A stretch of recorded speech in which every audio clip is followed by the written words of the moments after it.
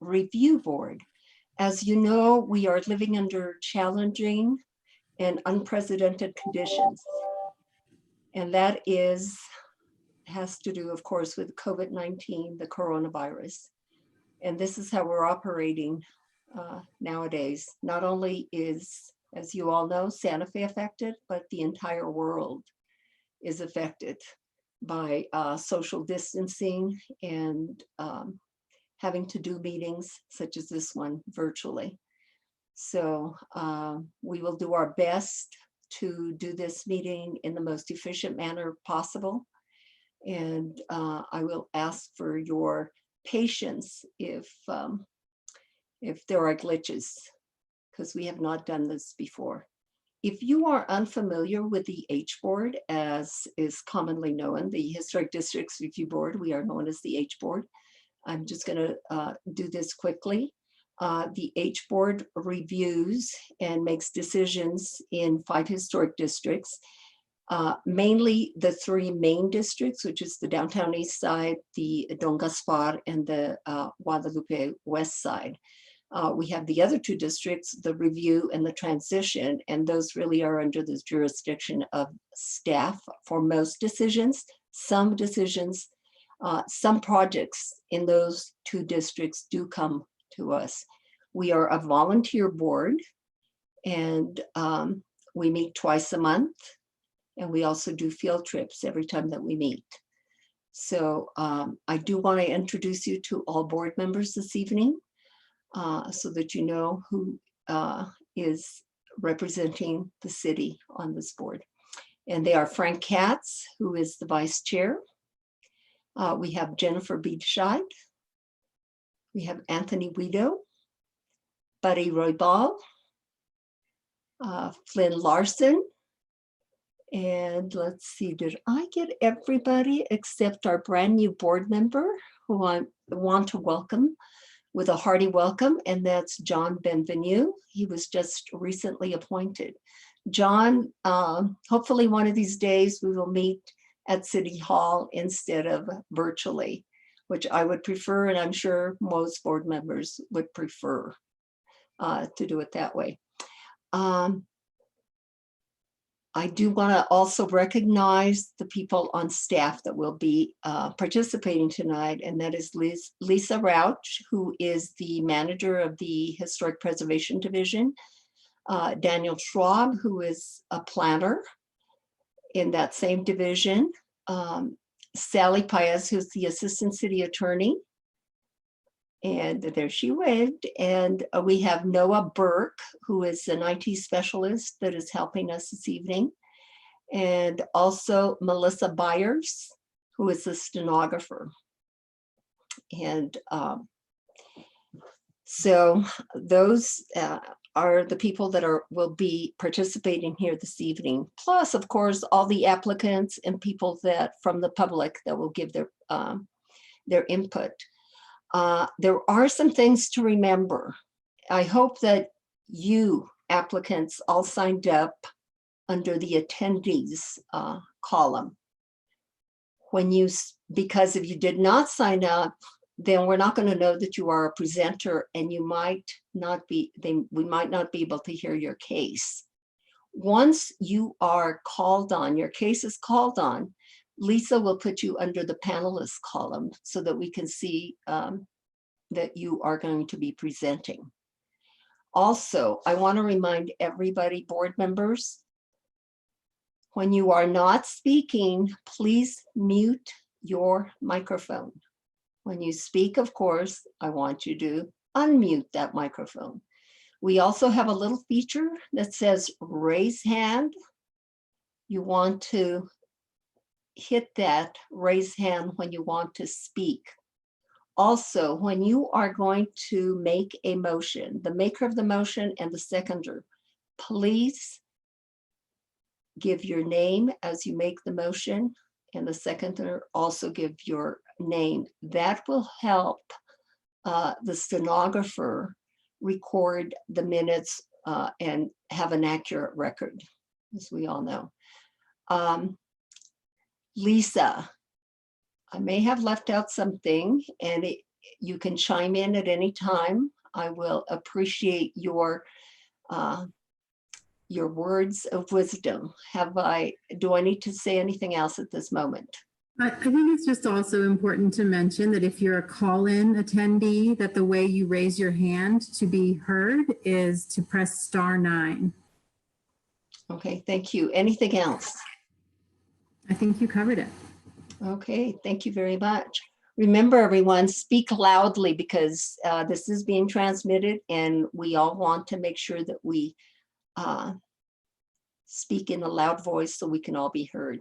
So officially, I am calling this meeting to order. And today we are April the 28th, 2020.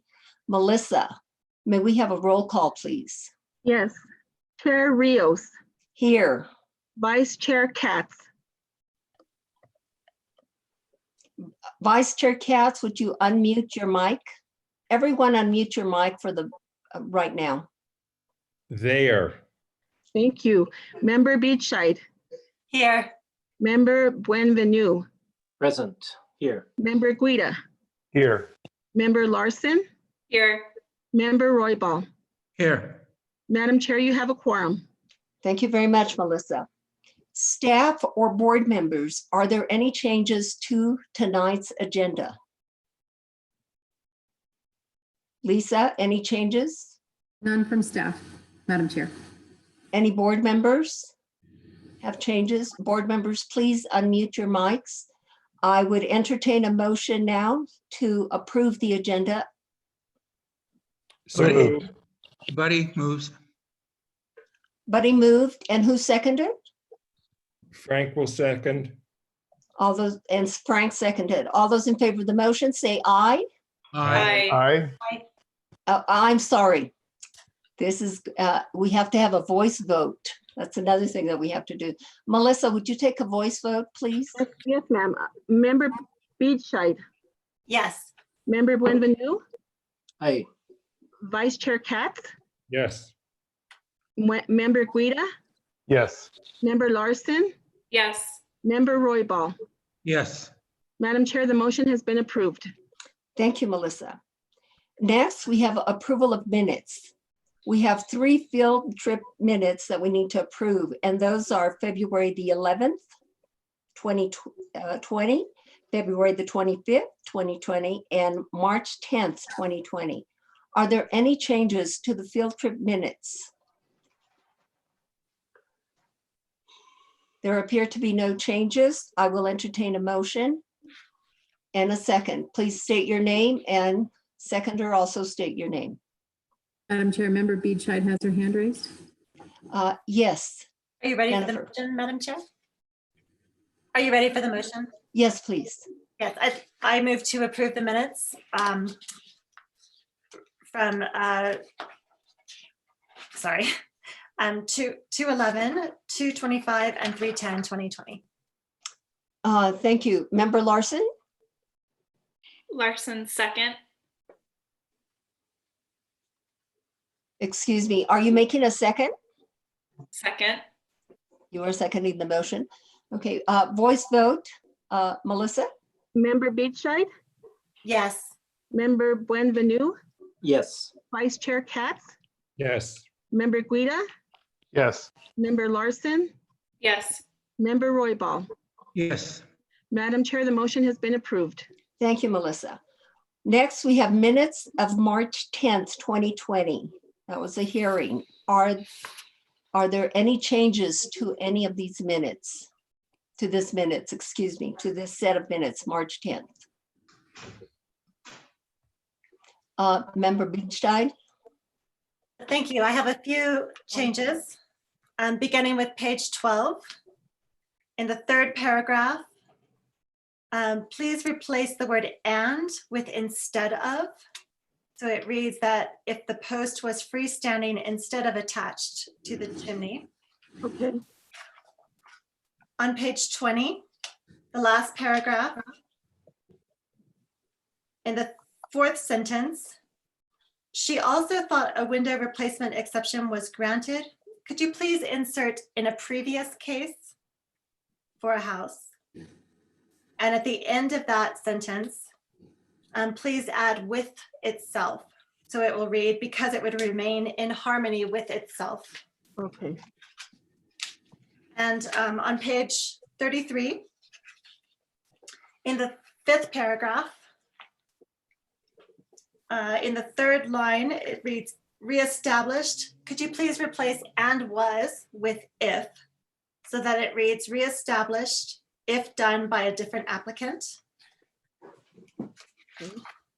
On page 38, in the 2nd paragraph, in the 2nd sentence, I believe that Ms. Beninato from the public said that the lot is not severely sloped. Just insert the word not.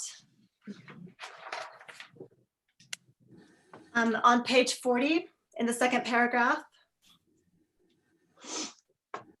the 4th sentence, she thought the slope of the land, could you please insert was not a compelling reason?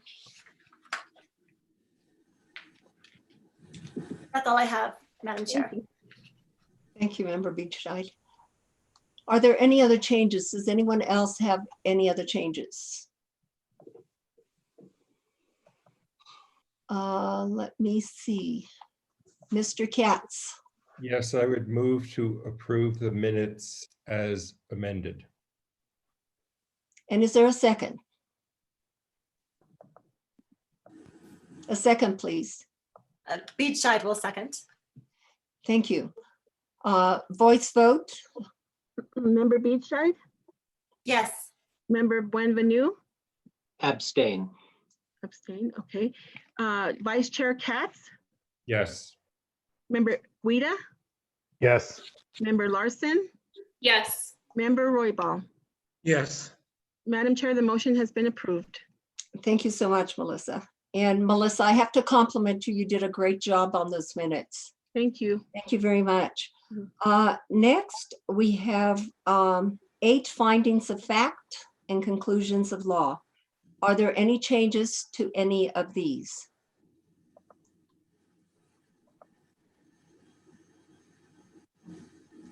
It appears that there are no changes. I will entertain a motion, please. Buddy will move. Yes, Buddy moved. And is there a second? Frank will second. Thank you. Voice vote? Member Beachside, Yes. Member Buenvenu,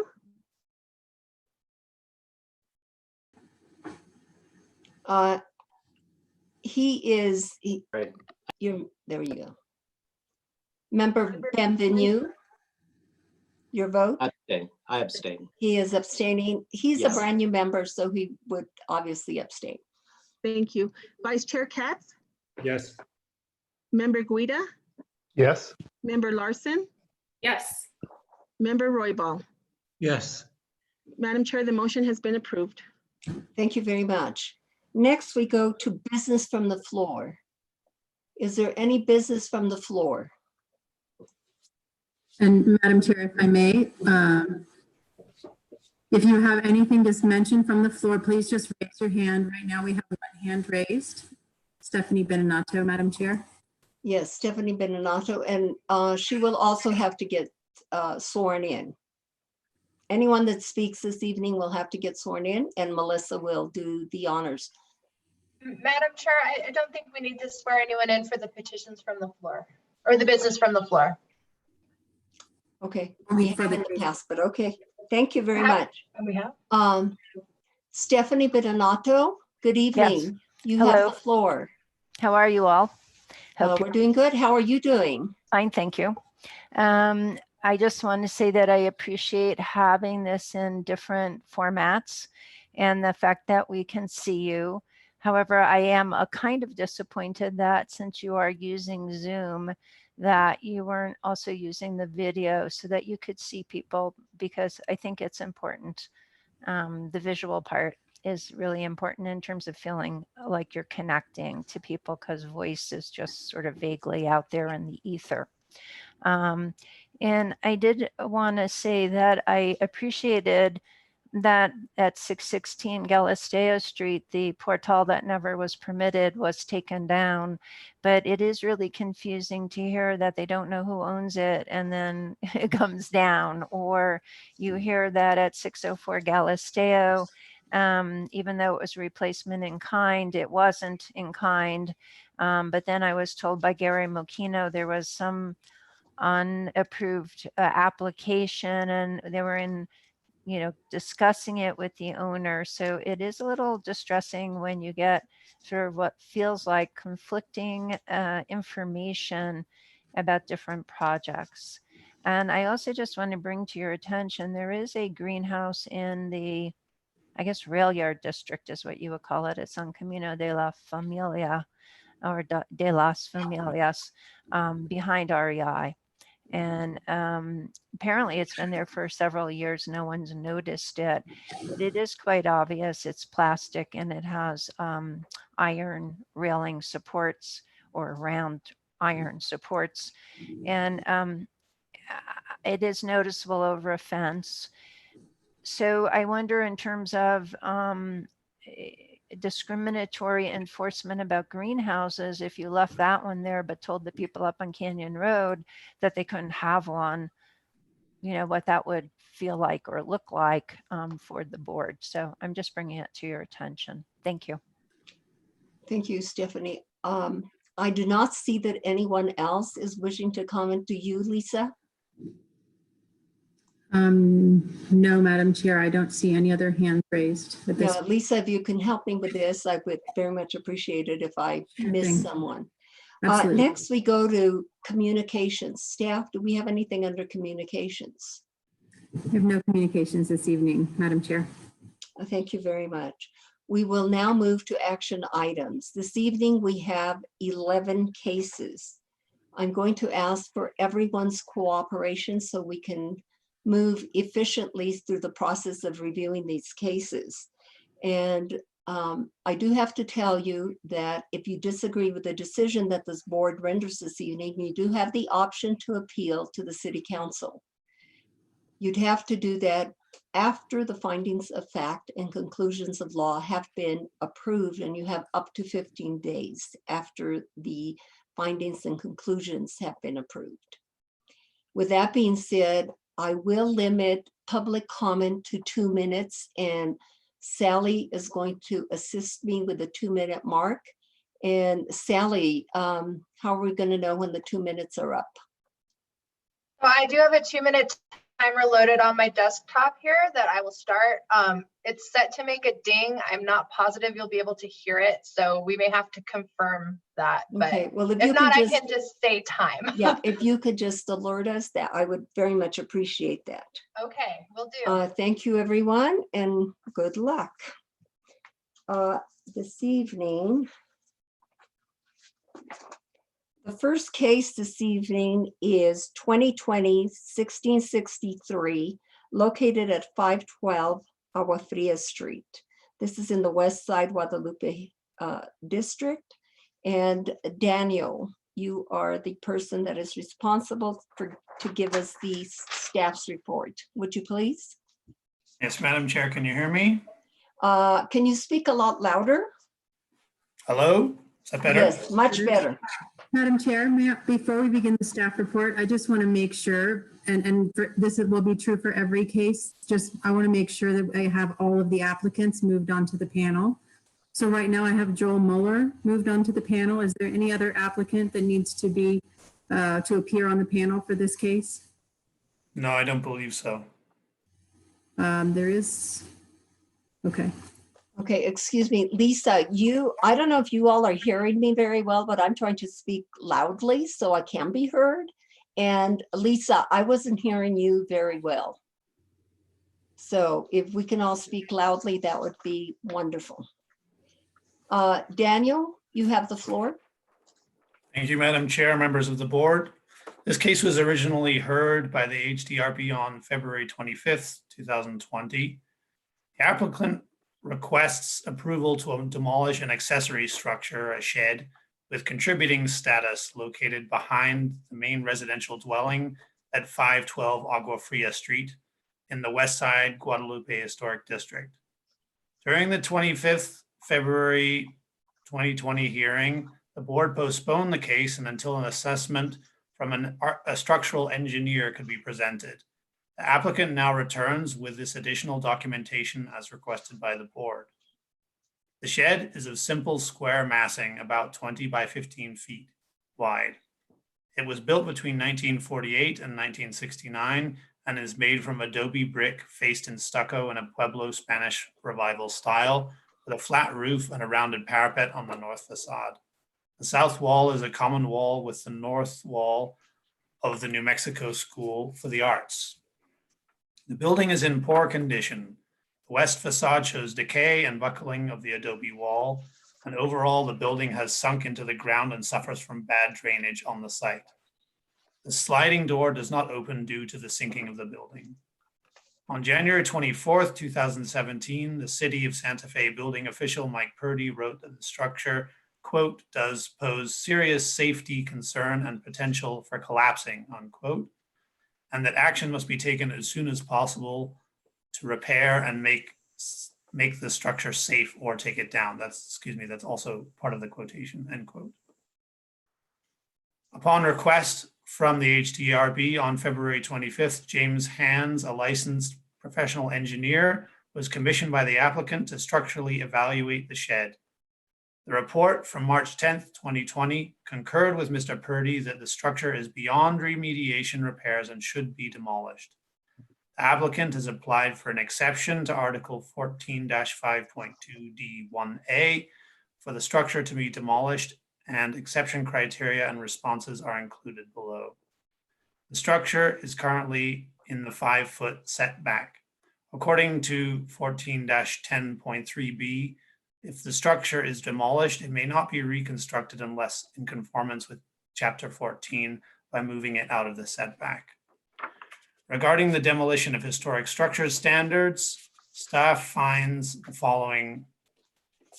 Criterion A, whether the structure is of historical importance. Staff finds the structure to be of limited historical importance. It is an accessory building that is at most 72 years old. It has no architectural features and no associations with people that would add to its relevance. Criterion B, whether the structure for which demolition is requested is an essential part of a unique street section or block front, and whether this section or block front will be established by a proposed structure.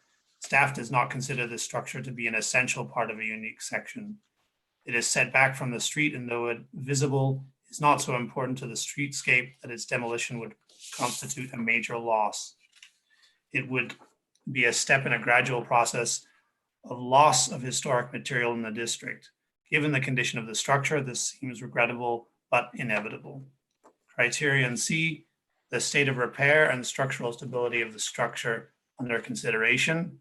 Staff finds that the structural weakness of the structure has been adequately demonstrated by the building official and the structural engineer. Staff recommends approval of the proposal to demolish a structure, recommending that the exception criteria have been met and that the criteria for demolition of historic structures has also been met.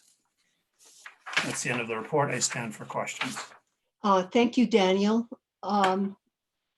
This building, which is now contributing, joins with one of its walls with an adjoining building. Is that correct? Can you tell us a little bit about that? As far as I know, it leans or it's directly built adjacent. It's touching the School of the Arts, which is a considerably larger building and a newer building. I don't think it would suffer in any way from having it demolished. Oh, okay. So in other words, if this building, if the board elects to have this building demolished, then that wall that is adjacent to the School of the Arts, that can actually come down. Is that correct? The wall that is part of the shed, yes, yes. Okay, thank you. And so obviously you did agree with the 3 criteria that have to be met, that this building is right now unsound? Yes, we've had 2 Structurally professional. unsound. There have been 2 professional assessments of the building that have confirmed this. Thank you, Daniel. Member Beachside?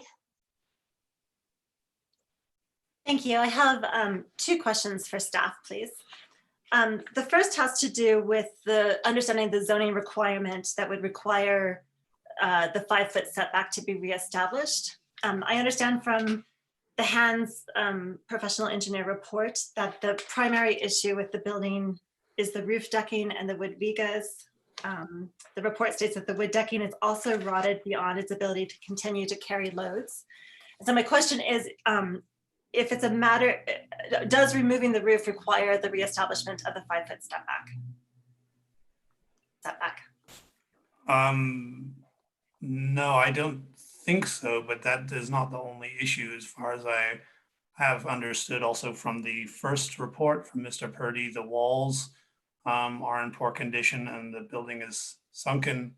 You can demolish up to 1/3 of a building and have it rebuilt and have it still be considered rebuilding.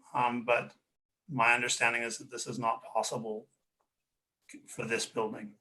Maybe the applicant could speak more to that. But my second question is in terms of meeting the exception criteria. So is it possible to not meet the exception criteria for demolishing a contributing structure, but to determine that demolition, the demolition criteria have been met specifically based on solely on repair? Like Is if it we possible, sorry, again, is it possible to meet the criteria?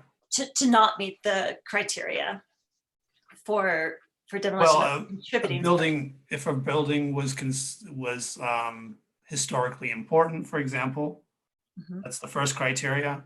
Right. Or if it had, for example, if it was right on the streetscape, if it was a really essential part, those are not the case. And this, I think, criteria C, that's the one that's relatively clear. I'm sorry if it's confusing. I was trying to ask about criteria 1, 2, and 3. Damage to the character, preventing a hardship. Okay, sorry. So is it possible to find that those criteria are not met, but still find that, for example, GC for the state of repair overrides that? Madam Chair, if I may, I believe that in order to approve the demolition, you do have to approve the exception criteria. The exception criteria and the demolition criteria in this case would have to be compatible with one another in order for the board to find that the demolition can move forward. That's my understanding. Thank you. That's all. Thanks. It appears that no one else has questions. Daniel, Yes. I also noticed in the report that the Historic Cultural Properties Inventory sheet said that the building is in a deteriorated condition. Is that correct? The shed is in a deteriorated condition, yes. Yeah, the Hickby report indicated that. Yes, so it's been deteriorating for some time, yeah. So the Hickby Okay, confirmed that. thank you. Any other questions? Appears no one else has questions.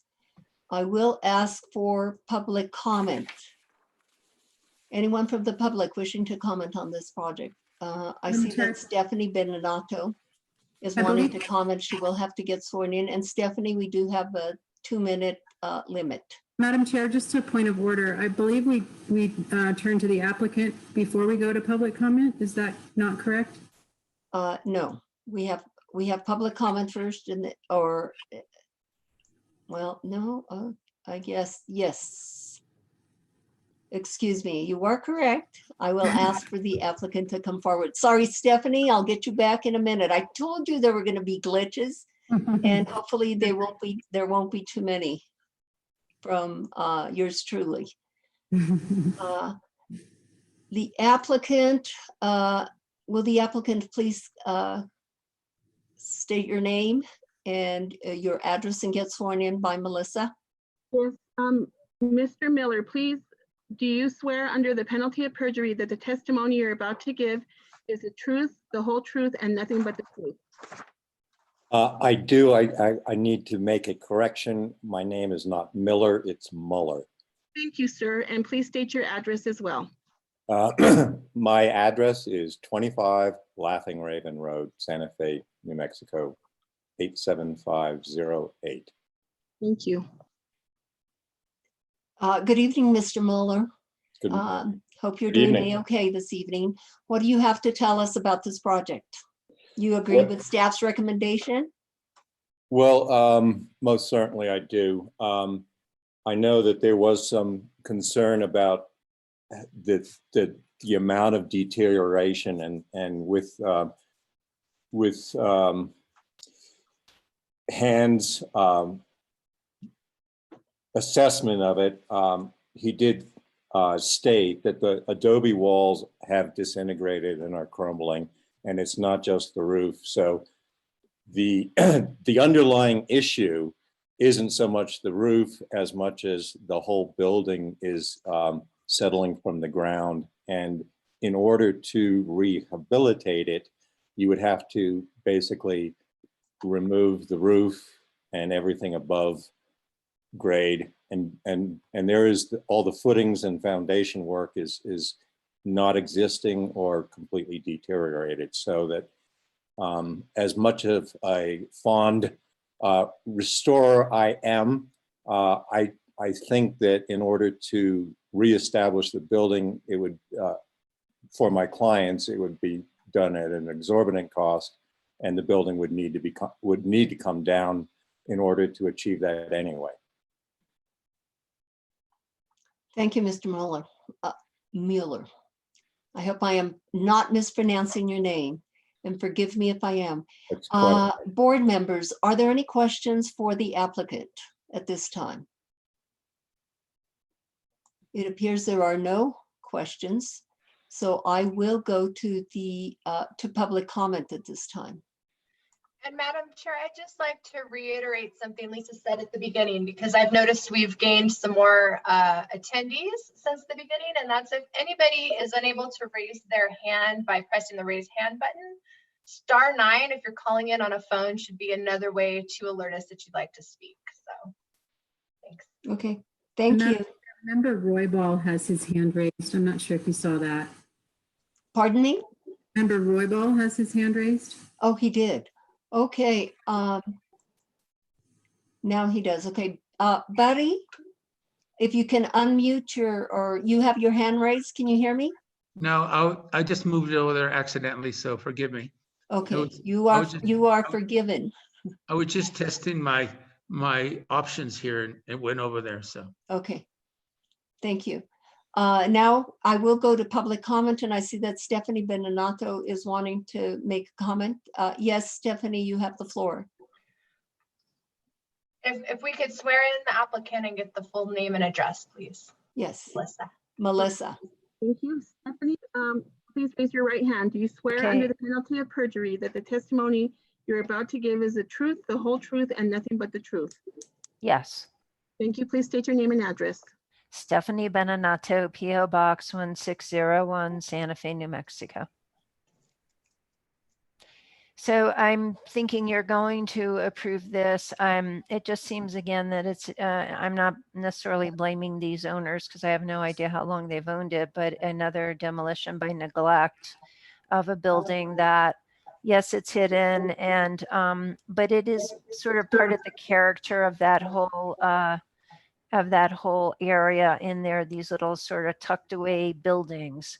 And having read the report, and it's really nice to be able to do that, having earthen foundation, you can understand why it would be like you're just be rebuilding it. Really, you're not really just renovating it. So I would think that you should go with the staff report, unfortunately.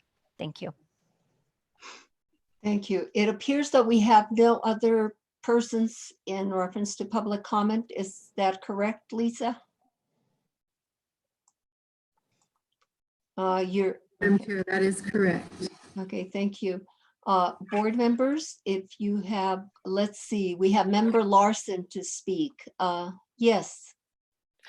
Yes, I would like to thank the applicant for providing photographic documentation. It makes it really so much easier for us to understand the situation of the condition of the building. It's very clear, unfortunately, that that it is a safety and health hazard. I do want to just say, though, about the staff report, I do think that it is important always for us to acknowledge that this is a defined architectural style, and that it does have character. So I just thought that it would be important to just get that on the record. That's all that I have. Thank you, Member Larson. And yes, it is important that we have accurate and good photographs in our packet. Unfortunately, we are not able, due to the distancing factor these days, unable to make our field trips, so which are invaluable to us because we can look at the project or the site if it's a brand new project, and we can see if it's in harmony with the neighborhood. And of course, it's very valuable to us. And unfortunately, we cannot do that at this time, but hopefully in the future, we can go back to that. Board members, I will entertain a motion in reference to this case. Remember that there are criteria that need to be met here. There are 3 criteria. Member Roybal, you have your hand up. I'll go ahead and move on this case, on case 2020001663 HDRB, address 512 Agua Fria Street, to go with staff recommendations that all the criteria to demolish the structure have been met, criteria 1, 2, and 3. Thank you. Is there a second? This is Frank. I'll second. And I just, before the voice vote, I want to just note, Member Roybal, I believe that your motion also incorporates the exception criteria. We talked about how we need to meet the demolition and exception criteria. So I just want to clarify that you are moving that both sets of criteria have been met as needed to. Yes, he did indicate that in his motion. Okay. Thank you for bringing that up, Sally. So we have a motion on the floor and a second. May we have a voice vote? Yes. Member Beachside, Yes. Member Buenvenu, Yes. Member Guida, Yes. Vice Chair Katz, Yes. Member Larson, Yes. Member Roybal. Yes. Madam Chair, the motion has been approved. Thank you, Melissa. We are going to the next case on the agenda, which is case 2019-1553, located at 1292 Lejano Lane. Daniel, may we hear the staff's report? Madam Chair, before we move on to the staff report, I just need a moment to make sure that all of the applicants have been moved to the panel. So Thank you, Lisa. case You have the time. Tom Hughes. Is that correct? Daniel, I'm going to need your help here. Thomas Hughes, yes, he's the only applicant, Okay. or he, yeah. I believe he is. Yes. Hello. Great. Sorry. We can proceed. All right, Madam Chair, members of the board. 1292 Lejano Lane is currently an unbuilt residential site in the downtown and East Side Historic District. The site has a steep grade and sits at the corner of Lejano Lane and Lorenzo Road. It has public visibility from both roads. The applicant proposes a 3,551 square foot single family residence. The maximum proposed height is 17 feet to 16 feet 6 inches. The siting of the structure has been slightly rotated clockwise toward the hill away from Lorenzo Road, reducing visibility from Lorenzo. The applicant also proposes transplanting large pinon trees on the site or plant new ones to the east side of the house in order to screen visibility from Lorenzo Street. The applicant presented a proposal to the HDRB on January 28, 2020, which was postponed with the request that the applicant produce a more complete and convincing set of drawings and to address issues of design. The applicant returned to the board on March 10th, 2020, and the board approved the plan with the exception of 4 windows on the south and east elevations that did not meet the code requirements for divided lights of less than 30 inches, according to section 15-5.2 E1C. The applicant requests an exception for window panes whose dimensions exceed the code requirements according to section 15-5.2 E1C. The applicant argues that the proposal is a modern interpretation of Santa Fe style that would better maintain its design integrity through modern windows without divided lights. The applicant cites section 15-5.2 C1A with regards to this case, which reads that it is, quote, intended that each structure be recognized as a physical record of its time, place, and use, unquote. He argues that this proposal is a modern interpretation of the vernacular architecture and is more respectful to that architecture by not mimicking it in an inauthentic manner. The complete responses to the exception criteria are included in this report.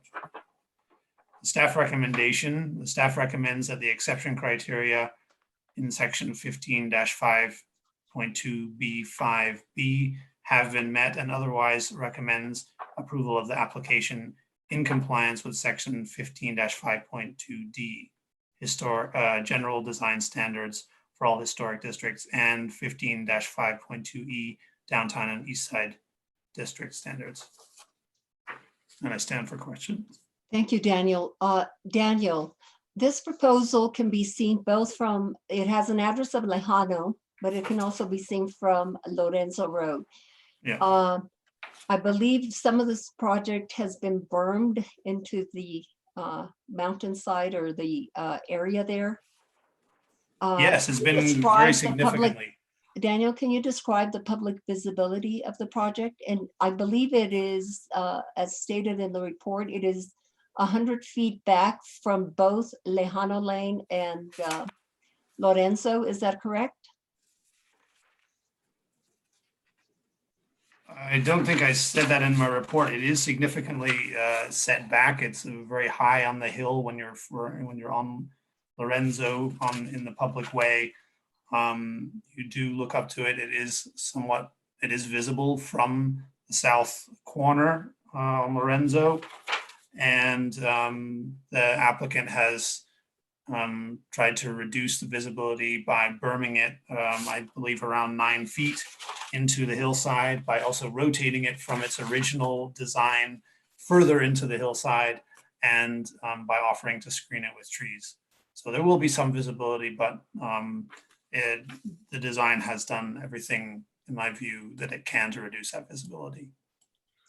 Thank you. And Daniel, you agreed with all 3 criteria.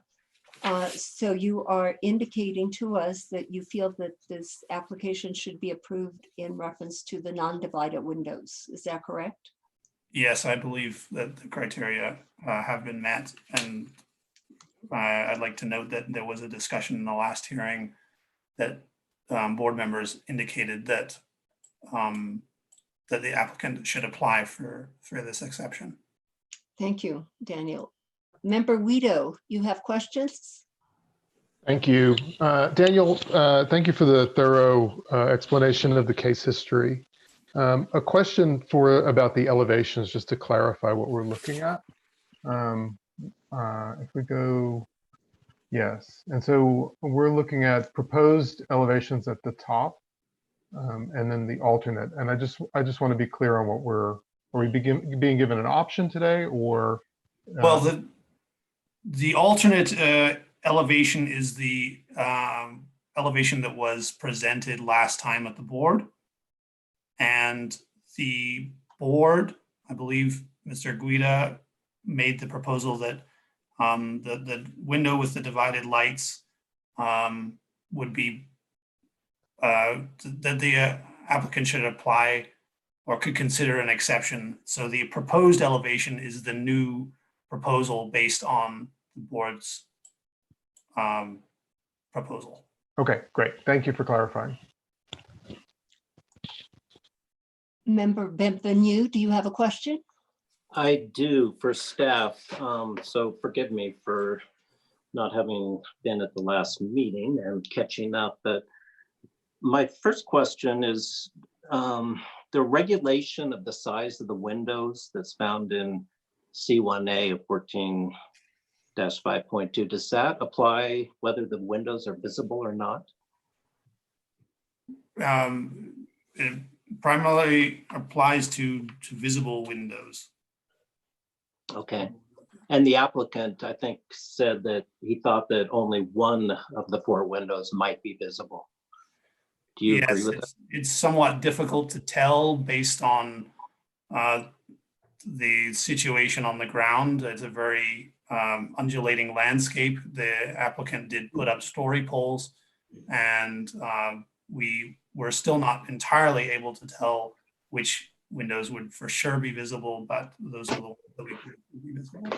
So is it, so for the 3 that are not visible, if that is in fact the case, there would be no exception required? Is that true? That is, I believe, correct, yes. Okay. That's correct. Do you agree then that the other 3, well, how would we know whether it's true or not about the, setting aside the one that the applicant says might be visible? What about the other 3? How would we know one way or the other for sure on that? I don't, Story would polls. you like to comment? I think it's very difficult to tell, and the discussion that we had last time was that we should focus on having a design that was consistent in its style and a modern style.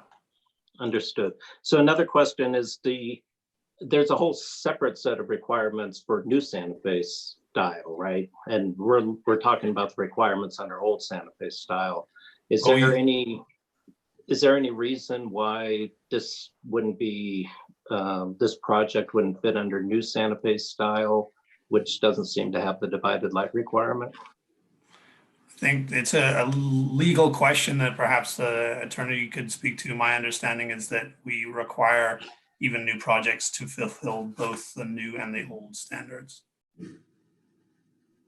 Okay, so you're putting me on the spot here, Daniel. I'm sorry. Normally we can whisper amongst ourselves. I recall that last time Lisa highlighted a provision within the recent Santa Fe style that staff interprets the recent Santa Fe style to kind of incorporate by cross-reference in that same window requirement. That's correct. It's my understanding, Madam Chair and Assistant City Attorney Hayes, that we are to ensure that all of the standards stipulated in Section E of 5.2 are met. I found the code citation. So I'm looking at 14-5.2E2, which is the subparagraph that describes recent Santa Fe style. And in little paragraph E of that provision, it says that windows on publicly visible portions of the building shall be one of the old Santa Fe styles. And I think that's, and portals may have larger plate glass areas for windows in portals. So I think that's the reason why we attribute that same requirement if it's a recent Santa Fe style. Okay, no, that makes sense. I see that now. And I did mean recent as opposed to new. So that was the provision I was looking at. So thanks, that explains that. The only other question I had was on the exceptions, the applicant refers, the hardship requirement, the applicant refers to pretty much design hardship is as opposed to any kind of financial hardship or otherwise. Is that something that's ever been used in the past to justify a hardship finding? I've not been here long enough to say so. Not to my knowledge. Madam Chair, Member Bienvenue, yes, we have that has been argued as a hardship in the past. Unfortunately, because we don't have a solid definition of hardship, it is very wide open to interpretation. And so we have to do our best within the very limited boundaries that we have there. Okay. Thank you. I would agree with Lisa. And also in reference to financial hardship, I believe that that is something that is not at this time taken into consideration. No, Madam Chair, we do have to take into consideration financial hardship. You said, yes, you do? Yes, we do. Is that, oh, this is new to me. There's a whole body of preservation case law that indicates that absolutely, yes, we do take into account financial hardship. Actually, I'm glad to hear that because I do agree with that. I mean, there are people that, you know, they have to check their pocketbook to make sure that it works. Right. There's solid legal background for that, and that it has not been always the way that we have interpreted it at the city, but I strongly believe, and I believe that Sally concurs, that we have to consider financial hardship as hardship. But again, we don't have a solid definition, so it's a very difficult thing to determine. Thank you. Member Benvenue, did you have something else? Well, okay, I'll ask one more question. So, and there was a citation in the applicant's response to 14-5.2 C1A, and this is the reference to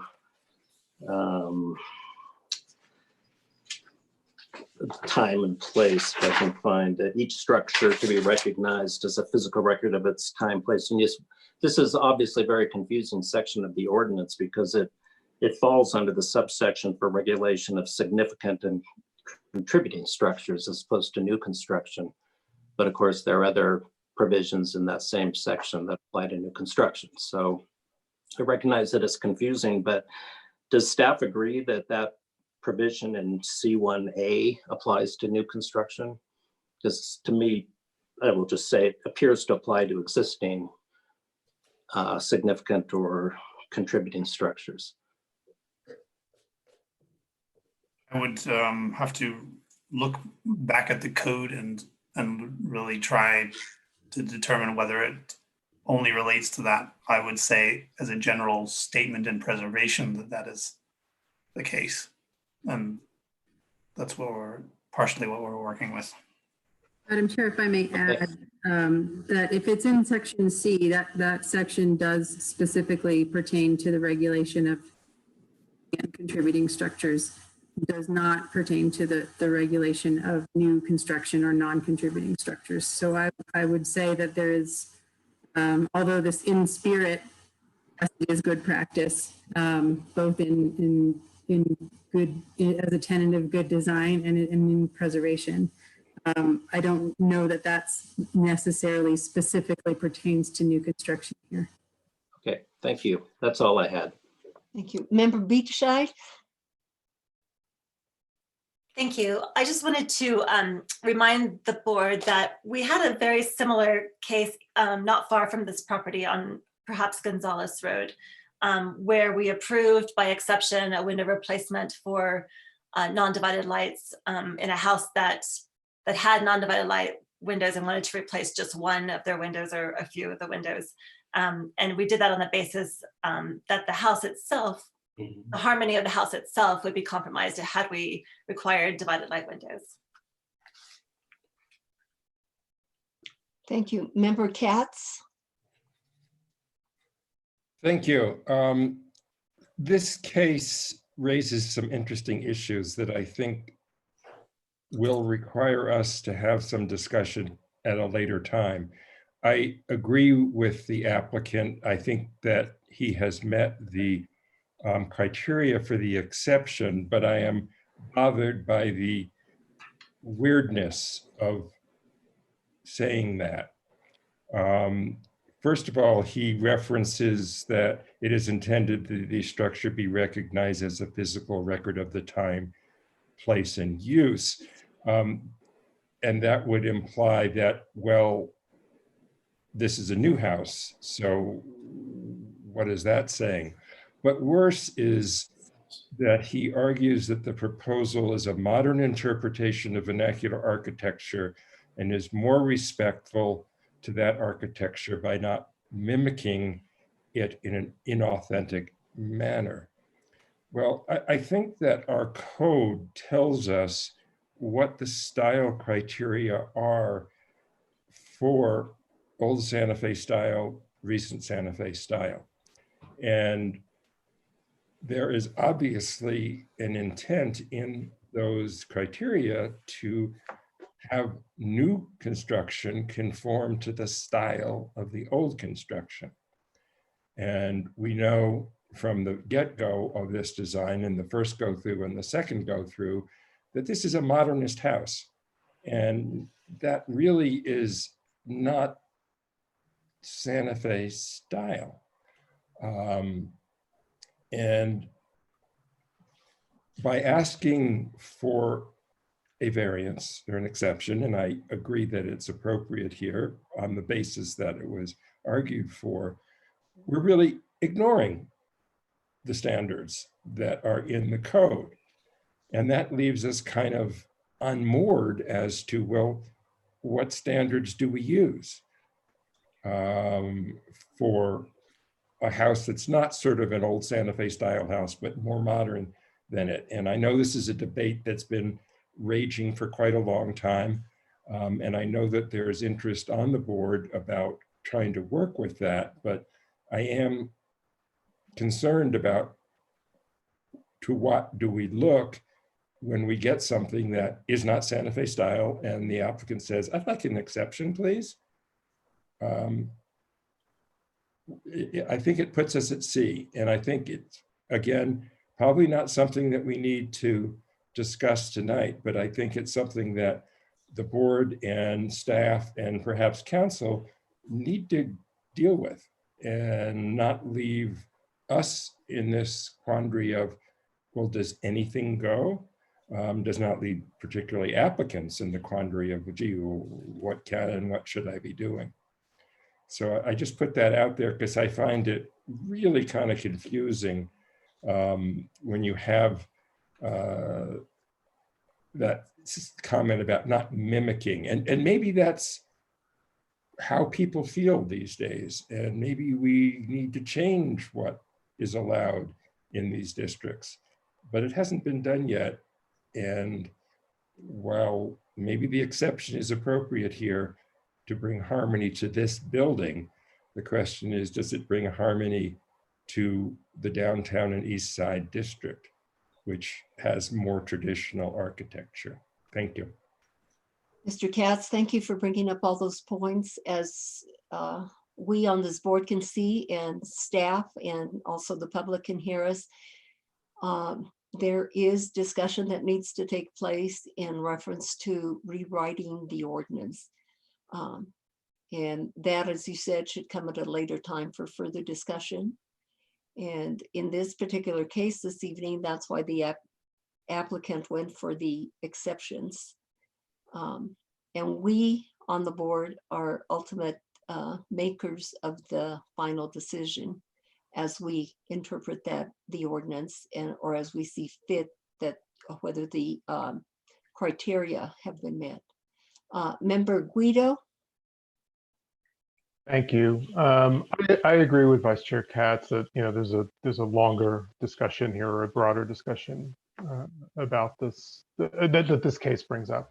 I mean, I will remind everyone on the board that this came up because we had a very lengthy discussion about the difference between policing details versus policing the overall design.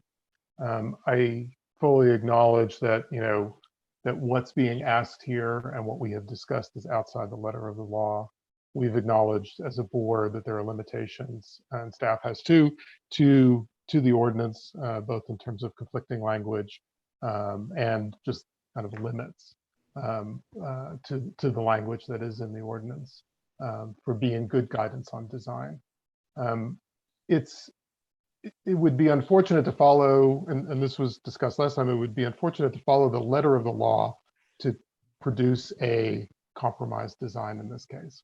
A house that otherwise meets all the criteria, but just because one window peeks out from the shrubs it needs to be unlike everything else and therefore meets the letter of the law, but otherwise makes no sense design-wise.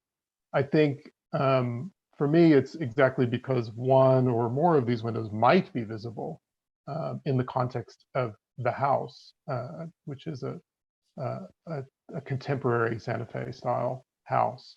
That's the reason for the exception here. I applaud staff and the applicant for their responses to the exception criteria. I think they're very well reasoned and thought out. They're in line with the discussion that we had at the last board meeting.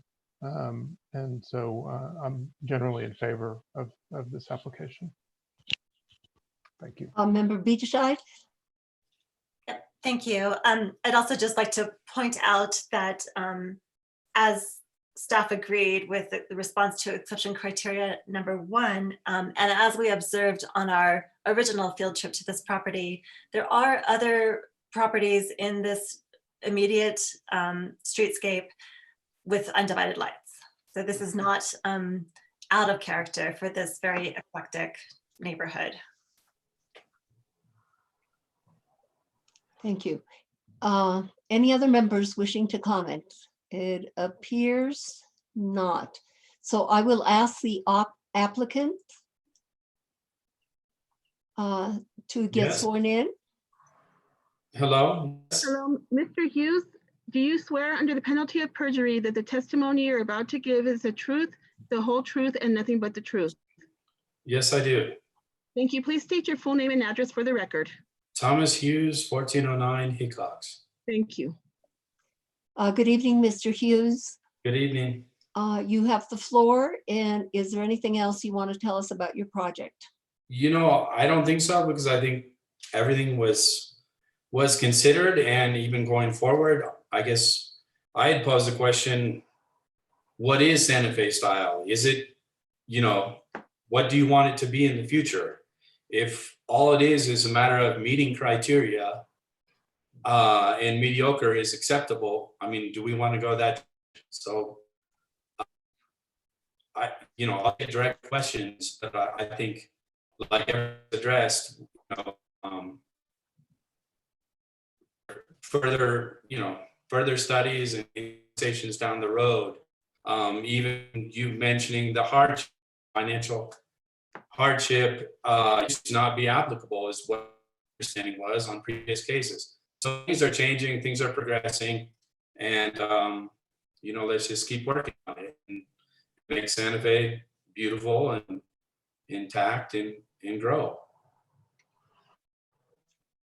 Thank you for your comments, Mr. Hughes. I'm sure that's a discussion that will take place in the I think so. the future. You bet. Board members, do you have any questions for Mr. Hughes at this time? It appears not. Then I will ask for public comment. I see that we have one person, Stephanie Benalotta, wishes to make public comment. Stephanie, you have the floor. Thank you. I would say that not applying the letter of the law is really antithetical to what you're supposed to be doing.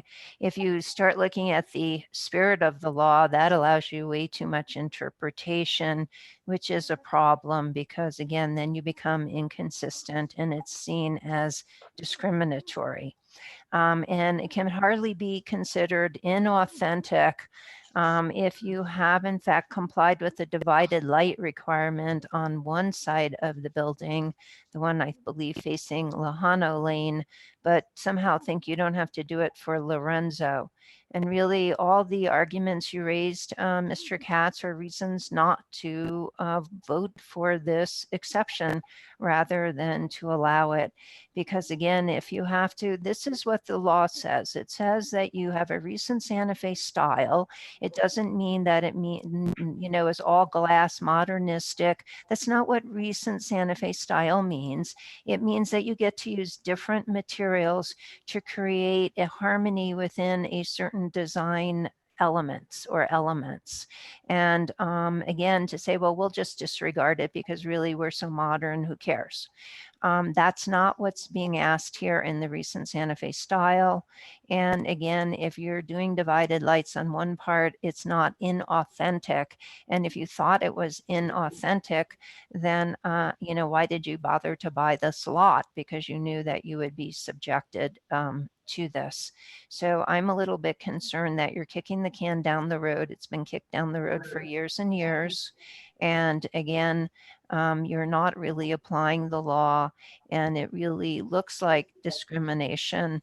And vegetation has never been considered to be something that is used as an excuse or rationale for not actually complying. And you are not sure how many windows are actually going to be visible. So I did point that all out. Thank you very much. I appreciate it. Thank you. I have a question for Daniel, actually. Daniel, Yes. as I understood it, I thought all windows on this project were not going to have divided light. Is that correct or incorrect? Correct. I believe that's correct. Yes, okay. Thank you. It appears that there is no more public comment, and I'm going to, I don't see that anyone on the board has anything further to say. So I will entertain a motion at this time. Remember, in your motion, there are criteria that need to be met, and I will, you need to address that. This is only the second case this evening, so we need to move right along. A motion, please. Member Wedo. So in case number 2019-001553 HDRB 1292 Lejano Lane, I move that the board accept staff recommendations and approve the project as submitted, recognizing that the three criteria, exception criteria, had been met to allow the non-divided light windows. Member Beachside.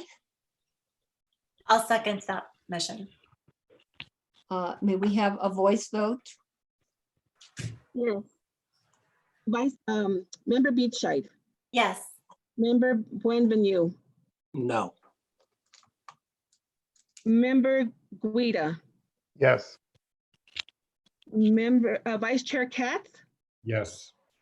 Member Larson, Yes. Member Roybal. Yes. Madam Chair, the motion has been approved.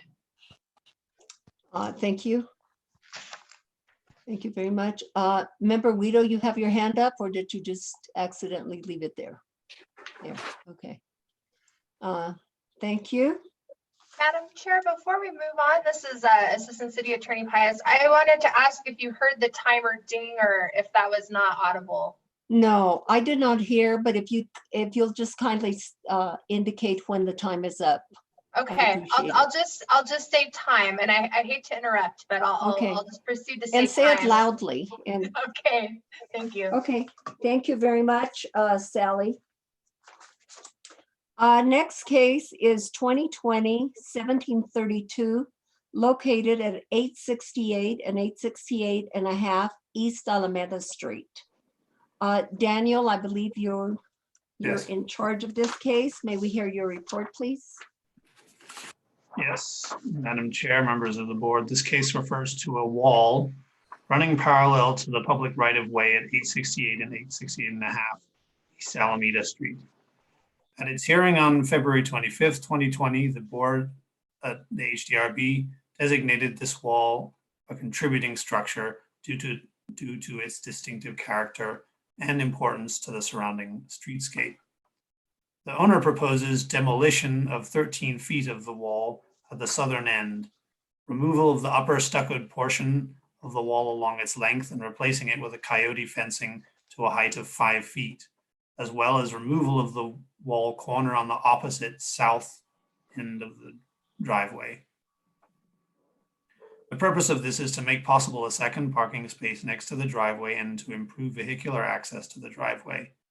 This proposal requires an exception, and the applicant returns today to the board with responses to the exception criteria.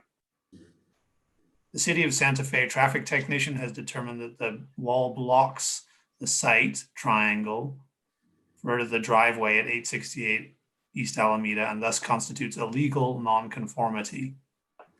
To be brought into conformance with federal site triangle requirements, the southern portion of the wall, extending about 13 feet to before the southernmost gate, would need to not exceed 3 feet in height.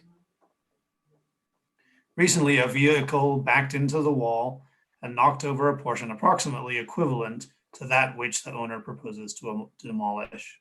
This portion constitutes less than 66.6% of the whole structure, so that it may be rebuilt to its original height exceeding 3 feet, according to section 14-10.3C, and is not required to be brought into conformance regarding the federal site triangle requirements.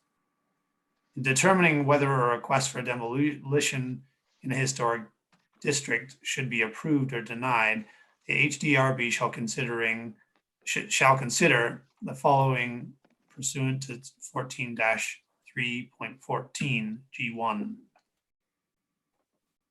Criterion A, whether the structure is of historical significance. The wall has been in place at least since 1958, making it historically important to the streetscape. Criterion B, whether the structure for which the demolition requested is an essential part of a unique section or block front, and whether this section or block front will be reestablished by a proposed structure. This wall is an essential part of a unique section on East Alameda Street. The planned demolition does not foresee its reestablishment. However, the board should consider whether the removal of it or a portion of it will substantially impact its contribution to the streetscape. Criterion C, the state of repair and structural stability of the structure under consideration. The wall portion was knocked down by a truck. The stones that made up the lower portion of the wall are still intact on site. Staff sees no reason why the wall portion cannot be reestablished with sufficient structural stability. The demolition of the structure may be considered to have potential to jeopardize its contributing status, according to 14-5.2, and thus requires an exception according to section 14-5.2 C5B. In deciding whether an exception may be granted, the board must assess the exception criteria. The complete staff and applicant responses to the demolition and exception criteria are included in this report. In short, based on the historic report, staff recommends that the structure is historically important and an essential part of a unique street section. The board should weigh up whether the exception criteria have been met and whether the demolition of a portion of the wall, as well as the replacement of the upper portion of the wall with coyote fencing, will degrade its historic status. The opinion of staff is that reducing the length of the wall to create a parking space could be a reasonable accommodation which would not injure the public welfare or diminish the character of the district. And the exception of the criteria have been met, and the exception criteria have been met in this regard. However, removal of the upper stuccoed portion of the wall along its length and replacing it with coyote fencing would damage the character of the streetscape, of which the wall is an essential part, because it would constitute a significant change in the character of the contributing wall. Furthermore, this action does not appear to offer any benefit to the public welfare.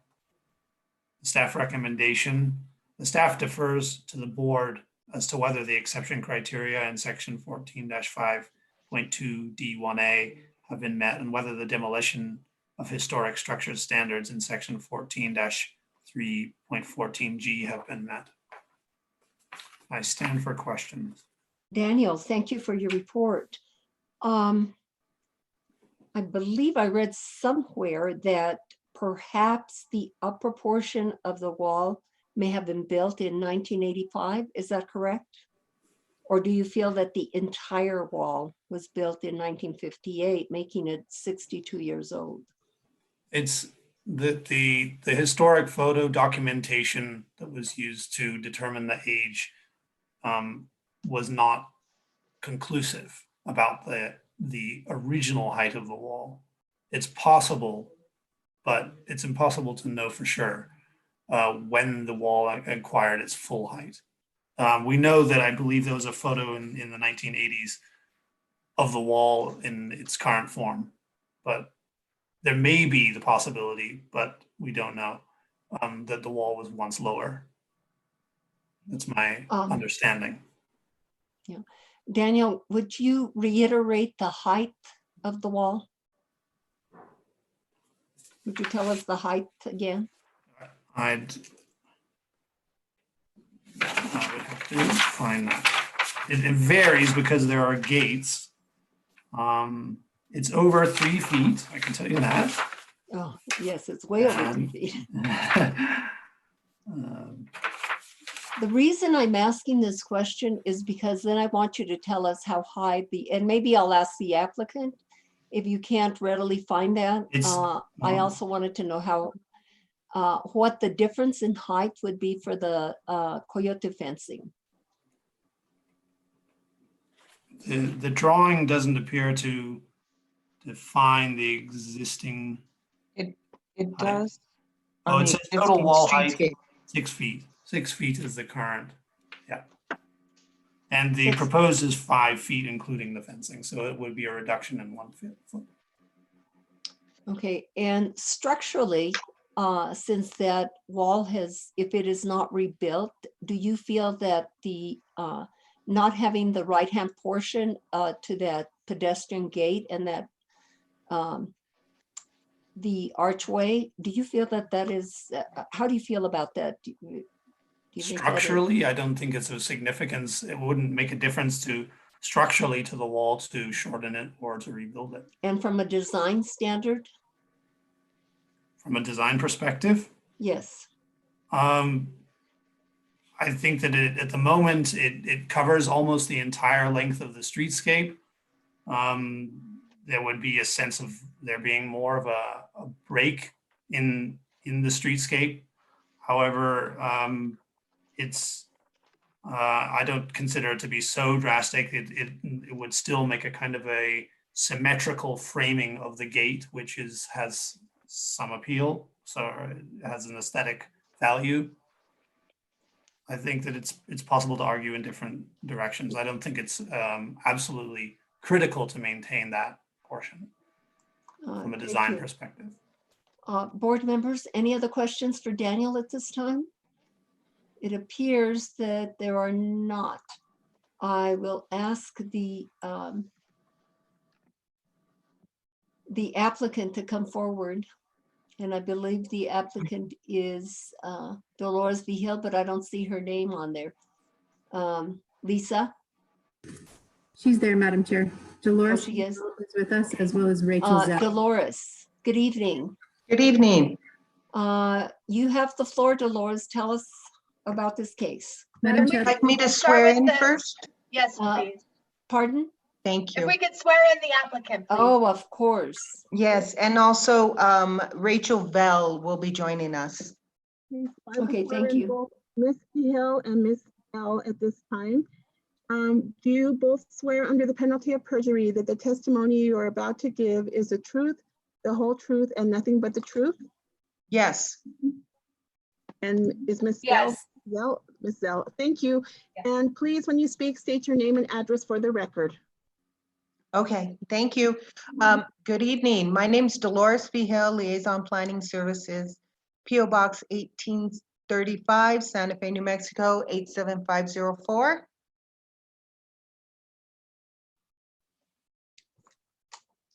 Okay, I guess I'll just jump right in. Good to see everybody. And well, after looking at the staff report, I did have a few questions to staff, but also I wanted to clarify some issues that have been brought up even after we did our first presentation, and I think are very important points that were not discussed at our last meeting.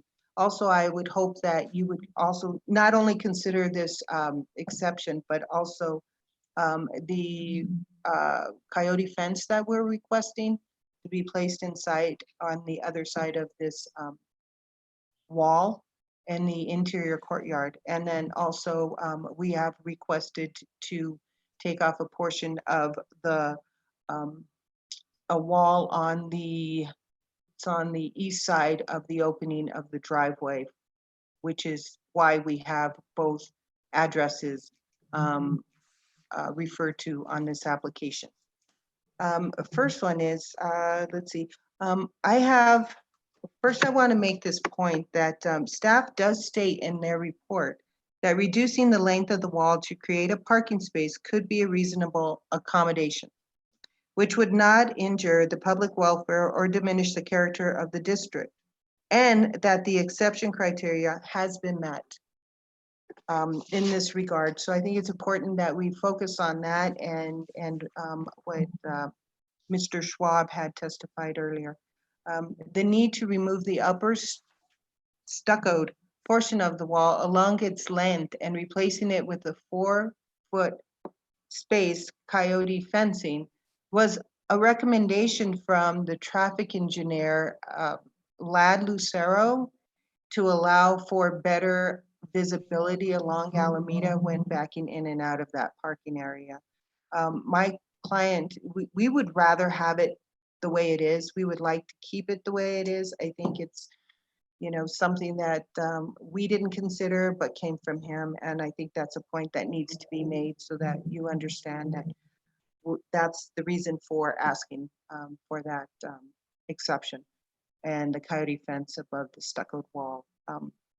So we would prefer, for the record, to keep the wall as is and just remove the 13 feet for not only for the parking space, but also for visibility.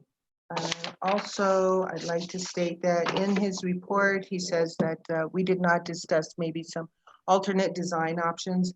I did not put that in the report, but we did discuss those. And one of them was possibly placing a mirror at the end of the wall, right next to the entrance, which does not work. We looked at it from many angles and it does not work because of the way that the street curves around from Palace West on Alameda. And as I've stood out there and watched the traffic go by, it being a major arterial, is people have high speeds when they go through there. It's very high traffic area, and like I said, it's a major arterial and people are coming and going from either Upper Canyon Road, and even Gonzales.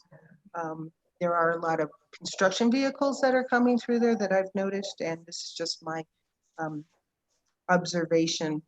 Let's see. Also, we looked at maybe, you know, with the way that the previous opening was designed, it's very difficult to even back into that space because you do take up, in order to back up, you have to pull forward and then back into it, and the angle is extremely tight.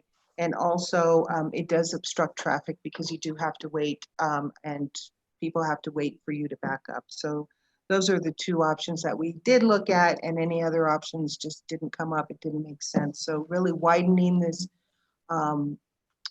this driveway would be a great help. And you know, bottom line, it is a safety issue. It's more than anything, in my opinion, a safety issue. And as far as, let's see, my question to staff is that you're recommending that the applicant rebuild the wall. Maybe I misread it, but that the applicant rebuild the wall to a 3-foot height, maybe just replacing the river rock where it's been demolished. I'm not sure if I read that correctly. So that doesn't, I don't know. I just think that would really change the design of the whole perspective of that wall. If so, I don't think that the design is in keeping with historic standards. If we just place the river rock back at 3 feet, it won't, well, removing the wall will not only comply with federal site triangle requirements, but also it would be more visually appealing and not degrade its historic status. So that's all I have for now. And I'd like Ms. Val to maybe give you a brief overview of what she's experienced and what her involvement is with this application. Thank you. Okay, Hi Ms. Zell, there. you have been sworn in. If you can, you have the floor. Okay, thank you. My name is Rachel Zell and my address is 2203 Vella Street. And I am here representing the homeowner. She purchased the home it's actually 2 homes on the other side of this wall. It's always been 2 different apartments, self-sustained apartments, and she purchased them in August. Since that time, they have not been inhabited yet, as she has been doing, removing a lot of junk and debris from the property. The entire roof was replaced. But since August, despite it not being inhabited, we've had 2 accidents in relation to the current driveway space, one of which was the work truck that in his attempt to pull out of the driveway, whether you're backing in, which obviously backing into something on East Alameda is a precarious situation, or whether you're pulling in forwards, the curve of East Alameda right there before the Palace stop sign is quite dangerous. It's a complete blind spot.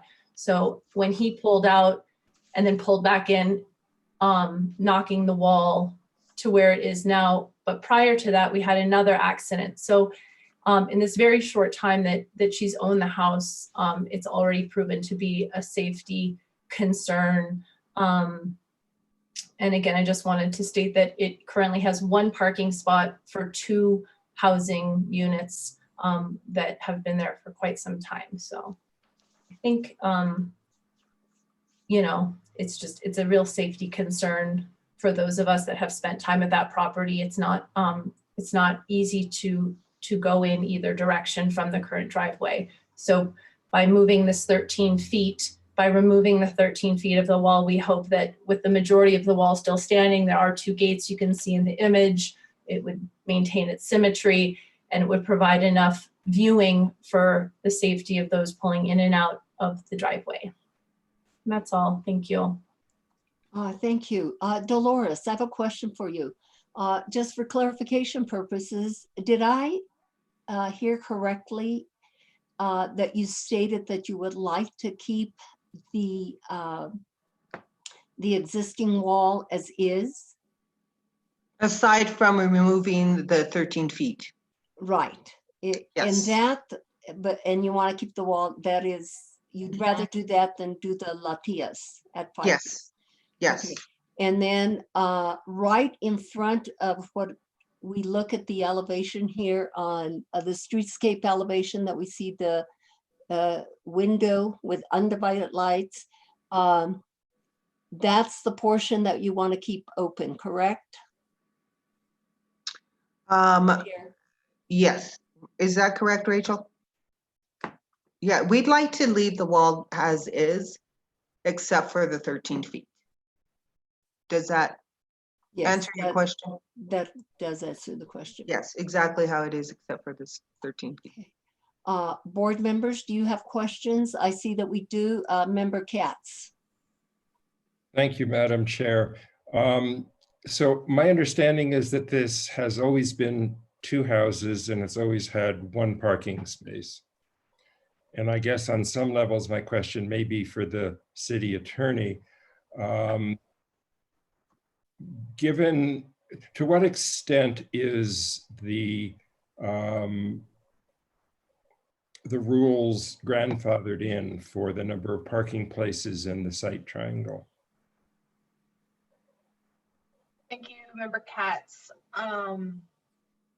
My understanding is that it would depend whether this is a legal nonconformity or a not legal nonconformity.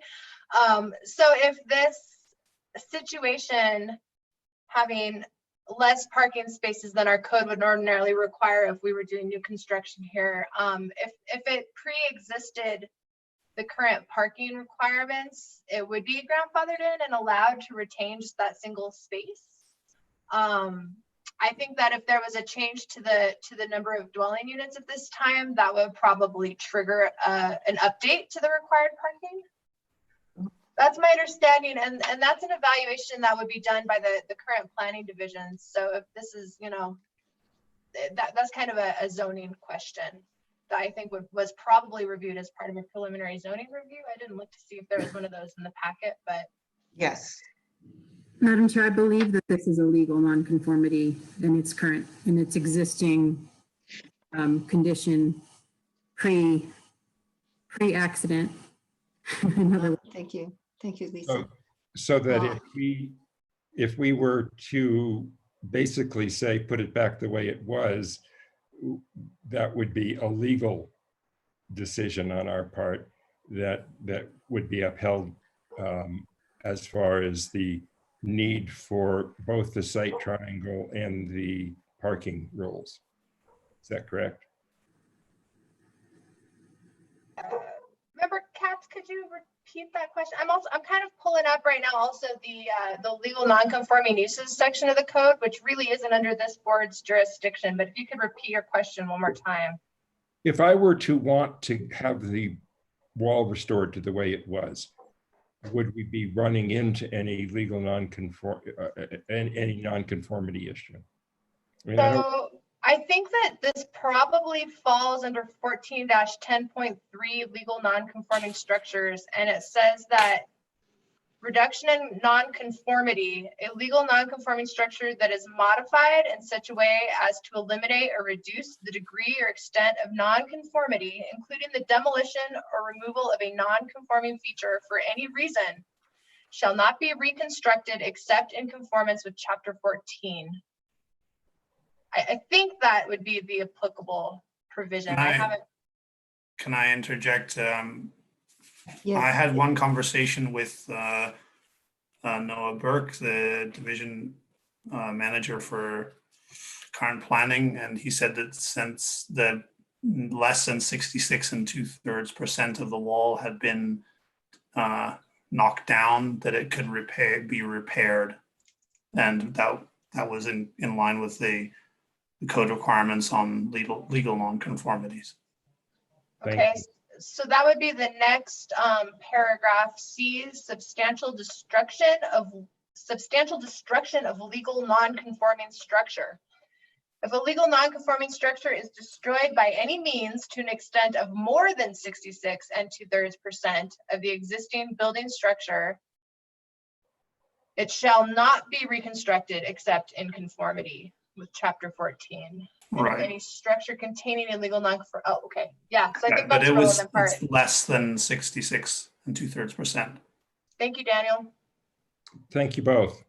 Okay, thank you. So since it's less than 66 2/3%, then it can be, if the board goes in that direction, then it can be constructed as it was. Yes, it Correct. would just be a repair of the wall. Or repairable, okay.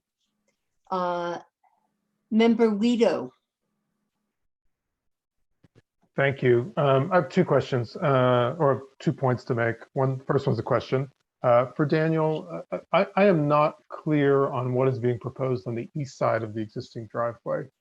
The text on the drawing is not entirely clear. Can you talk about that a little bit? Are you referring to I'm just trying to get my orientation, on the east side, not the main wall, but the other, on the other side of the driveway? Correct. It says remove something of existing stone. There was an essentially a right angled wall. And that has been chopped off so that there are two 45-degree angles. And we don't see that anywhere? Oh, I see on the plan. Okay. On the proposed site plan, that's indicated. It's essentially rounding that corner to allow for ease of access. Okay, thank you for clarifying. So just in terms of reviewing this, and you know, I am glad to hear from the applicant that that they do not favor the proposed street-safe elevation with the coyote fence, with the 4-inch gaps. You know, no offense to the aesthetic sensibilities of traffic engineers. I understand this would improve visibility, but this is really not very artfully done, either in terms of how the gates look or the way that a coyote / picket fence would appear on the streetscape. So I am wholly in favor of keeping the existing stucco portion of the wall for its length up to the 13-foot region that's in question. I am challenged a little bit about what the accommodation here is, right? I think it's a historic structure. There are reasonable accommodations to go before H board for changes. It's unclear to me whether that accommodation is simply the safety concern, a reasonable accommodation about visibility from the existing one-car driveway, versus an opportunity that was created by the truck backing into the wall, and I could certainly see why that happened, to create a second parking space. That may or may not be a reasonable accommodation for the board to consider. There is plenty of street parking here. The car that will be parked there, even if the wall is restored to 3 feet in height, will be visible in front of this house in a way that isn't very common on the streetscape. And so, you know, I don't know that it's, I certainly know that it's the case that the left portion or the west portion of the wall should stay. The question about whether it's 13 feet or pulling it or rebuilding it back, 9 or 10 feet, and leaving a portion of it off to just accommodate visibility for the single driveway, that seems to be an unexplored possibility here. And I guess I'd like to learn more from the board and from staff maybe about why we should consider the accommodation of the extra parking space. Maybe the applicant should comment in reference to that. So Dolores, do you want to speak first? No, go right ahead. I'm not sure which member was talking, so go right ahead. Member Guida, originally, the safety concern was that of just the pre-existing, prior to the accident, the driveway. And it's an incredibly narrow, if you have an SUV, you can't fit in the driveway, period. And so it's a narrow driveway. So the 2 accidents occurred with obviously the smaller space. And then once the wall was knocked and that extra visibility became apparent, it was, we can safely operate out of this current this first spot. And then it's always been of interest to the homeowner to have a parking space because there's actually very limited parking on East Alameda. In fact, it's the primary parking of Canyon Road unless you pay for parking in the parking spot of the tea house. It is actually the primary Canyon Road. So rarely, if ever, is there a parking spot on East Alameda for the resident of this of the second unit to park their vehicle. So what would be a reasonable size opening, Dolores? Well, if you look at the site plan, you can see where we've designed a parking space that meets the requirements for ingress and egress. And the 13 feet is what we came up with, and that's our, that makes more sense. And it gave us a little bit larger opening for maneuvering those cars in and out. Okay, thank you. Member Larson? Yes, so I would like to say thank you for explaining the situation. I think that this is one of the most challenging ones today because we haven't really had the chance to visit it and take a look at it alongside this plan. My question to you is, I apologize because I can't see the text very clearly. Is the plan with the coyote fencing to space the litias so there is more visibility to the street, or are they going to be close together? If you can answer that, that would be very helpful. And my other point is, although it may not be the most aesthetically pleasing choice, I do appreciate that it differentiates itself from the wall and not being attached to it. I think that allows us to see the historic fabric and not associate it with the newer fabric. But I do agree with Member Guida in that I think there may be some work that can be done to make it a little bit more compatible with the original design. I'm not sure that Litier or coyote fencing is maybe the best option that we have. Again, it's so hard to make this type of decision without looking at the streetscape and the plan side by side. So I apologize for having more questions here. I just really like if we could have more of an open discussion about this. Thank you, Member Larson. And Member Larson, I hope that you did hear that the applicant is indicating that they'd rather keep the wall as is, except for, and to rebuild that portion, leaving a 13-foot opening. Yeah, and that's where it gets confusing for me, because obviously all of us would prefer that as the option, but she has stressed the need for more visibility and for safety.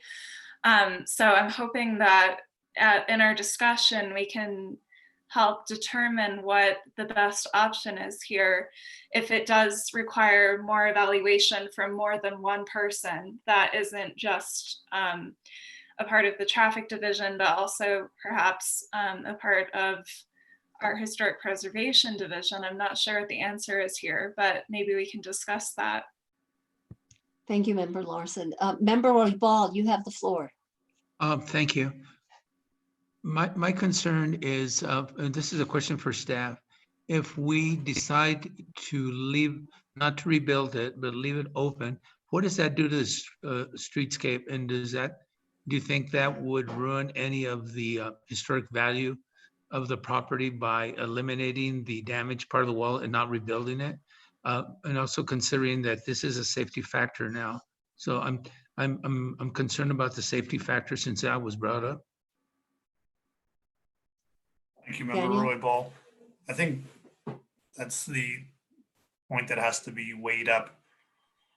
Safety versus historic preservation. It is a small portion of a wall, but it is a portion of a historic wall. So you will lose some of the fabric. It will be less of a closed front. But you'll certainly gain something in safety. Thank you, Daniel. Member Beachside. Thank you, Madam Chair. I certainly understand the difficulty of parking and entering driveways on East Alameda, but I just can't help but focus on the fact that this wall is designated as contributing, which means that it has significant. Oh, I'm sorry, is it significant? It has a distinctive character and it definitely contributes to the streetscape.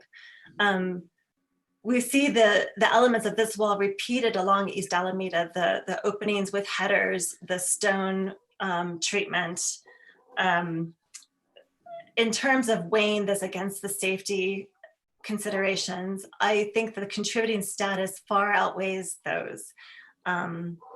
Or the significant status, sorry. It's contributing, it's not significant. Okay, I thought it was.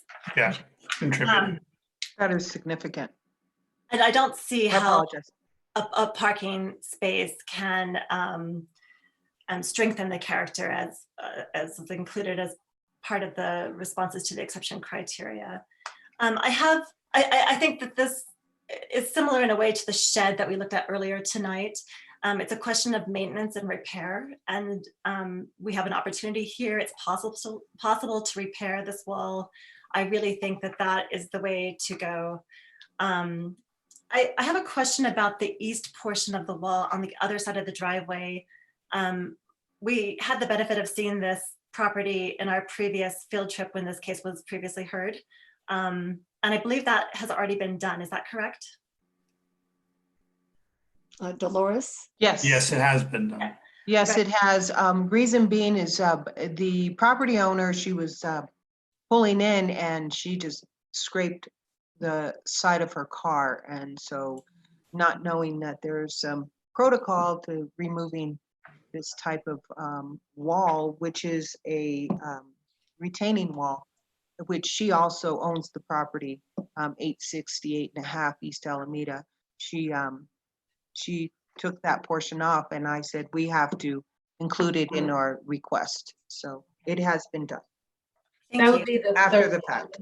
Yeah, that's the third. Rachel? Oh, sorry, I was just saying her scraping her vehicle would be the third incident since August. That was the portion that was red tagged. Yes. Right, and I see on the page 33 of our packet, the description describes installing new stone wall, match existing stone type, size, color, and cement mortar joints. And I'm not sure which portion of that is off, but the color is definitely different and does not match the portion of the wall that was not repaired. That is actually for the 868 East Alameda wall. That part of that report is for the 868, not the 868.5 East Alameda Street. Is that not part of this application, Daniel? No, it's not. The report that was done by John Murphy did not include that retaining wall on 868.5 East Alameda.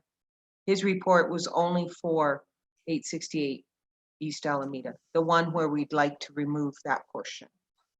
It is, so I'm just looking at the proposed streetscape elevation notes, not John Murphy's report. The application includes that corner on 868.5. So my observation is that it does not seem to have been completed per this drawing. It is a different color. It's noticeably patched. Member, we'd like to remedy Daniel, it. do you however we agree could. with Member Beachside's evaluation or observation?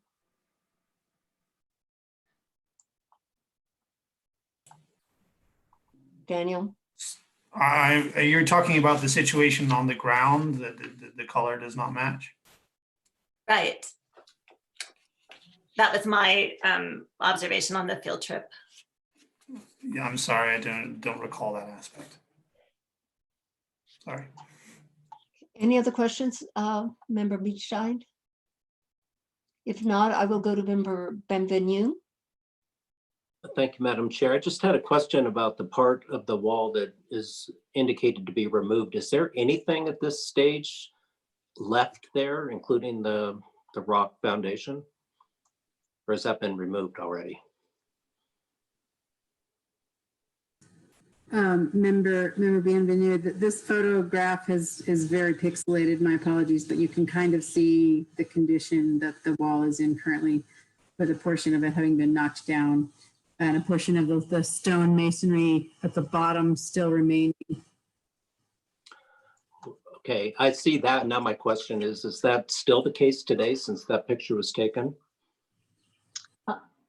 Rachel? No, yeah, it is. The river rock were all preserved and they were removed from the concrete, not stucco, but concrete that they were encased in. So all the river rock are preserved and it's up against the wall. There's absolutely no debris from that photo. There's no debris left. The rocks are just all preserved in a pile and the concrete has been thrown away.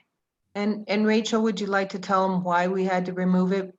So when Because of the gas line? Yeah, when the truck drive, so right behind that mailbox in that photo is the gas line. So the gas line was hit and the gas line has since been completely Relocated. And it's all the way to the west side of the property. And so there's no longer, so they had to remove all the debris so that the gas company could move the gas line much farther west, quite a few feet, I think 20 feet west. So there is no gas line any longer on the other side of that wall. Right, and the reason being is because there was, that gas line did not have a shutoff valve. Is that the case, Rachel? Correct. Yeah, it didn't have a shutoff valve, so they recommended that they move it completely. So they had to remove the debris that was left over. Member Okay. Bienvenu, was your question answered? Yes, thank you. Thank you. Member Katz, you have the floor. Thank you, Madam Chair. My question is about the portion of the wall that was rebuilt on the east side. That wasn't, I believe that wasn't angled before and now it is angled. Is that Yes, that's correct. So that gives more space for someone to drive into that driveway now, does it not? Yes. Yes. It gives it about a foot or something. Thank you. Okay, board members, any other questions or comments? If not, I will open it for public comment at this time.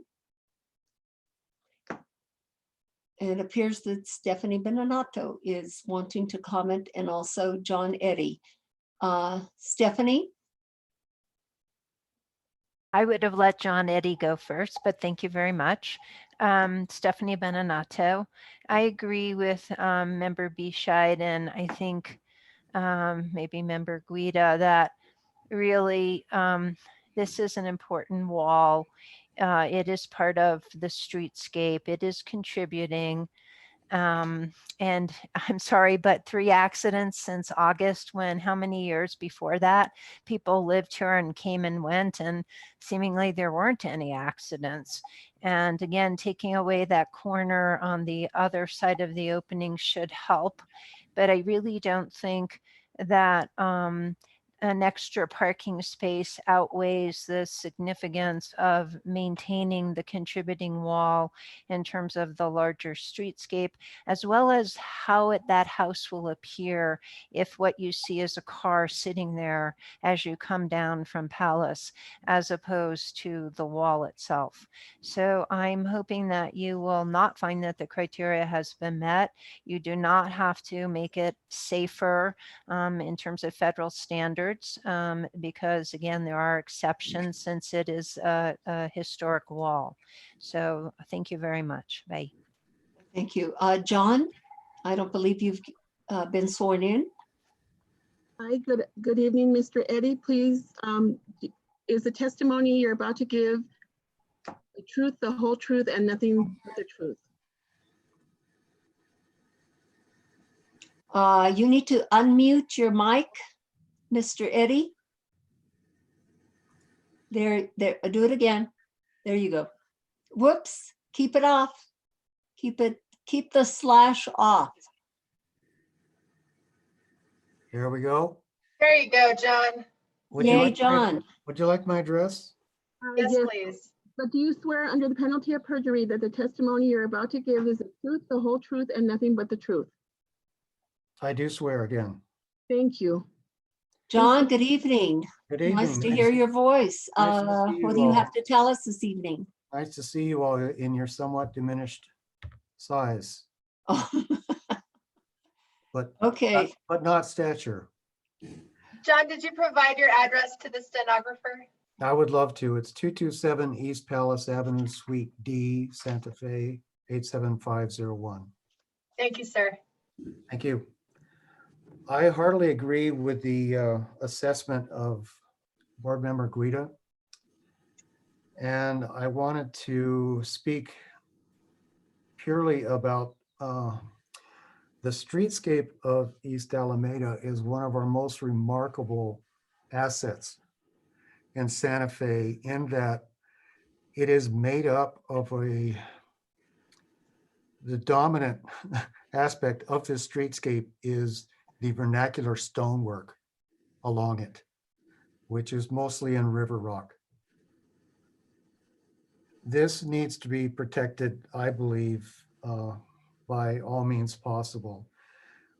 In this particular property, the massing of this original wall is what made this property work architecturally in shielding the house behind it to a very large degree.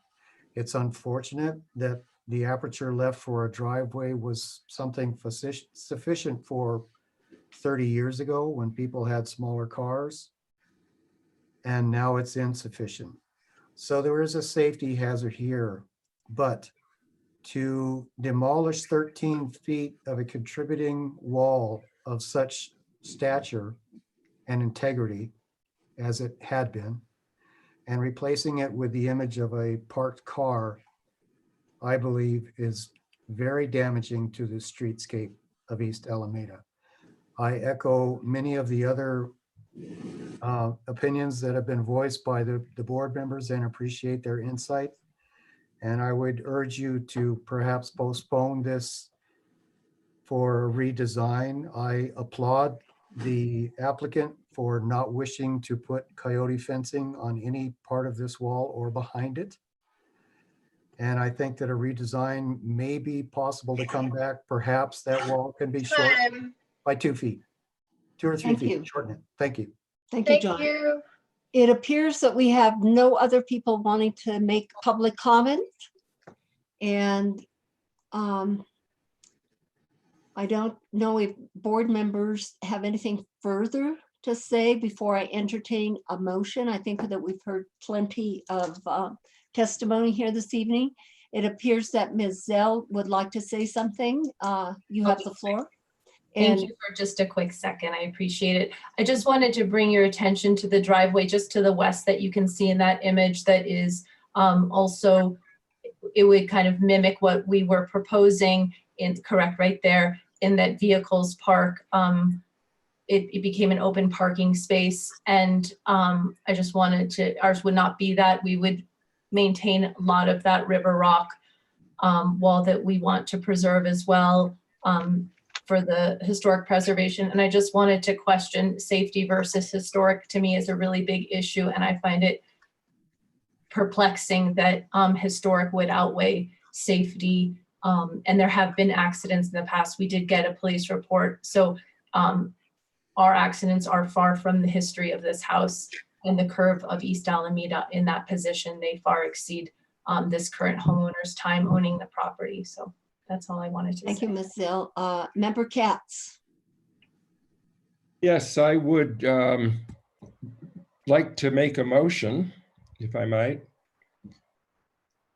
In case number 2020-1732 at East Alameda Street, I would move that the wall be reestablished as it was with the river rock below and the stucco above, and that it come to within 2 feet of where it was originally. I would agree to give it a 2 foot wider opening. It's already gotten wider on the east side. This would get it wider on the west side. Is there a second to this motion? Member Larson. I'll second. May we have, were there other comments? Let's see, Member Guido. Friendly amendment to the motion.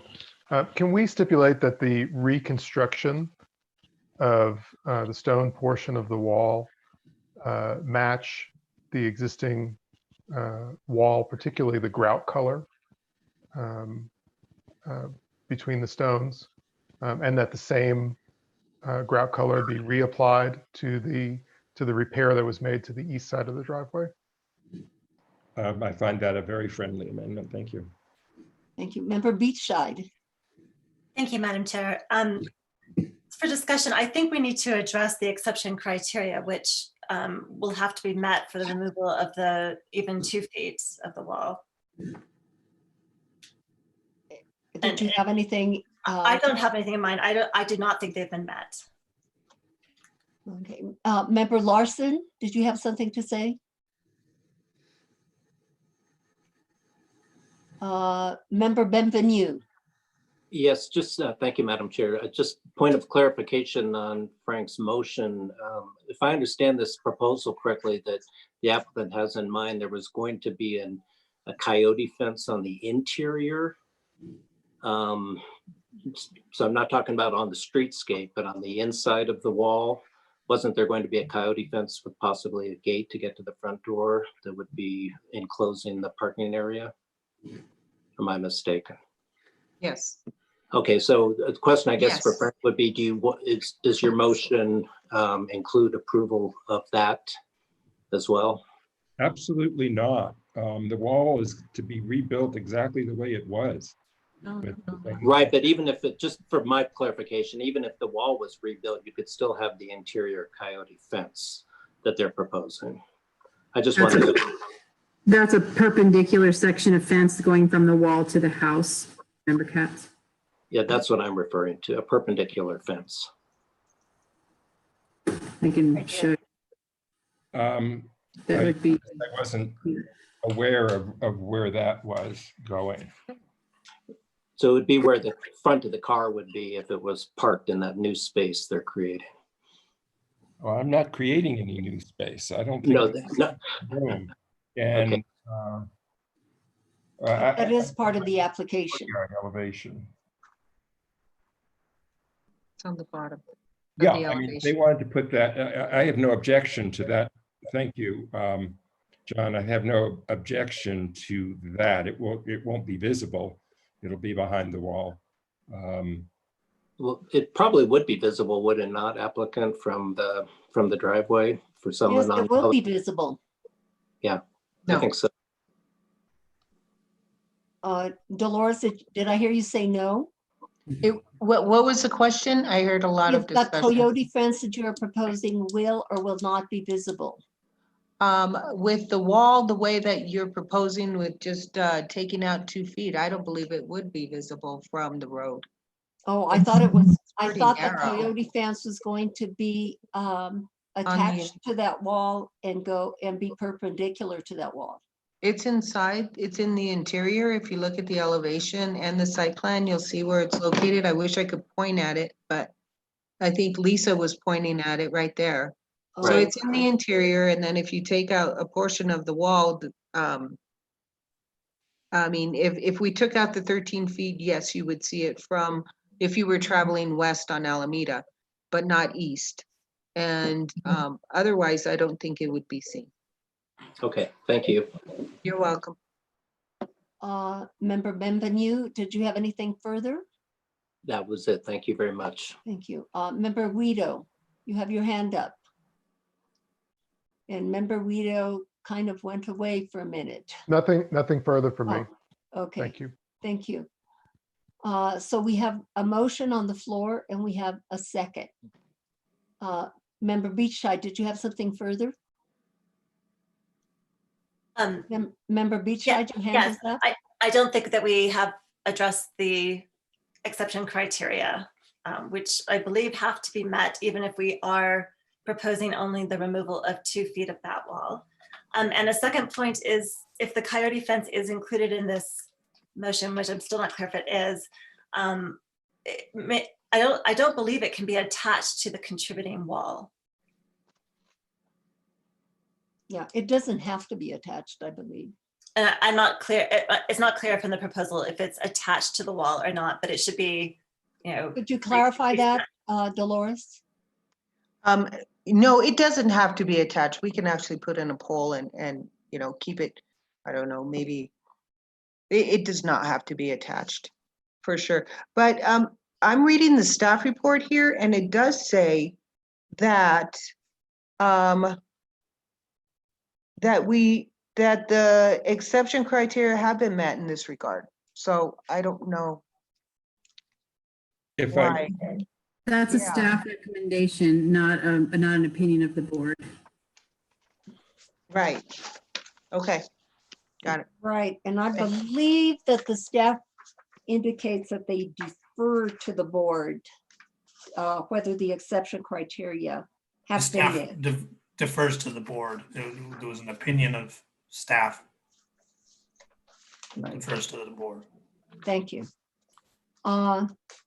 Member Beachside would like to know if anybody has any anything to add in terms of the criteria. Member Katz. Yes, thank you.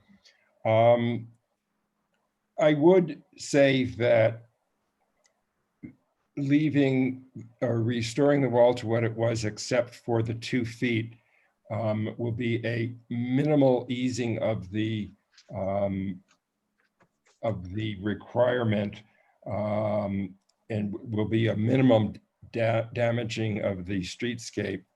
I would also find that the narrowness of that driveway is a hardship, but that by no means does it need to be, the opening needs to be enlarged by 13 feet, that I think 2 feet would be sufficient for it. And it will, I believe, strengthen the heterogeneous character of the city by providing the full rate of design options. There is a safety consideration, and I don't think that we should entirely ignore it. And I think giving an extra 2 feet on one side and 1 foot on the other side satisfies that. I would like to interject a question. Yes, Daniel. I'm just concerned that if you are not rebuilding the wall in kind, you are making a change that would actually have to be brought into conformance. I don't know about that. I would seek the advice of the city attorney. If that is the case, I would revise my motion to have it rebuilt as it was. I think if you're just proposing reducing it by 2 feet and rebuilding the rest of it in kind, then your motion would be to approve a portion of the request, finding that the exception criteria have been met to reduce the wall. Correct? Yes, I think that's a correct statement of what the motion was, but that was with the understanding is that it wouldn't vitiate the legal non-conforming nature of it. And if the attorney thinks that it will, I will revise my motion. I see. Thank you, Member Katz. Without fully having analyzed this like staff did, I think that if you're finding the exception criteria to be met for removing the 2 feet of the historic material and not rebuilding in kind, I don't see that as a problem. I mean, Well, you can repair 13 feet, you can repair 11 feet and grant an exception for 2. Is that consistent with your analysis, Lisa and Daniel? Daniel? It appears that That's not my area of expertise. I was just Again, this is more of a current planning decision to determine whether or not it has to be built back to its original dimensions. I would think that if the result is that the nonconformity is reduced, then that would be okay. But again, that's not my area of expertise. I am anxious about that, so I would like to change my motion. okay. Do you rescind the first motion? Excuse me, Cecilia? You rescind your first motion? You're taking it off the floor? I will take Or my, you're revising? yes, I will. I believe that it's a matter of procedure since it's been seconded and discussed that we should vote on the motion to withdraw. Okay, We will hear, is there a motion? Did I hear you say there's a motion to withdraw, Mr. I Katz? will move to withdraw my motion. Is there a second? Member Larson? Second. Melissa, can we hear the voice vote? Yes, Member Beachside, Yes. Member Buenvenu, Yes. Member Guida, Yes. Vice Chair Katz, Yes, Member Larson, Yes. Member Royball. Yes. Madam Chair, the motion has been approved. Thank you. Member Katz, you have the floor to make a new motion. thank you. I would move to deny the application insofar as the wall along the street and have it restored to its original condition. I would grant, if they wish, the motion, the portion of the application that would allow the coyote wall perpendicular to the street fronting wall. Is there a second to this motion? Well, let me add to the motion actually that it would also involve doing it in the color and style that it was originally, and that the wall that has been rebuilt on the east side of the driveway be conform to that also. Is there a second to the motion? Member Larson, Second. anything further to add? Member Beachside, Thank you. I'm sorry, Frank, would you restate the motion, please? Are you proposing denial, meaning construction in kind? Absolutely. Construction in kind, matching what is there now, what was there before. And the portion of the coyote fence that encloses the courtyard is no longer included in the motion? No, if they want to do that, that's fine. It's invisible from the street. It's lower than the wall, and it's not going to be visible actually going either direction. May I suggest a friendly amendment if that is the case, that coyote fence not be attached to the contributing wall, but be attached by a freestanding post? Absolutely. That's correct. Thank you. thank you. Anything else? Any other amendments, members? I see none. So we have a motion on the floor and a second. Melissa, would you take the voice vote, please? Yes, Member Beachside, Yes.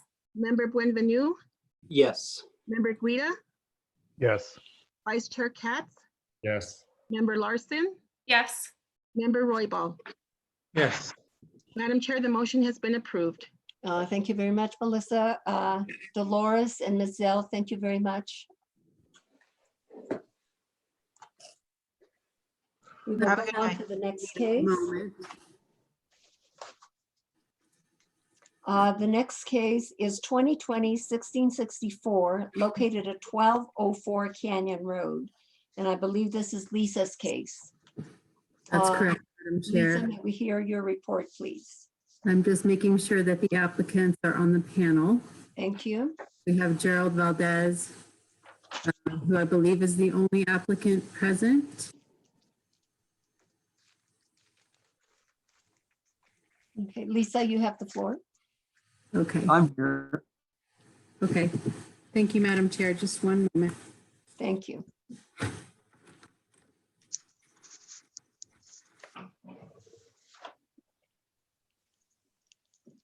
Madam Chair, members of the board, 1204 Canyon is a 1,024 square foot single-family residence constructed in 1964 and listed as non-contributing to the downtown and east side historic district. The footprint of the residence is a simple rectangle sited in the center of a sizable 0.34 acre lot. The residence exhibits some simplified Spanish Pueblo revival features such as rounded stuccoed massing and minimal fenestration. A small portal on the north front elevation appears to be original to the home. However, its structure has been substantially modified.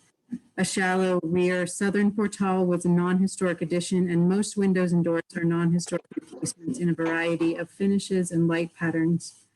The east and west elevations are characterized by the absence of features or fenestration. A non-historic small metal shed on a concrete pad exists to the east of the residence. The residence displays little, if any, distinctive character, and its integrity is insufficient to demonstrate historic significance. In February of this year, the HDRB reviewed the status of the residence and determined to maintain non-contributing status. Now the applicant returns with a request to remodel and construct additions as follows. Item 1, demolish the front and rear portals, as well as any existing sheds and concrete slabs. Item 2, construct a 1,499 square feet of heated additions to the main living space, a 660 square foot attached accessory dwelling unit, and a 357 square foot attached single car garage. The resulting residence will have a total of 3,540 square feet of roofed area. It is designed in a simplified Spanish Pueblo revival style with rounded stuccoed massing, finished in El Rey buckskin, exposed headers above true divided light wood windows in bronze aluminum clad, and portals with wooden posts, corbels, and beams stained in gold oak. The proposed maximum height of the structure is 15 feet 2 inches, where the maximum allowable height is 17 feet 3 inches. Item 2, construct a 5-foot high adobe and concrete wall stuccoed in El Rey buckskin at the north street facing lot line. Let's go back to the site plan. And the maximum allowable yard wall height here is 5 feet 1 inch. And item 4, construct retaining walls at the southeast corner of the proposed residence in order to retain the slope and protect the residence. The design of these retaining walls has not yet been approved by the Technical Review Division and may require revision once this review process is complete. However, in working with technical review staff, the applicant has reduced the footprint of the originally proposed additions in order to better preserve and accommodate the slope in this area of the site. Staff requests to continue to work with the applicant and technical review staff to finalize and approve the design and finishes of the retaining walls included in this proposal. So staff recommends approval of the proposed project and finds that the application complies with section 14-5.2 D and E. And I stand for questions, Madam Chair. Thank you. Lisa, would you describe the public visibility of this project? Madam Chair, members of the board, this project is highly visible. It's at the corner of Upper Canyon Road and Camino Cabra. There is an arroyo separating the lot proper from Camino Cabra, but it does have pretty high visibility, I would say. So if you're looking at the screen, Upper Canyon Road is on this north side of the lot. There's an arroyo here to the west, and then Camino Cabra runs alongside. Thank you. And did you indicate that the corners will be rounded? Yes, Madam Chair. Okay, and also all lights will be divided? Yes, Madam Chair. They're proposing true divided light wood windows. Okay, thank you. Member Beachside. Thank you, Madam Chair. Lisa, is there an elevation showing the proposed 5-foot high wall? You know what, Member Beachside and Madam Chair, I don't believe we do have a typical elevation of that wall. It's a 5-foot high stuccoed wall. So it's described as adobe and concrete, but the entire thing is stuccoed. Is that correct? That's correct. That's my understanding. Is there a driveway gate proposed, or is that a wall that? A driveway gate has not been proposed. Okay. So is that the wall shown on the site plan? Can you just, yeah. So this is the wall. Okay. In my cursor. This darker area, it has more to do with drainage. The plans didn't reproduce very well. My apologies. Some areas got much darker. Okay. Thank you. This is the topographic survey that was done. And this is the existing residence, but this is the proposed site plan. This is a retaining pond, I believe. We can ask the applicant to clarify, but these are the retaining walls that I was referring to at this sort of southeast corner. And can you just point to where the driveway? The driveway is here at the northwest corner. Okay. Thank you. Thank you. Board members, any other questions for Lisa at this time? It appears not. Applicant, would you come forward and get sworn in? Yes. Hello, Mr. Valdez. Do you swear under the penalty of perjury that the testimony you're about to give is the truth, the whole truth, and nothing but the truth? Yes, I do. Thank you. Please state your name and address for the record. Yes, my name is Gerald Valdez, and my address is 11 Ranch Road, Cedar Crest, New Mexico, 87008. Thank you, Mr. Valdez. Good evening. Good evening. What more do you have to tell us about this particular project? Well, I apologize. I didn't include an elevation of that wall. It's going to be in place of the existing coyote fence. It's going to have, a regular concrete footer with adobe wall construction stuccoed on both sides. Nothing fancy or anything like that, just a normal wall. The entrance to this property is right as you come into Upper Canyon Road. It's the first entrance to the right. And the darker lines that you see there are for drainage. There's a retention pond right there. And we're proposing to put these retaining walls to hold back it was a man-made slope back in the day. And just so that we can accommodate a decent amount of room back there behind the guest house. We pushed back the guest house so that we wouldn't impact that slope very much. However, there's still going to be required retaining walls to be put in place before we can commence any type of construction. Thank you. Board members, do you have questions of Mr. Valdez at this time? Member Guido. Hi, Mr. Valdez. A point of clarification on the site plan. Is this a shared access driveway, or is this just for this? No, it's just for this particular 1204 address. Okay. And we're not seeing a concrete driveway or anything? No, it's just probably going to be gravelled. We haven't really spoken too much as far as the wall and the driveway. My client didn't mention a gate of any sort, only because she didn't, I don't think she really liked the idea of having a gate, but it's a real easy access driveway to go up. There's no visibility problems or anything like that. And where do you imagine other cars parking? Well, if you look in the site plan, there's going to be areas designated for, I believe, 3 vehicles. One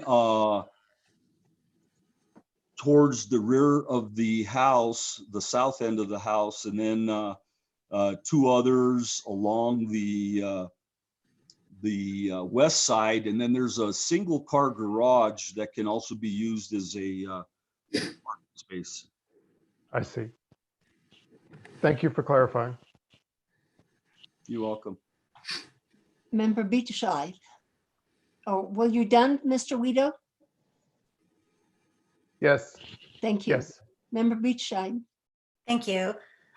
Mr. Valdez, can you tell us what the length of the wall is along Upper Canyon Road? Let's see here. It looks like it. I can tell you real quick. Sorry. Let's see. From that point to where it starts turning in, about 116 feet.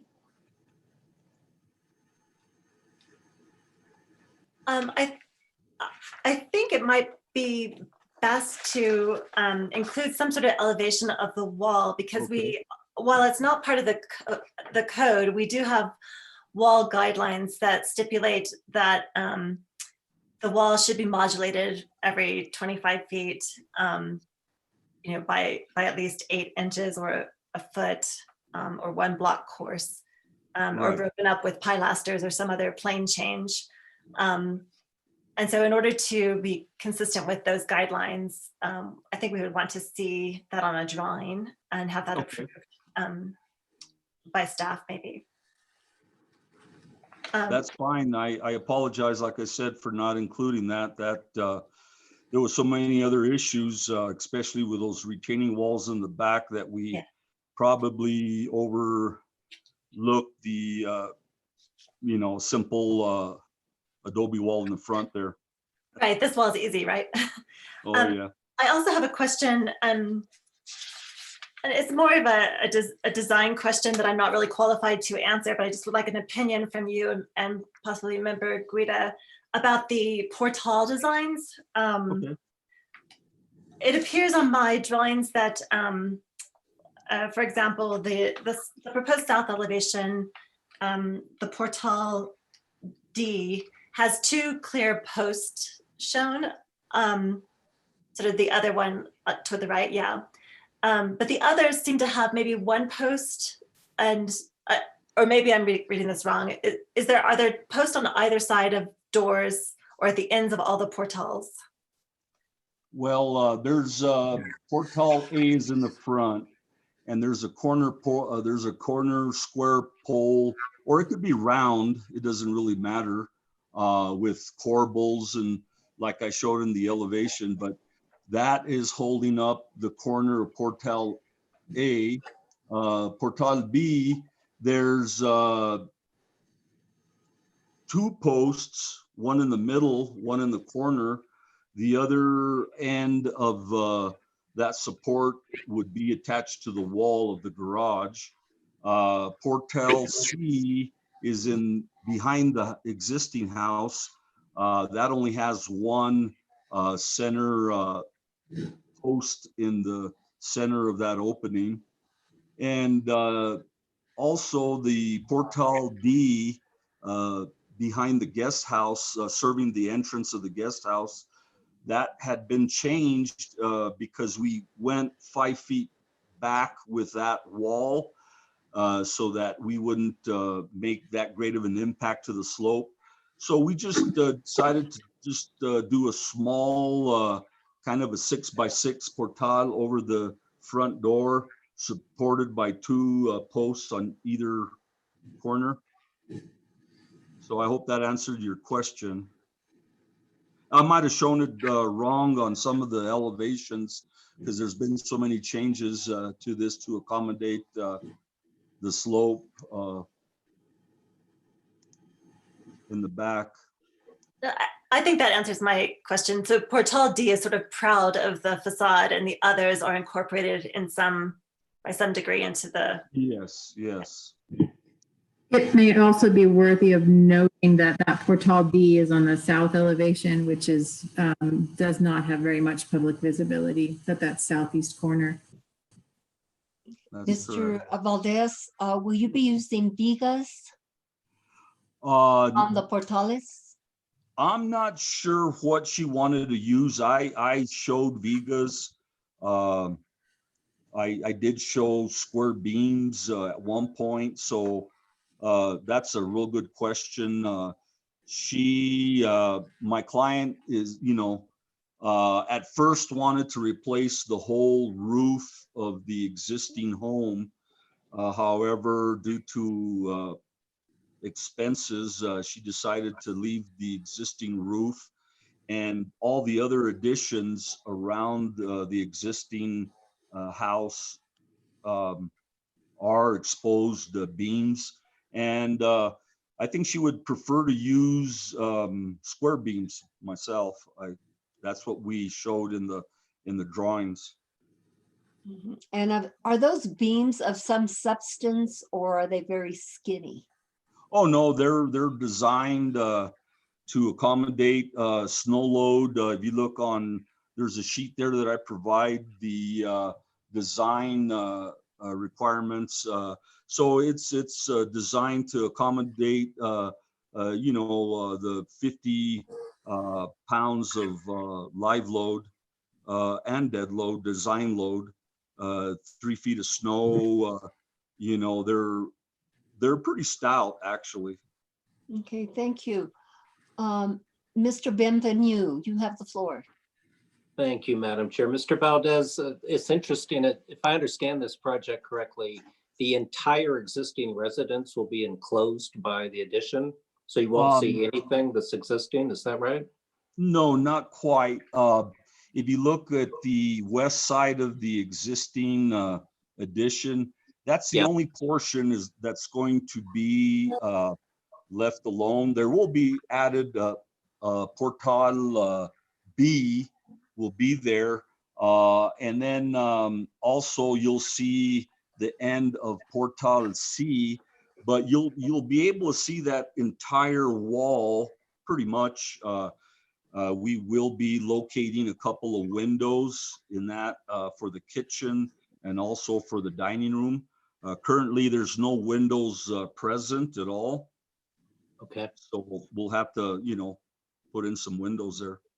What's the existing residence built out of? Is it? It's 2x4. It's a wood construction, yes.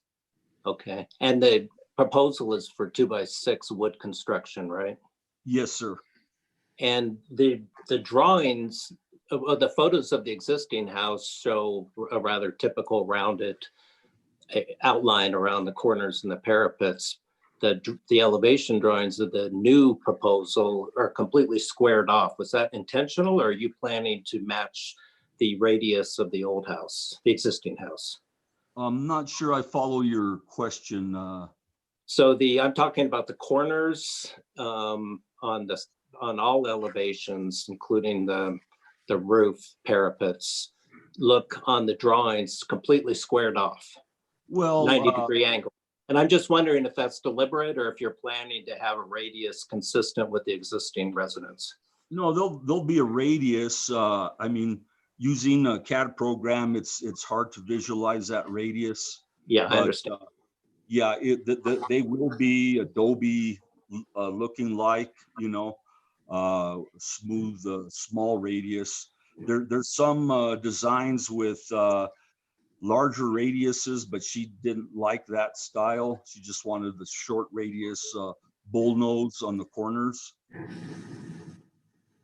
Okay. Is that specified any place in the application or the drawings what the radius would be?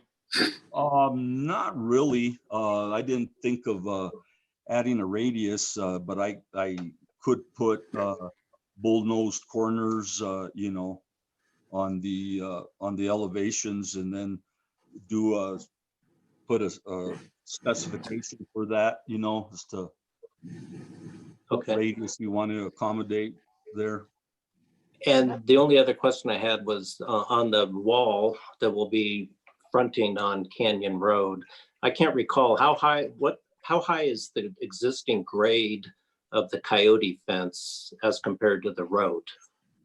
I believe it's probably about 3 feet. The road is 3 feet lower because the entire property slopes mainly towards Canyon Road. And so the coyote fence is probably about 5 feet away or so. So it might be a couple of feet higher than the existing road, the top of the coyote fence. Well, the bottom, the bottom. And then it's, I believe it's like a 5-foot coyote fence, and we're proposing a 5-foot adobe wall there. So. At the same grade? At the same grade, yes. Okay, so there'll be no change in visibility of the house from the road? Correct. Okay. That's all I had. Thank you. Thank you. Mr. Weedo, Member Weedo. Mr. Valdez, so a few more questions, and I'm sorry. I share Member Beachhead's concern about the size or the dimension of the wood corner posts on the portales. It seems that in some places you're 8x8, but maybe some of the other portales are 8 or 6x6 columns, maybe. That probably might have been an error. We're all proposing 8x8. Okay. I would recommend that just in terms of the scale of this house, that you're at least 8x8 on these guys. And then my second question is the Portal A on the north facade. And we see that on this image that's up right now. The top elevation, there is a white line, a horizontal line there. Can you explain what that is or how that portal is detailed? I'm not fully getting that. Member Guida, I'm not exactly sure what portal are you talking about? It's it's the one that's on the north facade. Oh, yes, yes, yes. And your question was, So what's going on there? Are we looking at a roof edge or a gutter? What's that white I see, horizontal I see. line?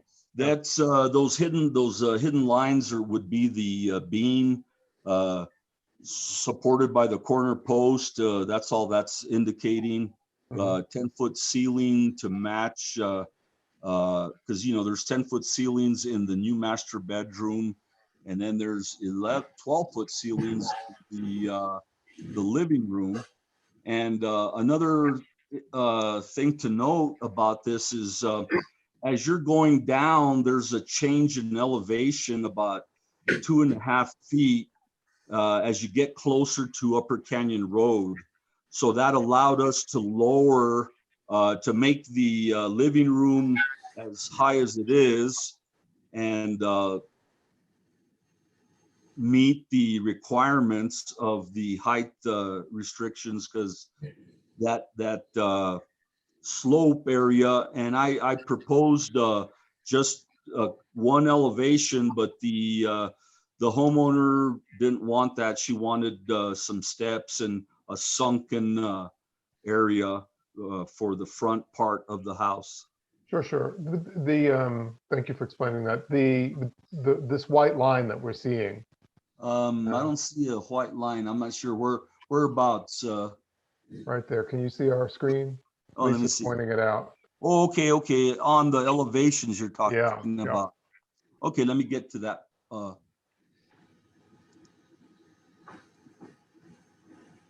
The white line over A. Okay, let's see here.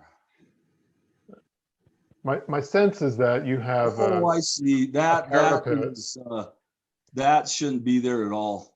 Okay. Yeah, that's somehow that's a graphic that got stuck there. I don't know why it's there. I don't blame you for asking that. No, it's okay. It happens. But your intent is that the portal there has an exposed beam and that there's a parapet, a stucco parapet above that. Yes, correct. Okay, and that white rectangle shouldn't be there. Yeah, it shouldn't be there. I think what was there, what that meant was it was a downspout. It was a canale for drainage, but somehow it got distorted. I'm not sure how that happened, but it's all good. Mistakes happen. Thank you for clarifying. Sure. Member Benvenu, you have your hand up. Ooh, and you're muted. Member Benvenu, Yes, there you thank go. you. Yes.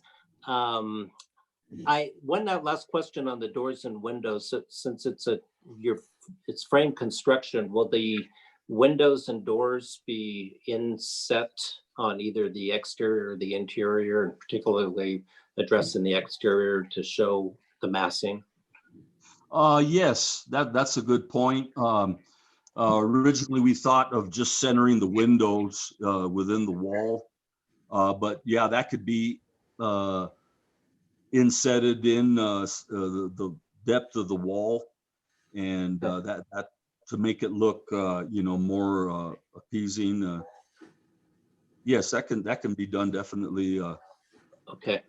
The reason I'm asking about these details is because you're directly catty corner to one of the most significant massive buildings in Santa Fe. Yes. So it would be nice that they don't clash. Definitely. That's a good point. I'll note that in the plans. Anything else, Member Benvenu? No, thank you. Mr. Valdez, in Yes. terms of the recess on the windows, the inset, how many inches would you go in? Well, as far as we can go with the window, we're specking out the windows now. So that would determine the depth of the window, but I would say at least half of the wall, you know, you got 1.5 inch stucco, your 3-coat stucco on the outside. So that gives you a little bit of depth. And then of course, if we place that window as far back as we can, that'll give you some real nice radiuses around the windows. I think that'll look nicer than just straight faced. And you didn't indicate the inches that you were gonna, how many inches you'd go in?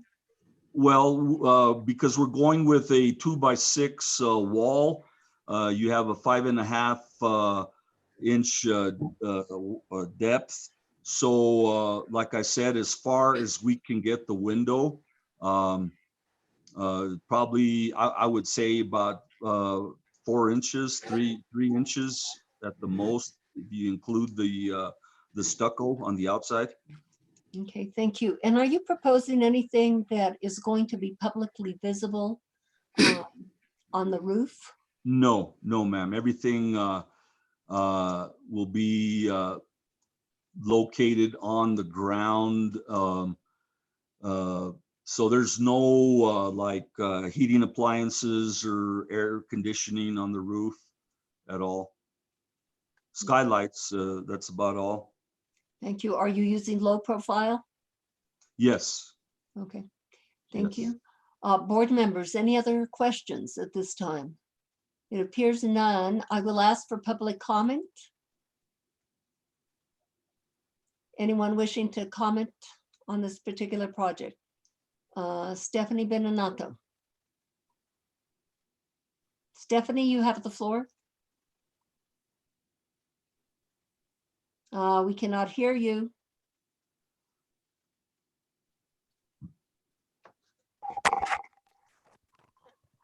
Sorry there, I was listening on without my headphones, and so I had to switch speaker, so it took me a minute. I really want to say that I appreciate John Bienvenu's attention to detail because it is so close to Cristo Rey. I do think that you do need to see some elevation of the wall because a 100+ foot wall without having any break in it would be very incongruous in a way with that street where there are a lot of walls very close to the street, but again, they're broken up and not just one continuous wall. It's a very large addition, but again, the lot is large enough for that. I do appreciate the questions about the supports on the portal or portals because really some of them just, they do appear to kind of hang off into the air. I understand they're attached to part of the structure, but maybe an unnecessary but visually symmetrical support could be used on some of those portals. Thank you. Thank you. It appears that there is no one else from the public wanting to speak. And let me see, no more. Do we still have a full board? Yes, it appears that we do. I don't see member Roy Ball. Buddy, are you there? He must have stepped away. I will, member Beachside. I think I'm ready to make a motion, but I have a couple of questions for the board before I do that. With respect to the wall, would the board prefer for that to come back to us, or are we comfortable with staff approving a design?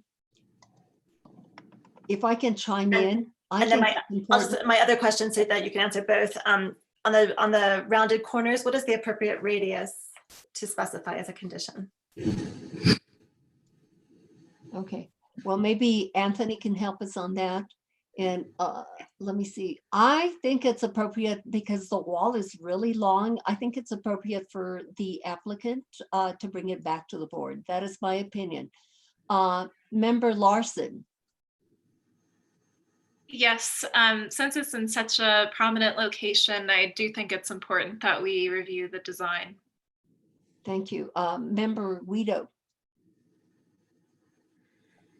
Anthony, If we gave staff adequate direction, I would be content to allow staff to review the wall design.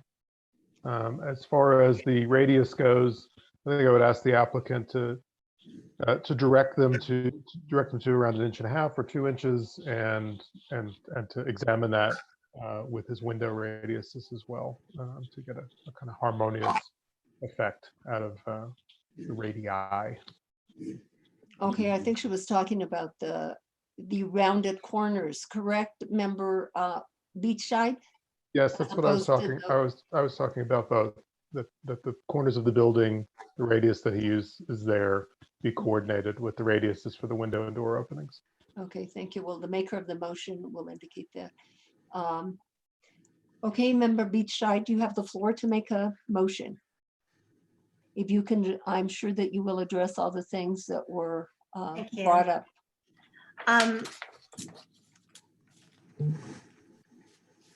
In case 2020-1664 at 1204 Canyon Road, I move to approve the application with the following conditions. That the radius of both the corners and around the windows is 1.5 to 2 inches. That the posts for all portals be 8 by 8 inches, sorry. That the windows be inset to the maximum depth allowable per the wall dimensions. That the retaining walls be finalized in terms of design and finish with staff as suggested in the report. And that the wall along Upper Canyon Road comply with the wall guidelines such that the wall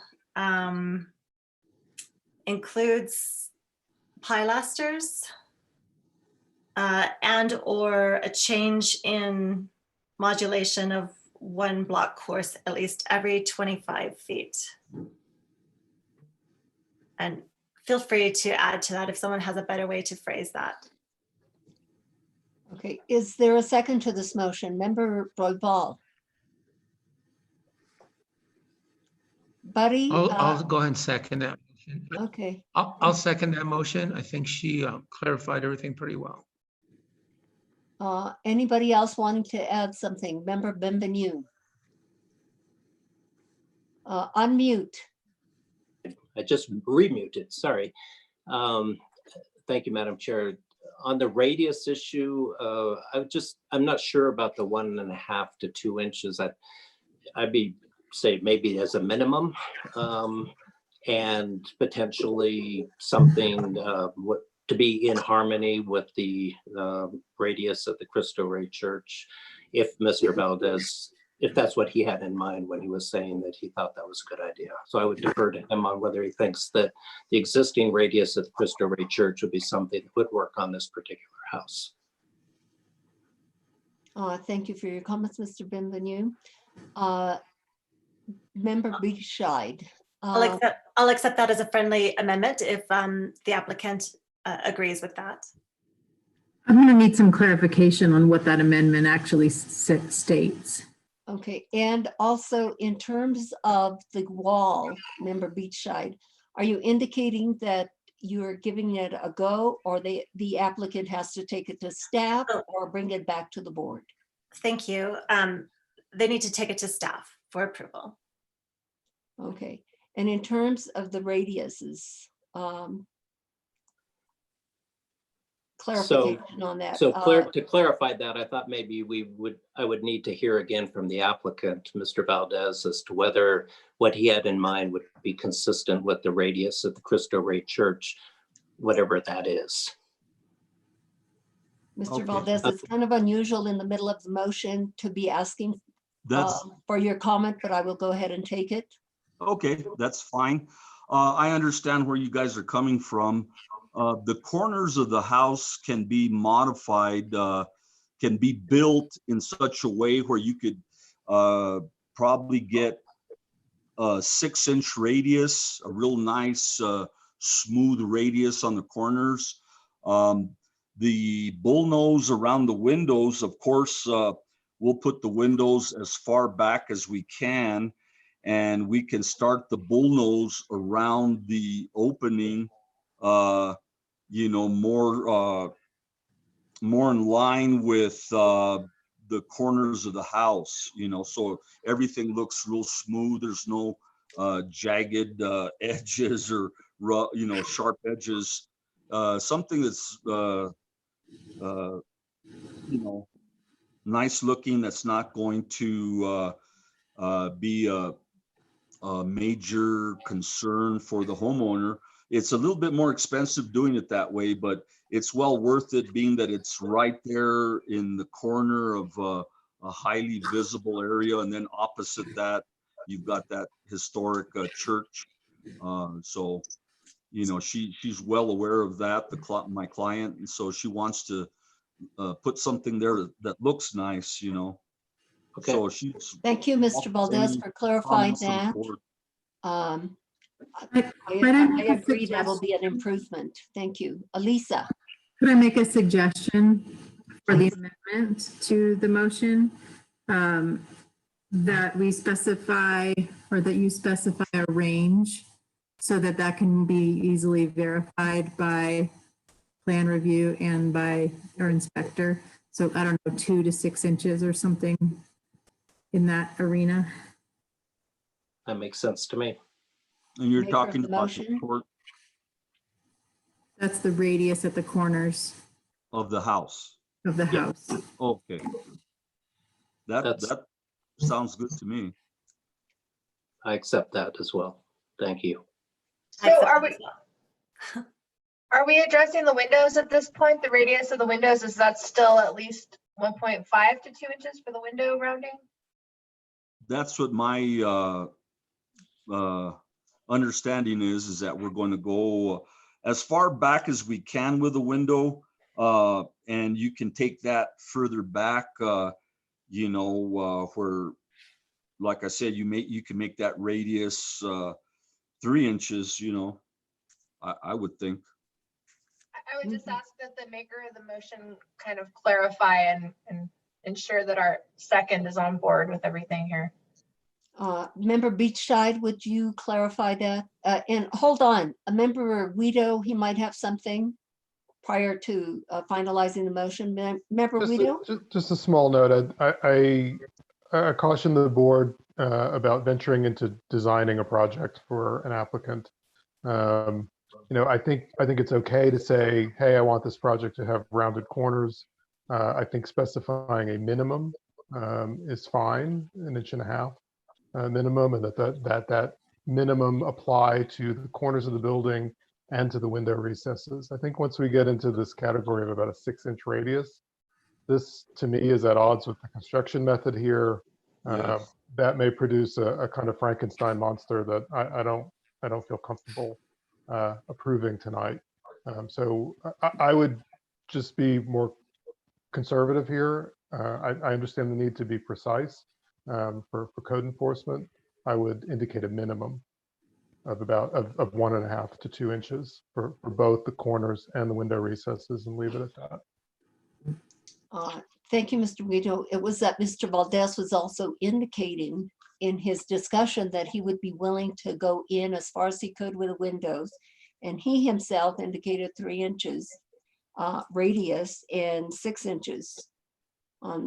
But I can see your point that I think that we are not designing, we are in the middle of discussing with Mr. Valdez, and we're trying to come to an understanding and maybe be a bit more specific.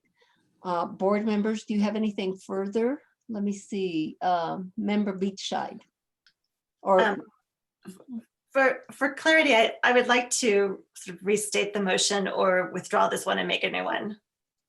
Okay, I think the discussion has been so back and Jennifer, forth. hold on just a little second. It appears that Member Guido has something further. No? Okay, you forgot to, there you go. Take your little hand off. Okay. Jennifer, restate the motion, please. It's not so much a restate as a revision, I think. Okay. But, is that okay? Yes, for Yeah. clarification for the, Okay. All right, so in case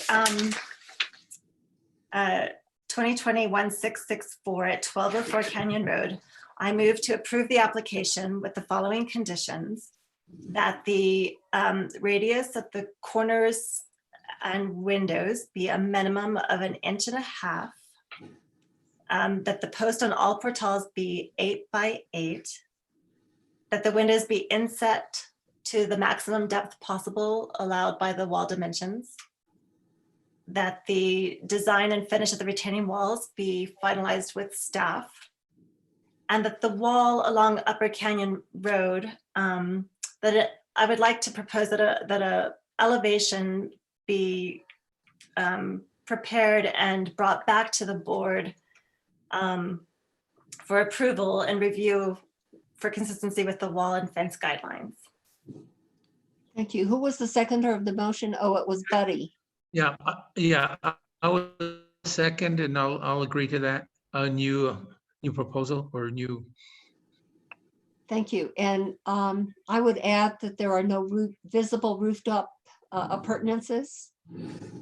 Would you accept that? Of course, yes, accepted. Thank you very much. So we have a motion and a second. May we have a voice vote, Melissa? Yes, Member Beachside, Yes. Member Buenvenu, Yes. Member Guida, Yes. Vice Chair Katz, Yes. Member Larson, Yes. Member Royball. Yes. Madam Chair, the motion has been approved. Thank you, Melissa, and thank you, Mr. Valdez, and we'll see you again in reference to the wall. And good luck with the project. Next case is 2020-1784, located at 339 and 341 Plaza Valentin. This is a contributing building. And Daniel, may we hear your report, please? Madam Chair, may I ask who, if the applicants could raise their hand? I'm not sure who the applicants are here. Okay.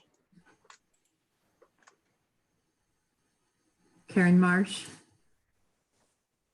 and Elizabeth Beal.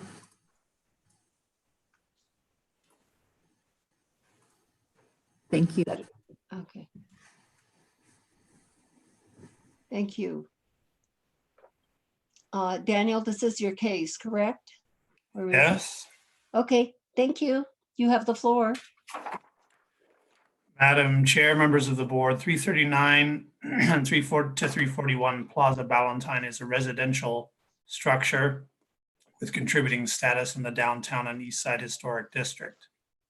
The applicant requests a status review and designation primary facades. The house was designed by Kate Muller Chapman, a well-known early female architect in Santa Fe.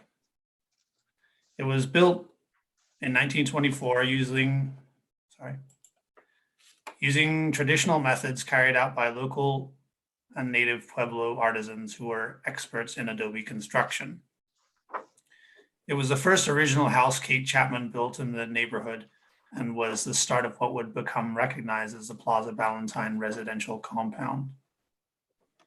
The house has one representative symmetrical facade facing west, with wings at the sides and a portal in the middle. A historic photograph, which you see now, of the house shows that the basic form of this facade is still intact. It also retains several details, including the original angular corbels designed by Chapman, the two doors, and the left window under the portal. The brick coping over the wings is not pictured on the photo, indicating a later addition. The historic photo shows that the window at the far right of the photo, south, wing of the west facade had a similar divided light pattern as the one under the portal, as well as a pedimented trim. Assuming an overall symmetry in this facade, it is likely that the same window design was replicated on the left or north wing, not captured in this historical photo. Several minor alterations have taken place on the west facade. I don't know if you want to show the photo, the current photo of the west facade. On the left wing, the window opening appears to have been partly patched to construct a smaller window. Number 2, on the right wing, the pedimented trim has been removed and a modern large pane window has been inserted.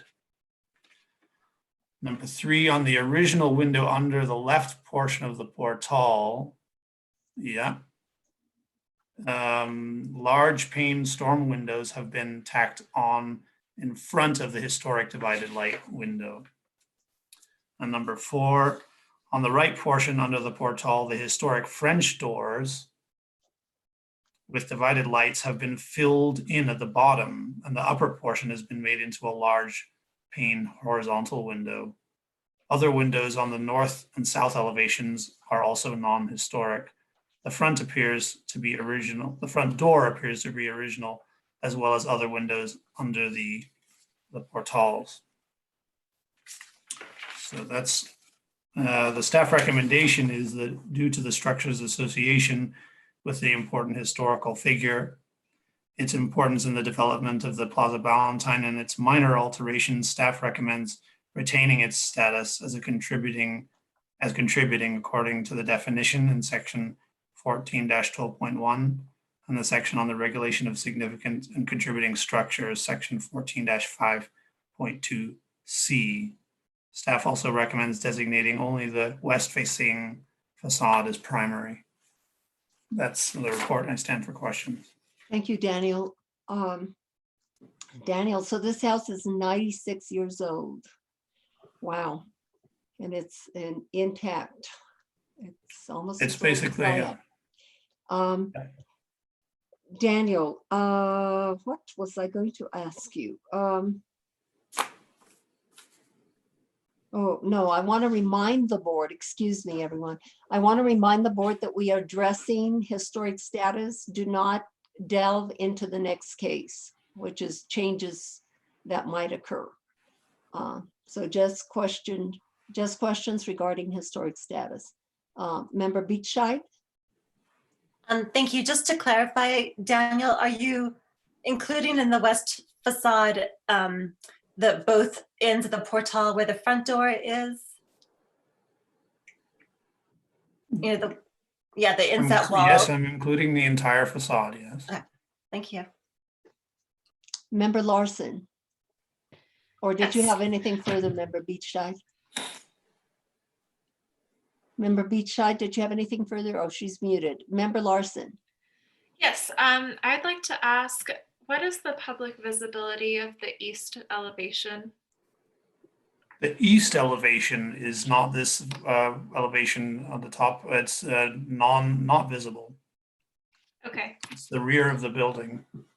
Yeah, the reason I ask is I just noticed there's a lot of elements there that seem to be character defining.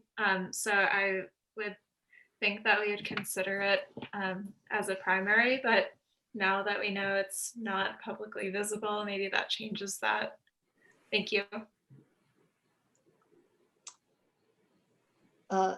Let's see, anybody else?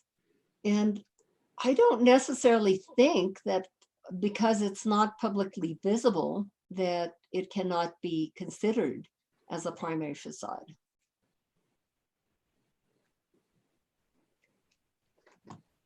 Does anyone else have questions in reference to this case? It appears not. Applicant or applicants, would you come forward and get sworn in? Madam Chair, I believe we have two applicants. I believe we have Karen Marsh and Elizabeth Beal. Yes, and I believe Karen Marsh is the architect. And would Right. you- Can you hear me? Yes. Okay. This is Karen. Okay, thank you. And did you have Elizabeth Beal as well? Yeah. Yes, I'm here. Okay. You two have to get sworn in. Melissa? Thank you. If you could both do you swear under the penalty of perjury that the testimony you're about to give is the truth, the whole truth, and nothing but the truth? Yes. Thank you. When you speak, please state your name and address for the record. Yes, this is Karen Marsh. I live at 138 Bob Street, Santa Fe, New Mexico. And yes, I agree. Yes, I'm Elizabeth Bell, and I live at 339 Plaza Ballantyne, Santa Fe, New Mexico, zip 87501, and I agree. Thank you. You probably heard staff's report of retaining this as a contributing house with the west elevation as primary. Do you both agree or disagree with this recommendation of staff? Yes, I agree. I agree too. And did you have anything further to add? No. Not at this time. Okay, thank you very much. I will ask for public comment at this time. Anyone wishing to comment on this particular case? It appears that we do not have public comment. We have one, Madam Chair, from John Eddy. Okay, John. John, you have the floor. Can you hear me? Speak loudly. Oh, can you hear me now? Now, yes. Okay, thank you. Let me ask a question of the chair and staff. Is there any possibility that this house can be upgraded to significance? That is what is being considered this evening, and Yes, staff yes. is recommending that it be contributing. There have been changes, but maybe we can have a discussion about that. I'd like to see further discussion on this because of the importance of Kate Chapman. Kate Chapman was one of our most important vernacular builders in the early times, in the time of her history. Her husband, Ken Chapman, was a scholar at the Museum of New Mexico and did very, very important works on Pueblo pottery designs. This was a very, very influential couple in Santa Fe. This was in the time of Edgar Hewitt, et cetera, in the early beginnings of the Museum of New Mexico. Kate not only built Plaza Ballantyne, but she also had a huge influence on the section of Acequia Madre going down to where Garcia Street changes, goes across Acequia Madre. Chair Rios, you will remember that as the original site of Tito's Market. Yes, I do. On the Acequia. She also reconstructed vernacular buildings all along that area, from that area all the way up to Plaza Ballantyne. She had a very remarkable style. There was a book written about her, which I believe is in the hands of the historic preservation staff, because I donated my copy to them a number of years ago when another of these properties came up. So that's time. You may request, the chair retains discretion to grant you a final statement or something, but. I can wrap it up, but I can't underscore the importance of Kate Chapman in Santa Fe's architectural history. And I would like to see further discussion on the possibility of raising this to significant status. Thank you. Thank you, John. Stephanie Bedonato. Just a moment, Madam Chair. Okay. Sorry, I forgot to unmute. Thank you very much. I too would like to at least, I think you can consider making it significant, but it would seem to me that part of the east elevation itself, it seems like on the, I want to say the south of part of the east elevation, those three glass doors, that might be a newer opening or newer windows or doors there. But the part to the west of that seems to be original, and I think it's rather characteristic of this type of house as well as the west elevation. So to me, both of those elevation should be considered as primary facades. Thank you. Thank you. It appears that no one else from the public is going to comment. And Daniel, I do have a question for you. You indicated there were some changes that were made. Would you reiterate those changes? Thank you, Chair Rios. I can't say I have a complete overview. What I do know is that if you look at that west facade on the far right end of it, not including so there's just to try and orient, there's the window that has on the right wing that was changed, and then moving right, there's a setback bathroom window, I believe.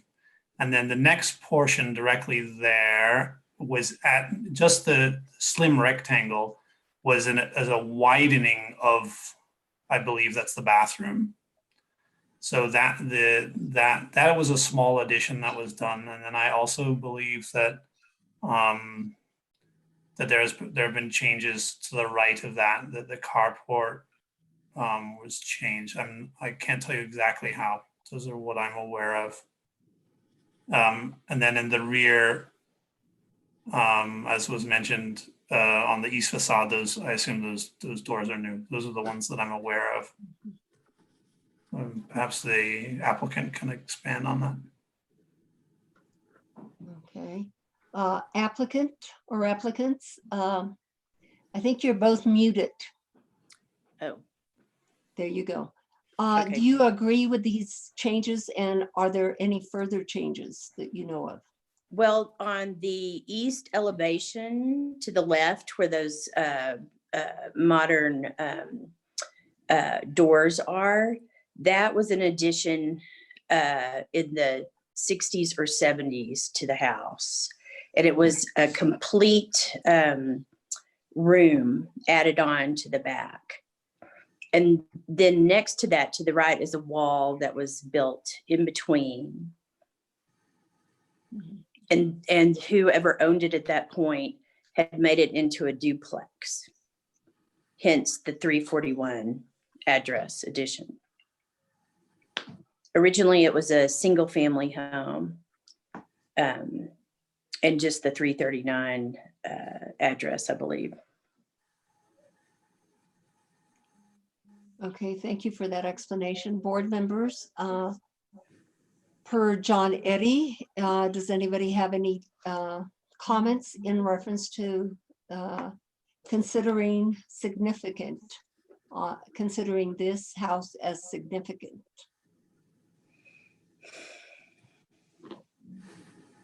Let me see. Madam Chair, may I offer a thought about Yes. that? I can definitely appreciate more than one thought. I can definitely appreciate John Eddy's comment about the importance of Kate Chapman, and I wholeheartedly agree.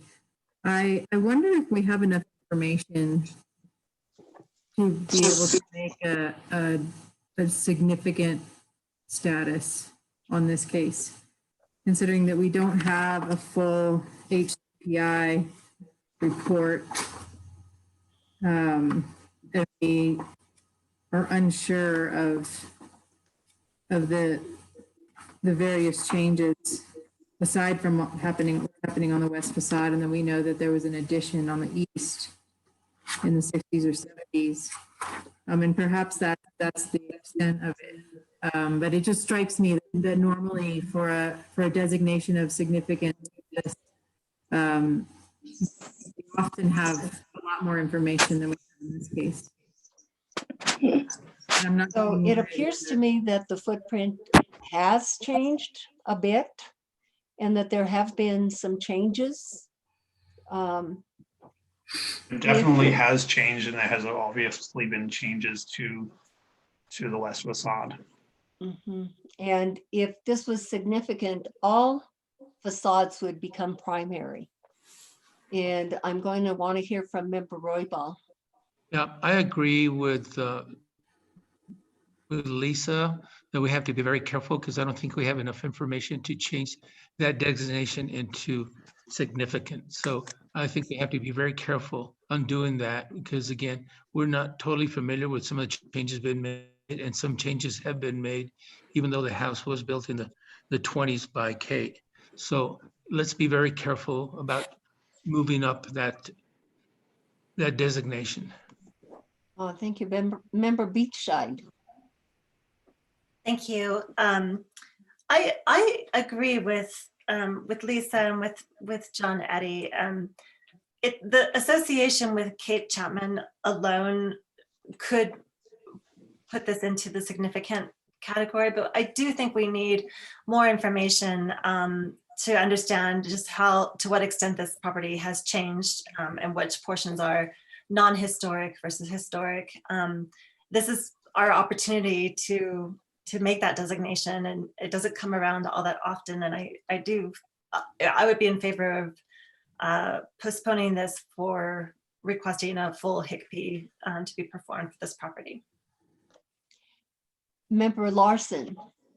Yeah, not to be completely repetitive of what Jennifer just said, but I completely agree. I think that even though there are additions, I think that the association with the architect far outweighs the minimal, really, visual impacts that we're seeing with the structure. I would not classify any of those additions as an adverse effect. I think the historic integrity is still intact.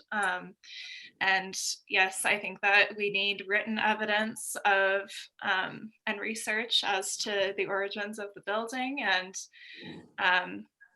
we shouldn't take it lightly at all, but it seems that it's, again, what Jennifer said, a rare opportunity to preserve and add this into our documentation. Thank you. Member Guido. I would support also hitting pause for the moment and waiting until we have a full HIGB on this property. Thank you. Member Katz. I agree. Thank you.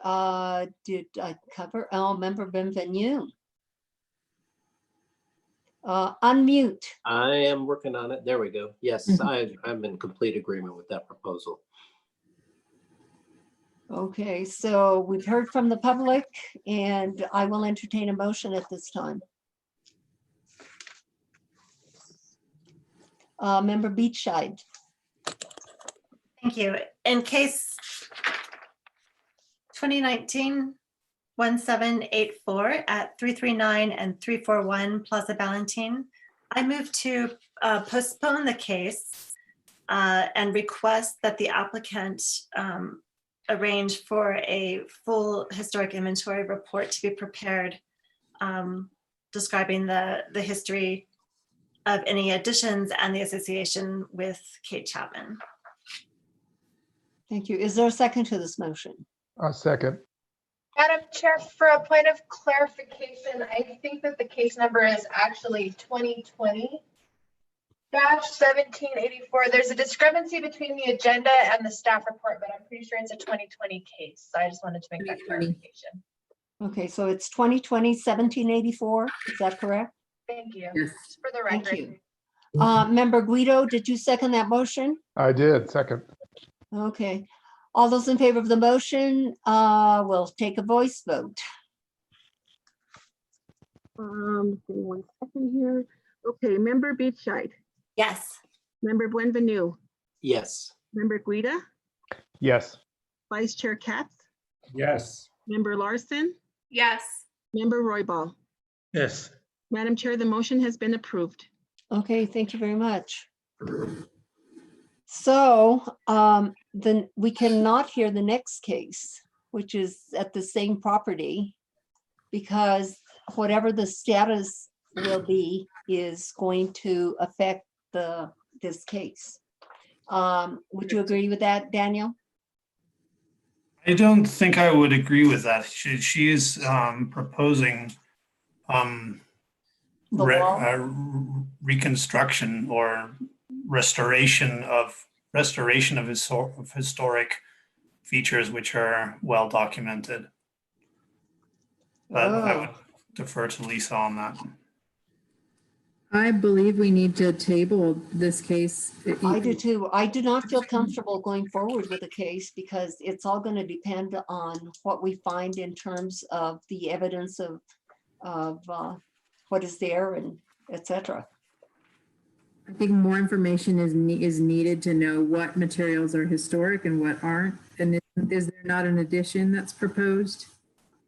So I would encourage the chair to still call the case and then maybe entertain a motion to postpone. We can formally vote on that. That would be Right. great. Yes, thank you.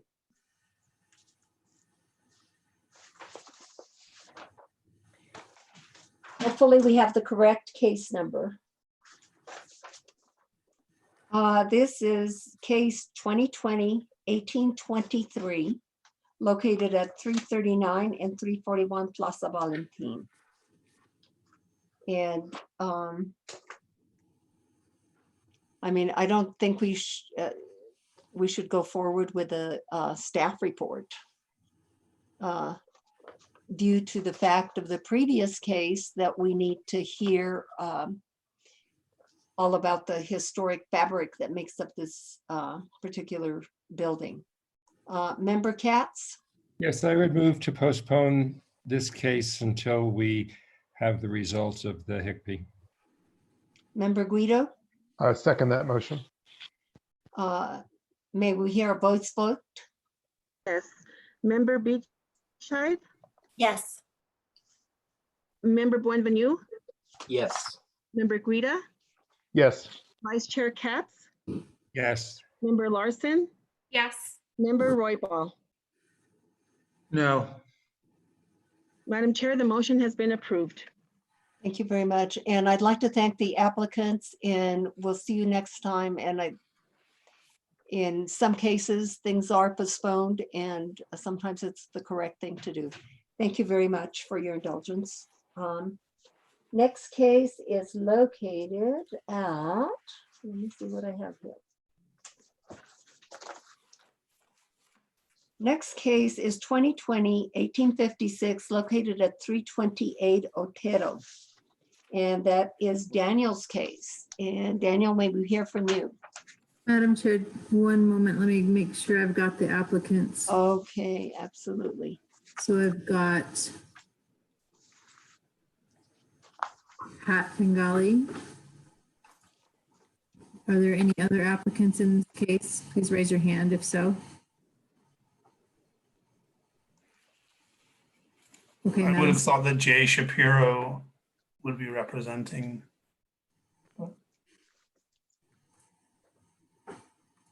Out of town, he's back here now, so he could represent himself or whatever you feel comfortable at. I'll be here to consult. Okay, so they're there together. Okay, hello, Jay. Okay, shall I proceed with the staff report? Yes, please. So 328 Otero is a STAM home built in 1956. The owners request a status review and designation of primary facades. The structure has had few alterations since construction. All doors are original.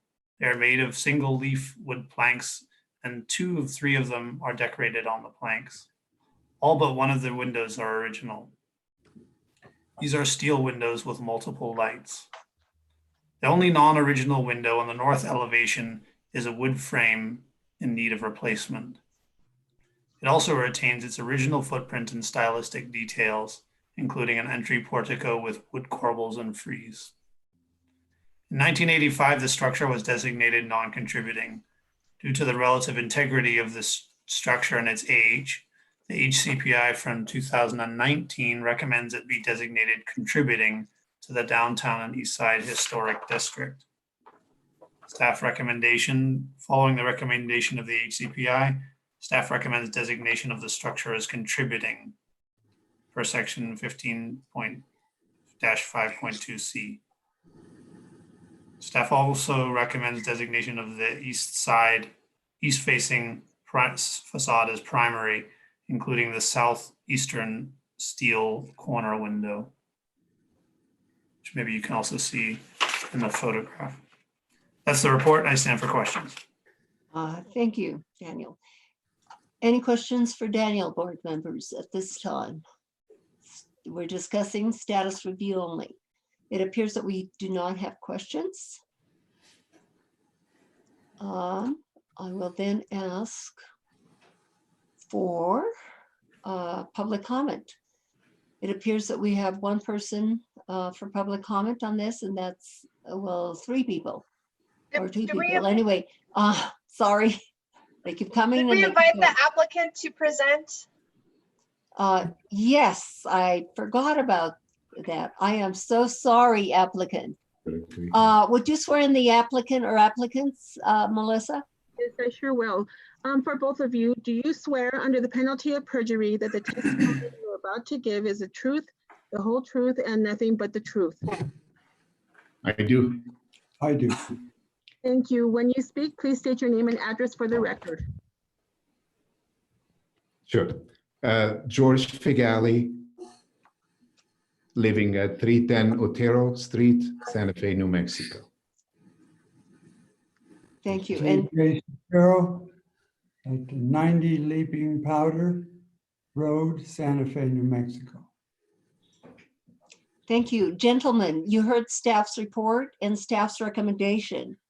Do you agree or disagree with staff's recommendation? And that is to make this house contributing with the east facade as primary.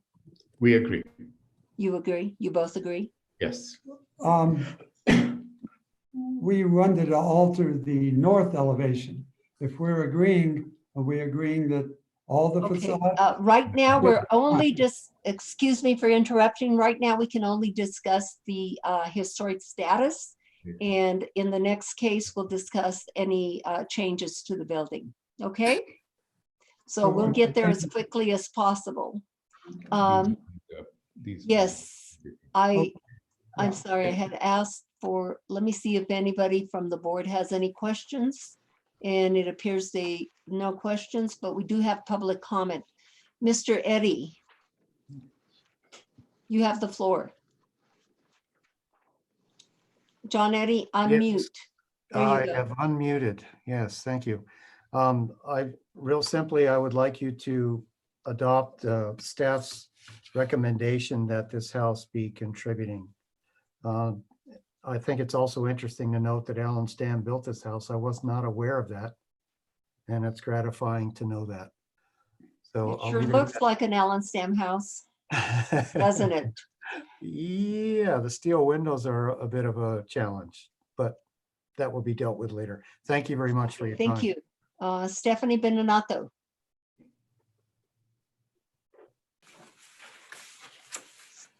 Okay, I just unmuted.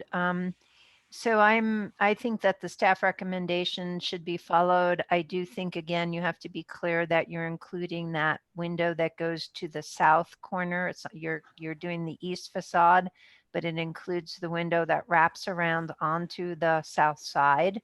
And I think that really is very characteristic of these homes. And I'm not bothered by the steel windows because guess what? That was what was used during this time period. So if the whole thing about contributing buildings is to make a statement about a building in time, this would seem to be one of those. And it's nice that it's actually a 1950s building that the board is considering making contributing. Thank you. Thanks, Stephanie. Member Larson. Yes, I mean, we have seen these curtain windows being used with the Stam homes before. Again, extremely character defining. So I'll just echo Mr. Eddy and Ms. Benenato's comments in that we need to include that window. Very important. So it sounds like if there are no further comments, Ms. Larson, it sounds like you're ready to make a motion. Or wait, Mr. Weedo, did you have something? No. Yes, Mr. Weedo. And I think I've been calling you Weedo and it's Weeda.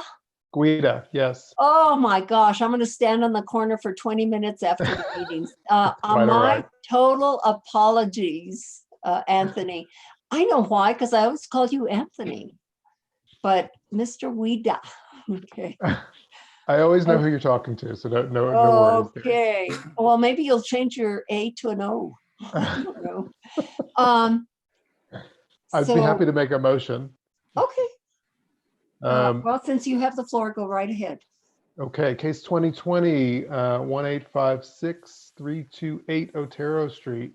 I move that we proceed with staff's recommendation that this structure is designated as contributing, with the east facade being primary, inclusive of the metal windows and inclusive of the corner metal window that goes in the corner of the east facade to the south facade. Thank you, Mr. Weeda, and Ms. Larson. I'll second. Thank you very much. May we have a voice vote? Melissa? Yes, Member Beachside, Yes. Member Buenvenu, Yes. Member Guida, Yes. Vice Chair Katz. Vice Chair Katz, you're muted. There Yes. you are. Thank you. Member Larson, Yes. Member Royball. Yes. Madam Chair, the motion has been approved. Thank you very much. Next case is 2020-1817 at the same location, 328 Otero. Daniel, may we have your report, please? Yes, Madam Chair. 328 Otero is a STAM home built in 1956. The structure has had few alterations since construction. The only non-original windows on the north elevation are 2 wood frame windows in need of replacement. The residence is listed as contributing to the downtown and east side historic district. The applicant proposes the following. Item 1, enclose the existing carport on the north end to form a bedroom and a bathroom. Item 2, relocate the existing carport to the north end and the existing storage also to the north. Item 3, add an 8 by 8 foot bathroom to the northwest corner of the house. Item 4, replace the 2 non-historic double hung windows with sliding wood doors with true divided lights. Item 5, replace an existing gate at the west entrance. Item 6, extend the western coyote fence to terminate at the end of the new carport. The stucco will match the existing El Rey San Antonio. Windows will be aluminum clad and doors will be exterior. Doors and exterior windows will be light blue with divided lights. Exposed wood will be Sherwin-Williams walnut stain. Staff recommendation. Staff recommends approval of the proposed project and finds that the application complies with section 14-5.2 D9 general design standards for all historic districts and 14-5.2 design, the downtown and east side design standards. Stand for questions. Thank you, Daniel. Board members, do you have any questions for Daniel at this time? Member Weeda. Daniel, would you clarify, is the applicant proposing to replace all windows? No, the only windows I believe are those 2 wood windows on the north side. Got it. Thank you. Any other questions? Member Beachside. Thank you. Sorry, Daniel, I guess I'm not, if the windows are only being replaced on the north elevation, what's happening on the west? Those windows, To the windows, yes. I don't believe they're being replaced. I'm just checking here.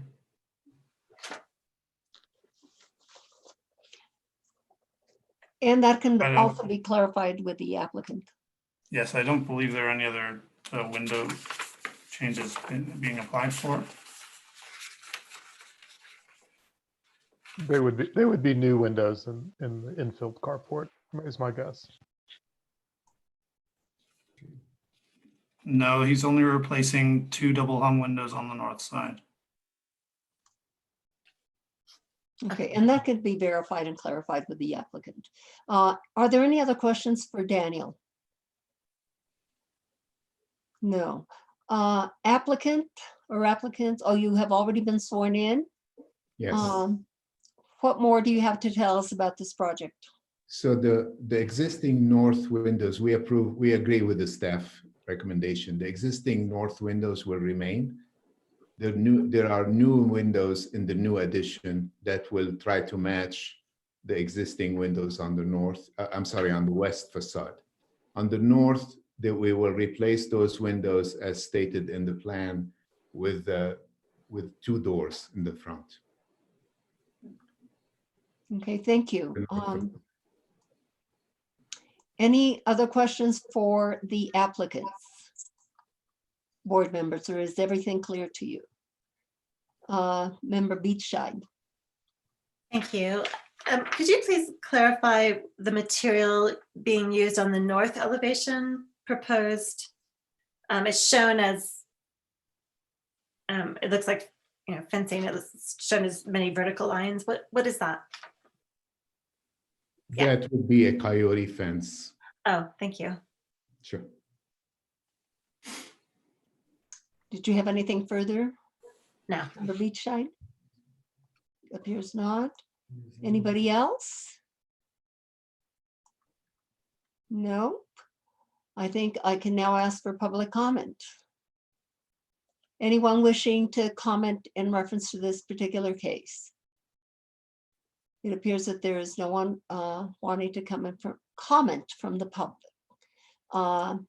Okay, we do have someone who came in late. Stephanie Beninato. Actually, I didn't come in late. I've been here since the beginning of the meeting. No, I meant you came in literally transmitting late. Yes, and I just want to say that it's a very, these additions are extremely small and they are away from the primary facade, and I think you should allow them. Thank you. Thanks, Stephanie. I will entertain a motion. Board members. Member Katz. I'm unmuted. In case number 2020-001817 at 328 Otero Street, I would move to approve the application as submitted. Do I hear a second? Member Guido? I will second and add a friendly amendment if possible. Go right ahead. Just because the drawings aren't super clear about it, I would be clear that the new windows will be limited to the ones on the north facade and those associated with the infilled carport and the bathroom addition. I accept that as friendly, yes. Thank you. May we have a voice vote? Yes. Member Beachside? Yes. Member Buenvenu? Yes. Member Guida? Yes. Vice Chair Katz? Yes. Member Larson? Yes. Member Roybal? Yes. Madam Chair, the motion has been approved. Thank you, Melissa. And applicants, thank you for your presentation. Thank you. Next case is case number 2020-1820, located at 1027 Camino San Acacio, and this is Lisa's case. Lisa, do we have the attendees? Lisa, I Miss think Lisa, you're you are, muted. pardon? You're muted, Lisa. Thank you. There you go. I have promoted them to the panel and I will now give my report. Okay. So 1027 Camino San Acacio is a single-family residence presently listed as contributing to the downtown and east side historic district. The original two-room adobe massing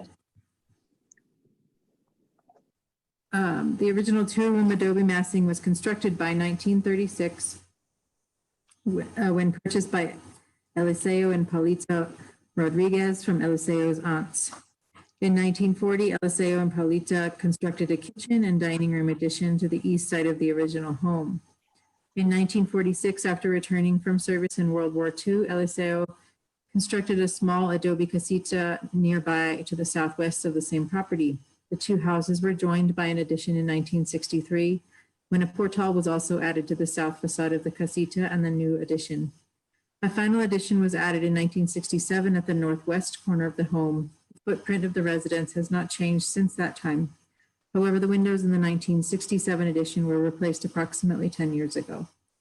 The New Mexico vernacular architectural style of the residence is characterized by low adobe massing with flat roof. The parapets of the southern and eastern elevations are topped with barrel tile, which appears to serve both as a decorative function and a utilitarian function of protecting the adobe walls from moisture. The south portal is offset with white stucco treatment. A wall forms the western edge of the portal, while round posts and corbels support the expanse of the portal structure. Exposed wooden headers are present on many windows and doors, which exhibit a variety of styles and light patterns. Colorful Talavera tile surrounds the windows and doors on the south elevation and the windows on the southeast corner. The home's construction sequence is apparent in a floor plan, as room blocks were added over time to accommodate the needs of a growing family. On December 10th, 2019, the HDRB reviewed the status of the residence and determined it to be contributing to the Downtown Eastside Historic District. Facades 1, 2, 3, and 4 were designated as primary. So that encompasses the south facades and the southeast corner.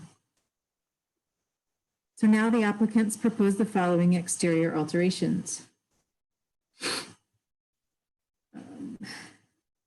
Item 1, construct 2 small additions to the home, both of which will have minimal public visibility. The first is an approximately 115 square foot chapel to be constructed on the north side of bedroom 1. The chapel addition will feature aluminum clad simulated divided light windows on the east side and glass block windows on the west side, and rounded stuccoed massing to match the height and color of the adjacent massing. And B, the second addition will be constructed on the northwest corner of the rear massing of the home. This approximately 120 square foot addition includes a closet and new bathroom, which will allow the family to expand their kitchen, upgrade an existing bathroom, and create a new bedroom. The addition will feature low stuccoed massing to match the color of the existing residence. A new exterior door is proposed in this area to provide a back door from the expanded kitchen and pantry area. Item 2, replace most doors in kind with new wooden doors and most windows with aluminum clad simulated divided light windows in Anderson Clay Canyon, which is a medium terracotta shade. New windows and doors will match the existing windows and doors in style and light pattern. On the primary facades, an exception is requested to replace severely deteriorated historic wooden true divided light windows not in kind, and exception criteria and responses are provided in this report. Where there are historic Talavera tile window and door surrounds, the applicants propose retaining and preserving these where possible and replacing in kind the material that has been damaged over time by the elements. And finally, item 3, create 2 parking spaces by defining a parking area with new coyote fence to match the existing coyote fence at the southwest corner of the lot. Additional information may be needed from the applicant to verify the height of this coyote fence and to confirm that the latias will be of staggered heights and that stringers and rails will face the interior of the property. Staff finds that the exception criteria have been met and recommends approval of the proposed project in compliance with section 14-5.2 D and E. And I stand for questions, Madam Chair. Lisa, first Yeah. of all, I want to say that I'm really delighted that this house, done in the vernacular style, remains in the Rodriguez family. That I always get excited about that. I really do, because that doesn't happen very often. Yes, Madam Also- Chair, I had the pleasure of meeting Vicki, and I believe she's here with us this evening. And I had the pleasure of meeting Vicki and learning of her, just a few of her amazing family stories, and it's quite a family. Yeah, I know some of the family members, so her brother Gerald. Anyway, that and that they're constructing a chapel, that excites me. You know, there's a lot of places there, particularly on the east side, where there are chapels. And I think that's a wonderful idea. Lisa, would you say this project this home, is it publicly visible from anywhere? Madam Chair, the public visibility of this home is really limited because of the way that the topography is on Camino San Acacio. The road, Camino San Acacio, is situated uphill from the home, which is set quite a bit lower from the road. And there's a relatively tall fence surrounding the property, so you can't, whether we can argue whether or not fences and walls limit public visibility, but the functional reality is that you can't see much of the home except for that very unique parapet treatment. So I would say that the public visibility is extremely limited, although I would say that the south and east elevations have the most visibility of all of the elevations. Thank you, Lisa. Board members, do you have any questions for Lisa at this time? Or comments? Yes, Mr. Katz. Yes, I'm a little confused because there is currently French doors on the south side. And are those doors being replaced by windows? Is that correct? That does appear to be correct. I admit that I missed that in reviewing this case. And I just, I'm not sure what tools are for doing that on a primary facade, but I was wondering if that was intentional because those doors do open up on a very nice little patio out front. It's actually fairly visible, the south facade. Okay. You can, of course, ask your question also to the applicant later. Anybody else having any questions for Lisa at this time? Okay, it appears not. Applicant or applicants, would you get sworn in? Okay, I'm here. Okay, Mr. McDonald, and is Ms. Rodriguez going to be sworn as well? I don't think that Vicky is here, and okay. Do you swear? And Chris, the other member of that family, is I think she's listening, but Vicky needed to head to bed, she said. So okay, thank you. Mr. McDonald, do you swear under the penalty of perjury that the testimony you're about to give is the truth, the whole truth, and nothing but the truth? I do. Thank you. Please state your name and address for the record. My name is Will McDonald. My address is 488 Arroyo Tenorio, Santa Fe. Hi, Will. Hi, Cecilia. Good to see you. Nice to see you. I'd rather be seeing everybody in person, which I hope one of these days we get back to that. Will, right off the bat, would you answer Frank's question in reference to the south elevation where there is a proposed door where there was a window? Yes. Or is it the opposite? It's the opposite. It's an existing door, and Vicky and Chris wanted to replace this with a window, and I explained to them that would be it would need to be the same width, but that's while those doors are nice and that patio is nice, as you said, Member Katz, they never use it, and so they preferred to have a window, and it's my mistake to not point that out more clearly in my application.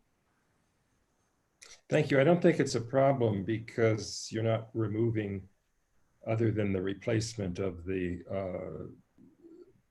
doors, you're not removing historic material. Going the other direction sometimes can be a problem when you are removing the historic materials below a window turned into a door. Yes. I don't think you have a problem here. Thank you. Thank you. Board members, any other questions in reference to this application? Madam Chair, I was just pausing because I'm concerned that we would need to ask for an exception to change a door to a window.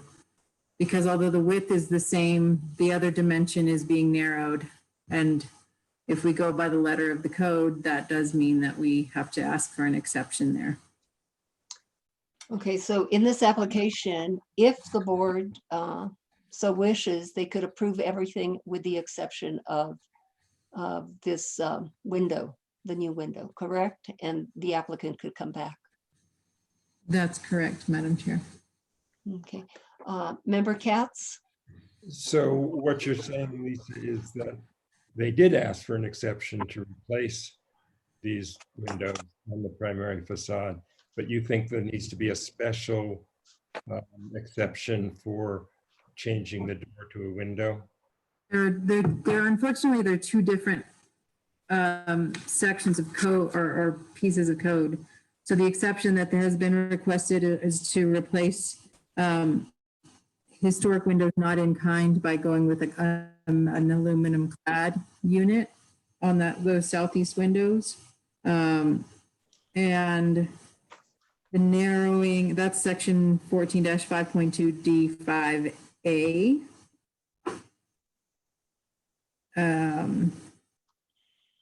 I'm just reading code, just a moment.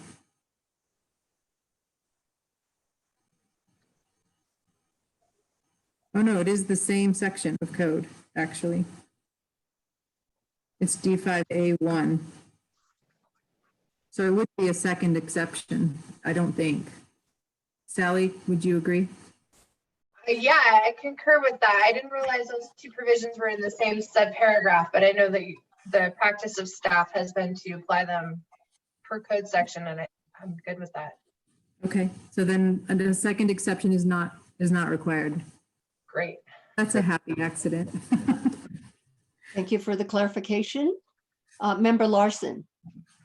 Yes, is there a typo on this slide? I see that there's two existing east elevations. I assume that the lower elevation should say proposed. That's correct, I believe. And I noticed that on a few other pages. So just to clarify, it's all of the lower ones are proposed. Thank you. Thank you. I and saw that as well. That is my mistake there, as I was Oh, going through there. no problem. Used context clues. Thank you. Any other questions, board members, at this time? No further questions or comments? I will ask for public comment. Anyone wishing to comment? Stephanie Benenato. I'm sorry, Madam Chair, I'm gonna click on the right button. There we go. There I go. It doesn't always show up right away, too. Right. So I appreciate that the additions are small, but I guess I'm a little concerned because to me, replacing the windows with aluminum clad, I kind of get that, you know, you have these single pane, very old windows that are very difficult to open, are probably dry rotted, and they need to be replaced. But then I see, as Mr. Katz did, that one, the window that the doors that became windows. And although it may be in the same code section, really, I kind of feel like there needs to be an exception for that. That is more than we're trying to be energy efficient and they don't work, which is what basically they were saying. And then also even on the east elevation, I know it's not a contributing facade, but to me that change of the very long window with the 3 windows, that's a substantial change. I guess I just really like that window. It's a really different type of window. And again, it's vernacular in that it's not necessarily totally symmetrical in its design. And I think there was one on the north too that I would kind of say the same thing about, that there's a somewhat of a change that, oh yes, it's the detailing. So the middle window there, is that because that's new? And so you have that very small, looks like a 2x2 window that's 2/2. Madam Chair, that's the bathroom addition. Yes, but you know, again, it doesn't even have that the lentil detail that I don't know. I think that just kind of makes the house, and there are some, and then there aren't some. I don't know. It would be nice to have that lentil detail there. Thank you. Thank you. It appears that we have no further comment from the public. Board members, does anybody else have any questions? Ms. Larson? Yeah, was the choice to not use a lintel there because, Lisa, yeah, thank you.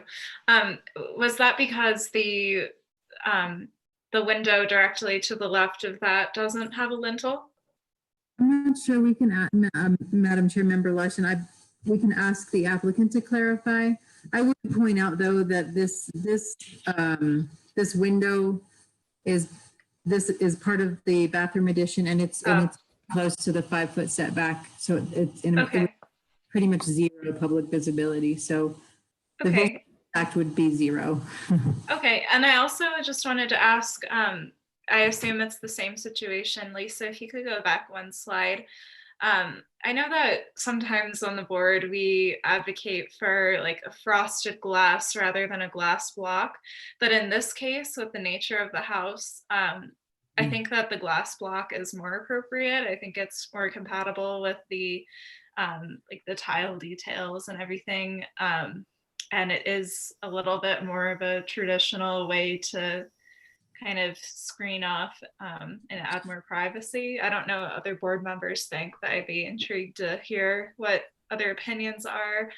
And I will say I'm not usually an advocate for replacing the windows, not in kind, but I think in this case, I actually am kind of intrigued to see this unique color being used with the aluminum clad. I think that it'll still offer the same visual intrigue that a wooden window would, and perhaps like you all said earlier, it will be ultimately more functional and likely a higher quality than any new wood that we could buy these days. So thank you. Thank you for your comments. I will just add to that, if I could, that the southern and southeast exposure of those windows particularly are really harsh, which is why the existing windows, I think, are so deteriorated. Yeah, that would make sense. Thank you, Lisa. Okay, board members, if there are no further questions or comments, I will entertain a motion, please.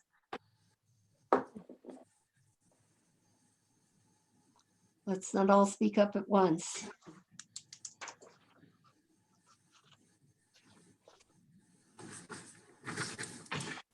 Member Katz.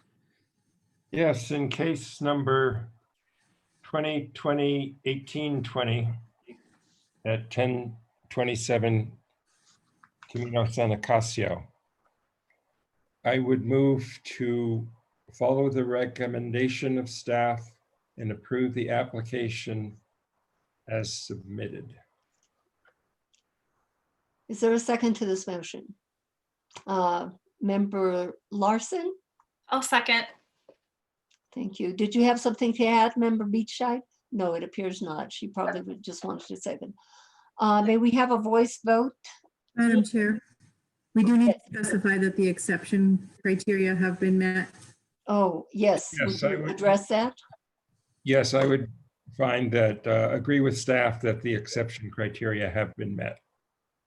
Thank you, Frank. Voice vote, please, Melissa. Thank you. Yes, Member Beachside? Can I say something first? Sorry. Yeah, sure. I don't think we addressed the coyote fence details that Oh, were. we did not. And that was, okay. Sorry about that. Will, you want to tell us about that coyote fence? What's the height and what's the length? And where? Well, you see there on the site plan that so that it would surround the parking area, which would have to be raised up because, as Lisa has explained, the lot drops toward the north there.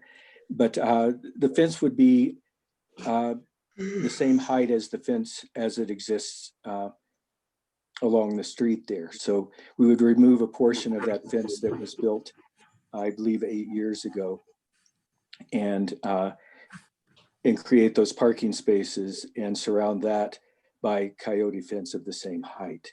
And they would be staggered heights. And Okay, and do you know, Will, what the height is? it's less than 6 feet. It's something that when they went through, it's on the order of 5'4", 64 inches, I believe. I can verify that, but that was the allowable height that at the time that they built that fence. That was the maximum allowable. Okay. Member Katz, would you like to include the fence issue Yeah. in your motion, please? Yes, I would. And that it should be approved. Okay, at staggered heights, correct? Of course. Okay, seconder of the motion. Okay, I guess she agrees. Oh, and now we're taking a voice vote. Yes. Member Beachside, Yes. Member Buenvenu, Yes. Member Guida, Yes. Vice Chair Katz, Yes. Member Larson, Yes. Member Royball. Yes. Madam Chair, the motion has been approved. Thank you very much. We move on to the next case, which is Thank 2020. you all very much for that, and may your evening end not too late here. Oh, you're welcome, Will. Nice seeing you. Good to see you. Look forward to Okay, seeing you talk in to you person. later. Next case is located at 448 Camino Monte Vista, and it's case 2020-1910. And this is Lisa's case. May we hear your report, Lisa? Yes, Madam Chair, I'm just making sure the applicants join the panel. And now I will give my report. 448 Camino Monte Vista is an approximately 5,500 square foot single family residence constructed in approximately 1985 to 1991 and designed by architect Charles R. Dupuis Jr. as a contemporary or postmodern expression of territorial revival style. It is listed as non-contributing to the downtown and east side historic district. The partial two-story residence features brick coping at the flat roofed areas and a sawtooth gable clear story elsewhere, as well as white wooden window and door trim with pedimented surrounds. An approximately 850 square foot non-contributing accessory structure, casita, is also present on the property. A low white wooden picket fence fronts Camino Monte Vista, and the property is otherwise bounded by a stuccoed wall and slat fencing. Staff was able to locate no records of any alterations that have been made since the home's original construction. At this time, the applicant proposes the following exterior alterations. Item 1, replace windows and doors. Further clarification is needed from the applicant regarding the material and color of the proposed windows and doors, as well as public visibility. If windows and doors are to be replaced or publicly visible, divided lights are required. The following window and door changes are proposed. On the north facade, replace windows and enlarge window openings, and delete a window and install a door and an enlarged opening. On the east facade, replace windows and enlarge some window openings and delete others. Replace doors and eliminate a door opening, replacing it with windows. That's the east facade. Where is it? On the south facade, replace doors and south-facing clear story windows. On the west facade, replace doors. Item 2, demolish existing portals on the east and south facades. Item 3, enlargement of exterior walls on the east and south facades. Further clarification is needed from the applicant regarding this item. It's a little confusing to tell what was being proposed there. So just a little bit of clarification is needed. Item 4, add new photovoltaic solar panels on the south facade. Further clarification is needed from the applicant as to the public visibility of this installation. Item 5, removal and or replacement of skylights. Item 6, stucco repair and new color coat throughout, and color to be specified by the applicant. And item 7, construction of 4 small additions as follows. A, on the northeast corner, expansion featuring stuccoed massing with brick coping. 2/2 double hung windows and a pair of French doors. B, 2 small closet additions at the southeast massing featuring stuccoed walls and new columns positioned in a new wall opening. I'll leave it there. And item C, a small second-story addition at the east side of the residence featuring stuccoed massing with brick coping, a pair of doors at the west facade, and a new brick-capped chimney and a pair of windows at the east facade. And item 8, at the casita, replacement of windows at the east and west facades, replacement of doors and enlarged openings at the north facade, replacement of doors in the existing openings at the south facade, replacement of southern clear story windows and stucco repair and new color coat. Again, color to be specified by the applicant. And staff recommends approval of the proposed project and finds that the application complies with section 14-5.2 D and E. Thank you, Lisa. Before we go to questions, I see that Sally has something to say. Thank you, Madam Chair. I'm trying to be better about using my hand. I just wanted to note for Lisa that I think the owner, John Horton, is in the attendees category and may wish to be moved to the panelist category for this case. Thank you. Okay, and anything further? Member, there we go. Member Larson, did you have something? Yeah, just a question for Lisa. I'm just curious, how common are these postmodern buildings in our historic districts? If this was a prominent architect, or a known architect, was he building more than one, or is this the only known building by him in Santa Fe? Madam Chair, Member Larson, I don't know the answer to that question.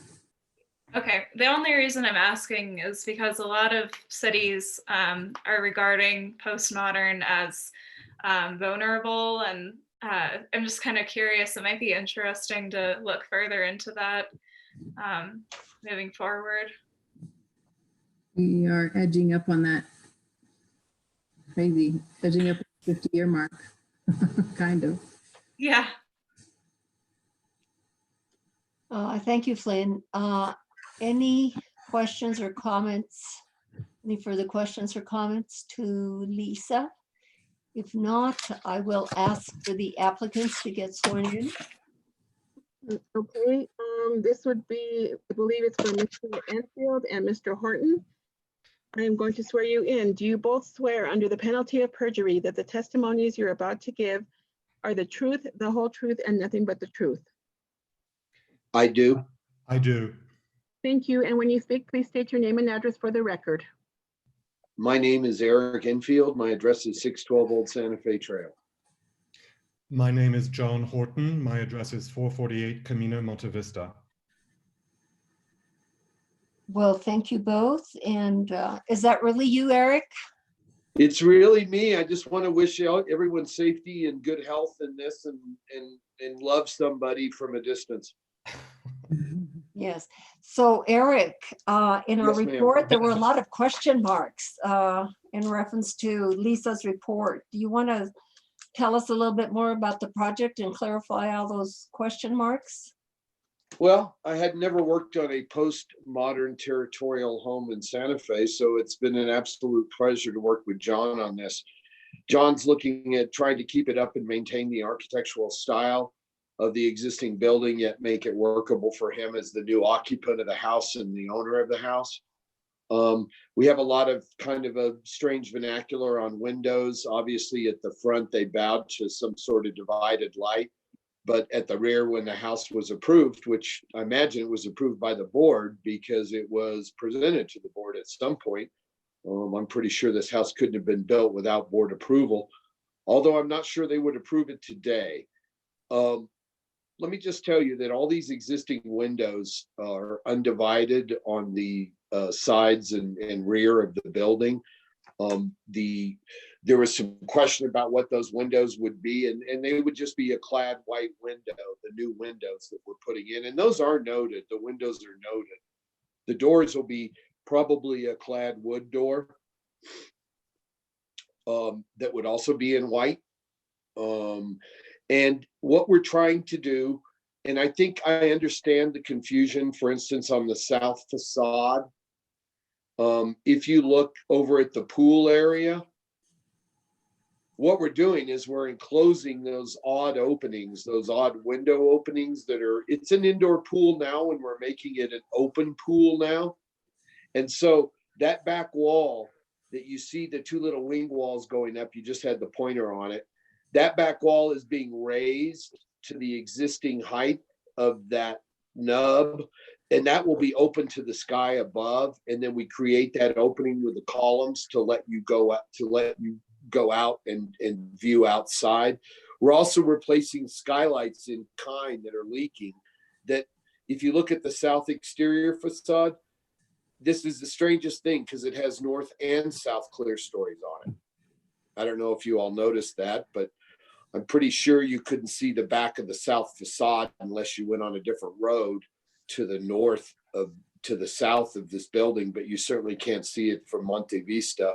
And you can't see it from, what is it, Atalaya, Camino Atalaya on the other side? Correct. What's visible are those truncated kind of clear stories that are shown when you look at the other elevations, like the, let me just go to the elevation sheet. If you go to the west elevation, you can start seeing those clear stories kind of repeating themselves. And we've maintained all those. In a couple places, we've removed portions of roof to open up to the sky.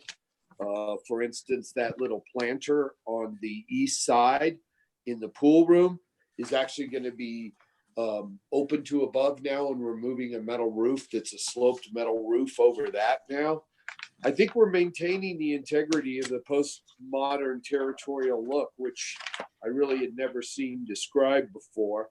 There's also another oddity I want to point out, and that is that the gate that we're looking at replacing and doing more traditional gates, that is literally a garage door that's hung on a really light wood structure. That's going to be on the north facade. If you go to the north facade, you can, let's see, I lost myself a little bit there. You can see the existing mutton pattern of the windows that exist, the three in the living room. And then what we've done is we've done a very similar window that matches the architectural style of the window at the new office. I do want to point out that that addition, if you look to the right of the new addition, which is the terrace above and the office below, there's a very small window there that we weren't replacing. And I would propose, no, the next window over that one. I would propose that we move that line over about 4 or 5 inches so we maintain the wood frame of that window and give an inch or two from that frame. That's actually, that doesn't look right and it crowds it. And we can afford to take those 4 inches from that wall and move it in, because that right now we're going right up to the window frame and I don't like it. Otherwise, that facade remains the same, except for we're changing one window to a door and adding 3 steps in a similar pattern as the front entry steps, just cascading steps. We really considered that Romeo and Juliet balcony basically worthless. And that's why we've created the small terrace with a 36-inch high parapet that would be off the upstairs master bedroom. And the upstairs master bedroom is a small addition. It's only about 150 feet, square feet. It's a 10 by 15 space. It's basically literally just a room for the bed to allow to have a sitting room as a transition to the bedroom. And then we're doing a very small portal and little fence and gate off of that. And there's a gate there because we have to access rooftop equipment that's hidden by those clear stories. It looks confusing because the house is fairly rambling and big. But if you look at what we're trying to do, we're just trying to make use of these giant spaces that were created. If you go to the existing floor plan, you can see the size of that pool and the wasted space that we're now incorporating into a new bedroom suite in that area without altering the exterior facade. The only thing we're altering on that side is we're removing some overhangs that are over the glass doors and windows. So we're making a smaller pool. We're opening the pool room up with areas of unroofed areas. And then we're maintaining the clear stories to use to light and to bring heat into the bedroom suite number 5 with the big glass doors that open towards the pool. The glass doors that we're replacing would be wood clad, full light doors. And that's in all cases, we would be doing that, and we'd be matching that window color of white throughout. Let's see. There was some question on one of the facades too, Lisa. We'd mentioned the windows would be white clad, the doors would be wood clad, white, and the south facade solar. We don't believe that's visible from anywhere publicly on Monte Vista or on Camino Atalaya. Maybe the board walked around a little bit and confirmed that, but we felt like it wasn't visible. But you'd mentioned some other elevation clarification, Lisa? I was really, Madam Chair, if I may, I was really most concerned about public visibility of undivided windows. Because I have not been on this site. The board has not done a field trip, has not been on this site either. So I think that's where some of the confusion is coming from. Well, none of them are divided in the rear, as you can see. They've got very strange window fenestration back there where the old pool was, and those clear stories above where some of them are operable, some of them aren't. And we are talking about replacing the operable windows with operable windows that we can put electric openers on, because the problem with this house right now is you can't vent it. So it completely overheats from all the southern clear stories. So we want to be able to vent that. And then in one case, we're eliminating that high skylight in the bedroom bay.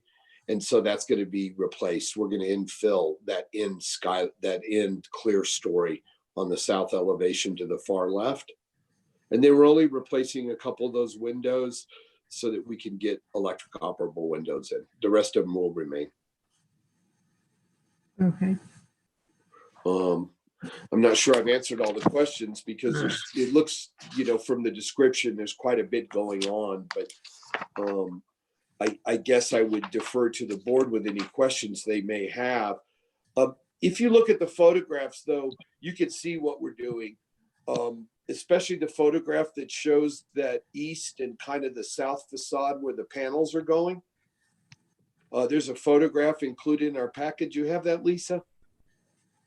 I won't be able to pull it up. I'm sorry. If I was there, I'd show you. It is in the packet. But what it shows is that there's a greenhouse element. Do you see that picture that shows the greenhouse element?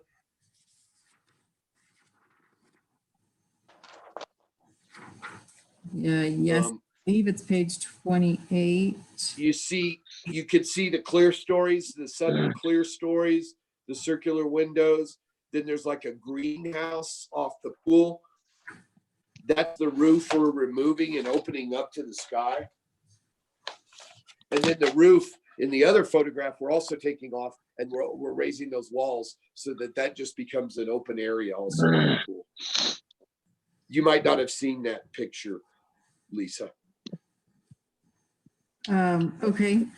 And then we also the walls, and I wanted to talk through the replacement of the walls, the fence. Do you have that supplemental drawing included in your package, Lisa? I do. Yeah, I just wanted to speak to this real quickly. What we're looking at doing is maintaining the kind of lightness of the fence in front of the house, but affording the client a bit more privacy. And we're adding those CMU columns. that run and doing an on-center access gate that opens on the outside. And then you can see we're taking the garage door off and putting a more appropriate gate that matches the gate to the east of that. There's pictures of that, I believe, also. The existing gate, let's see. I'm not sure you guys can see those photographs, but let's just see where that existing. I don't see that existing gate now. I don't see that existing gate now, but we're matching the new gate to the existing gate, which is just a multi-wood panel on a metal frame, but it will be wood exposed on a metal frame. The present walls are 6.5 feet high, and the other one's just a little over 6 feet. And we're proposing the coyote be about 6 feet high, and the pilaster is 6'4". And then the main pilaster being 6'8" with a panel door that's going to be all wood to match the gates. Madam Chair and Sally, I'm just a little concerned because we received this drawing late and wasn't in the original proposal, and so it wasn't noticed. And this is the first time the board is seeing this drawing. The fence drawing? The fence, yes. Yeah, I submitted that Friday of the submittal. I just received. Anyway, I submitted it in time, and then you'd ask if, there were any other revisions to give them. And we mentioned that we had these yard wall we previously submitted, but if the board has some questions or concerns, maybe I can address those, Lisa, and it won't be. My concern is that I haven't looked up the maximum allowable wall or fence height at Camino Monte Vista. So I can't say whether or not your 6 foot coyote fence proposal exceeds what's allowable there. And my apologies if I missed it. It's been an absolutely insane month, as you know. I would understand you missing it, Lisa. At the same time we submitted this, we told you we hadn't received the wall height calculation, and I'm sorry that got missed. I guess my question is this: how would you like me to proceed with the wall portion? Well, I think we should allow the board to discuss and give some direction. But because it really wasn't advertised, we can't include this in the motion, the fence. I know I submitted it properly though, Cecilia. Yes, I submitted it within the time requirements. I heard that. Mhm. If you're uncomfortable with having a wall height calculation, then, that's the issue. And, we can certainly come back for the wall if we need to. Okay, I have a comment in reference to the coyote fencing that you're proposing. We did not go on a field trip because of the distancing, but if I remember this house correctly, it has a picket fence, correct? That's in right. front? Yep. And that picket fence is not very tall, correct? No, it's not. Do you know what the height of that is? Oh, it's probably 2.5 feet. 2.5. Oh, wow. I knew that it wasn't very tall. It shows on my elevations. Okay, Oh, and but then you can't look at those. Okay, don't Eric, look at the bottom one. Don't look They're at on the the bottom screen. one, Celia. Just look at the top. That shows the white picket fence. yeah, Eric, do you really feel you and the other applicant feel that this coyote fence is in harmony with the architectural style of the house? It was my client's choice on materials, and I'm going to let John address that because I think he can address it. I think what John was probably looking at was the neighborhood and the fencing styles in the neighborhood. But John, do you want to address that? Yes, good evening. So the house is surrounded on 3 sides by Latias, coyote fencing. And it's only on the very front where you have the stucco walls and the very small white picket fencing. I take that back, excuse me. The rear side does have stucco walls from the neighbors. The neighbors' walls are stucco. It's the two sides, east and west, which are coyote fencing. Yeah, and I also wanted you all to, and maybe other people on the board will have comments in reference to this wall and gates. What is the public visibility of the south side? There is, so the only thing that's visible from the south side is from one point on Camino, Old Santa Fe Trail, you can look down the driveway of one of my rear neighbors fronting on Old Santa Fe Trail, and you can see the rooftop of the pool. The point, right? building. Yes, Those high clear stories. correct. Yeah. Okay, now, thank you. I'm gonna call on other board members. On the city attorney, actually. Yes, Sally. Thank you, Madam Chair. I know we swore in Mr. Horton. I just wasn't sure if we got his address for the record, so I wanted to give Melissa a chance to request that if it was missing. Yes. It's may we the get site address. I did say it, but I'm happy to say it Okay. again if you like. My apologies. I'm just trying to make sure we're doing everything and it's getting hard to remember at this point in the evening. Yeah, Thank this you is for- his address, 448 Camino Monte Camino Vista, Monte Vista. correct, sir? Yes, correct. Okay, thank you Thank very much. Okay, let's see. Member Larson, what do you have to say? Hi, so like I said before, I was really excited to see this style in our historic districts. It's a style that I grew up with, and I'm just really interested in how this interpretation goes with the Spanish territorial. Not going to try and nerd out too much, but I do want to compliment you on some of the changes that have been proposed. I do think that they are sensitive to the public visibility. I think that the massing gets a little bit messy in the back, just when we take away that balcony, but I would assume that it would look better, not two-dimensional. The one thing that I do want to comment though, like Chair Rios brought up, is that to me, I think the white picket fence is very in harmony with that style. And it's sort of like an irony kind of that comes from that postmodern, which is kind of playful and fun, and it might be something to consider moving forward. I think that the concern of windows, again, with divided lights, I'm not too sure that a divided light window would be compatible. So maybe we would honor an exception. I think that it's important to try and be true in the spirit of our earlier conversation about moving forward with Santa Fe styles.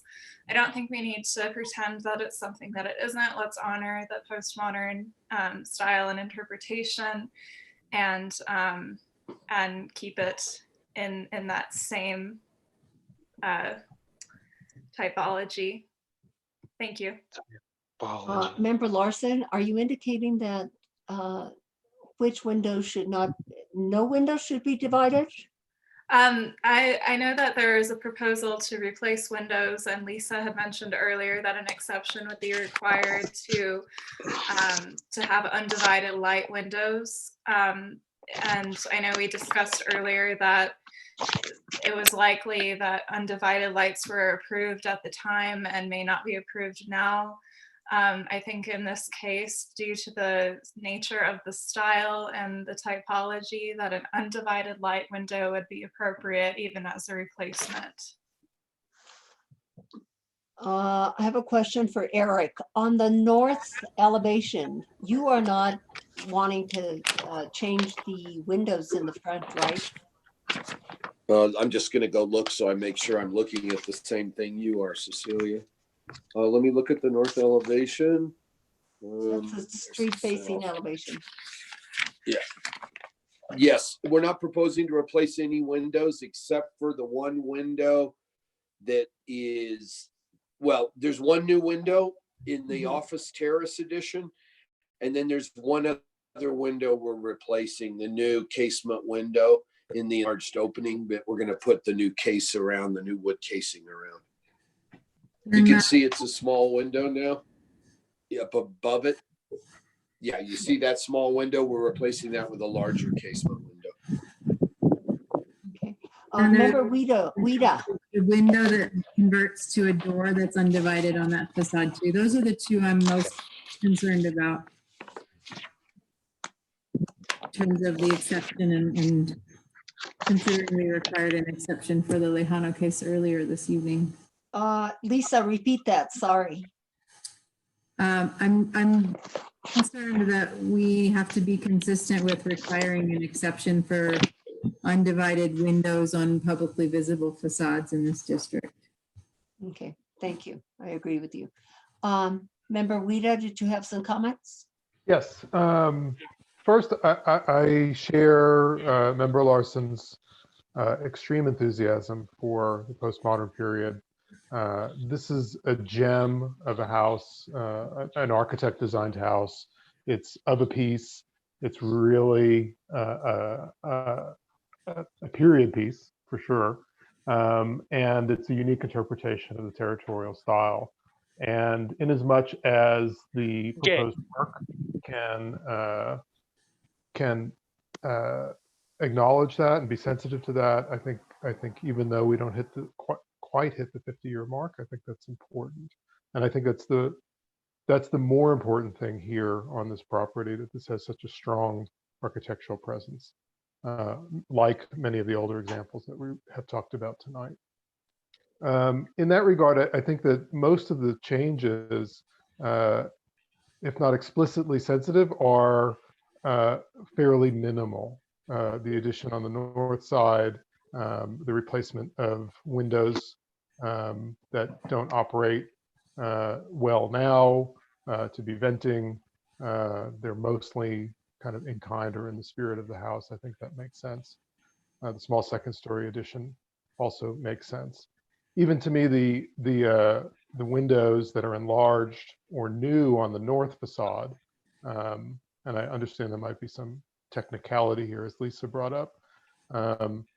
The way in which these windows are designed, the one leftmost on the north facade, it's the divided light window that's in the addition, I think makes sense. And then the non-divided light versions of kind of enlarged, they're like enlarged versions of existing windows. I think they make a tremendous amount of sense. I think where I'm a little less convinced of the proposals is where we kind of get away from some of the features of the house. I think I like what's being done to update this home with shortening the pool, opening up the roof on the south side. I think it's a shame that on the south facade we get what once was a kind of canted or shed type roof that was consistent with the design. We get a blocky,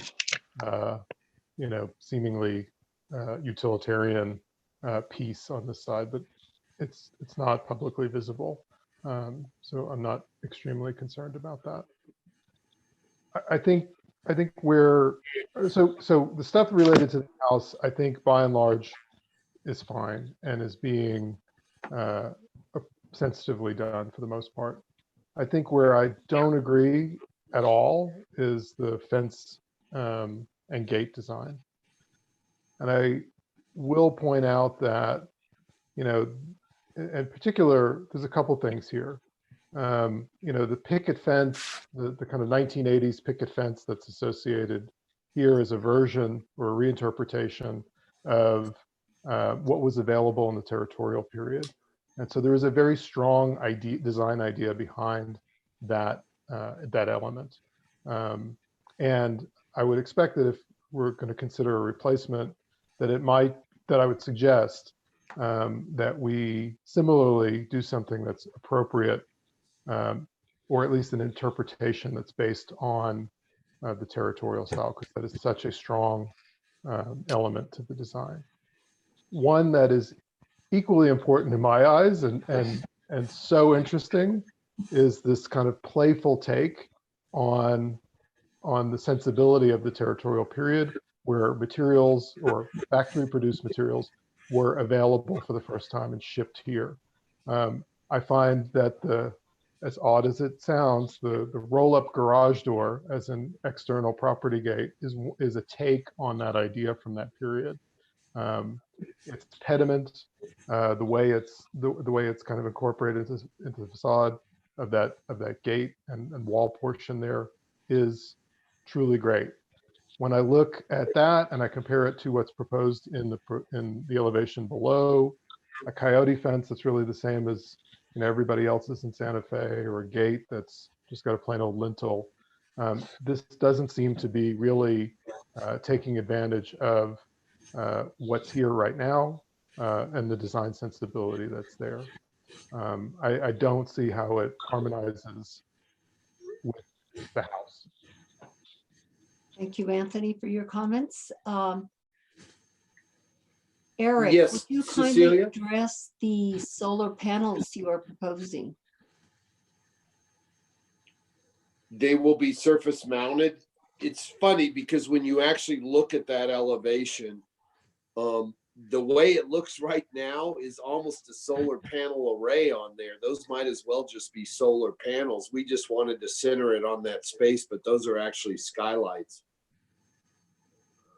These individual panels will be mounted on the metal roof at the same slant as the metal roof. And they get brackets now where they fasten them to the standing seam of the metal roof. So they're real close to the metal roof. They don't extend like 2 feet off. They're very close and they're very thin. And that's what we're proposing to do, basically in exactly the same place where the skylights were, just centered on that space. And how many panels are you putting in? Well, the area that we've shown is probably, oh my gosh, I guess I don't have the square footage of panels. I'd be happy to submit. We really, I don't lay out solar systems. So when I lay out, when I say PV panels, I literally mean that's where we're putting the panels. If a visual is necessary, I certainly could provide staff with mounting details for the panels as a condition, if that's important. And if you guys want to see what the panels look like, even though I don't think there's any public visibility. Okay, well, And- we've had cases that have come before us with solar panels, and we do require to see them, to see where they're going to be mounted. Oh, I thought you wanted me to put them on the front where you could see them. Yeah, right. I'm Okay. kidding you. You Hey, haven't Anthony? lost your bad sense of humor. Hey, Anthony, could I just address something with Anthony? And my client, John, wanted to just address a couple of things that Anthony talked about. Yes, please. But before Yeah, you John, go go into ahead. that, Eric, I Yes. don't know if you already stated the color of the stucco. Is it going to be what is existing, or is it going to be something different? You know, John, I'd forgotten what we decided on the stucco color. I think we're just matching the stucco color. Existing. Is that not We're going to correct? match the existing. Okay, good. I think that works. Match existing stucco. Okay, and go ahead and address some of the comments that Anthony made.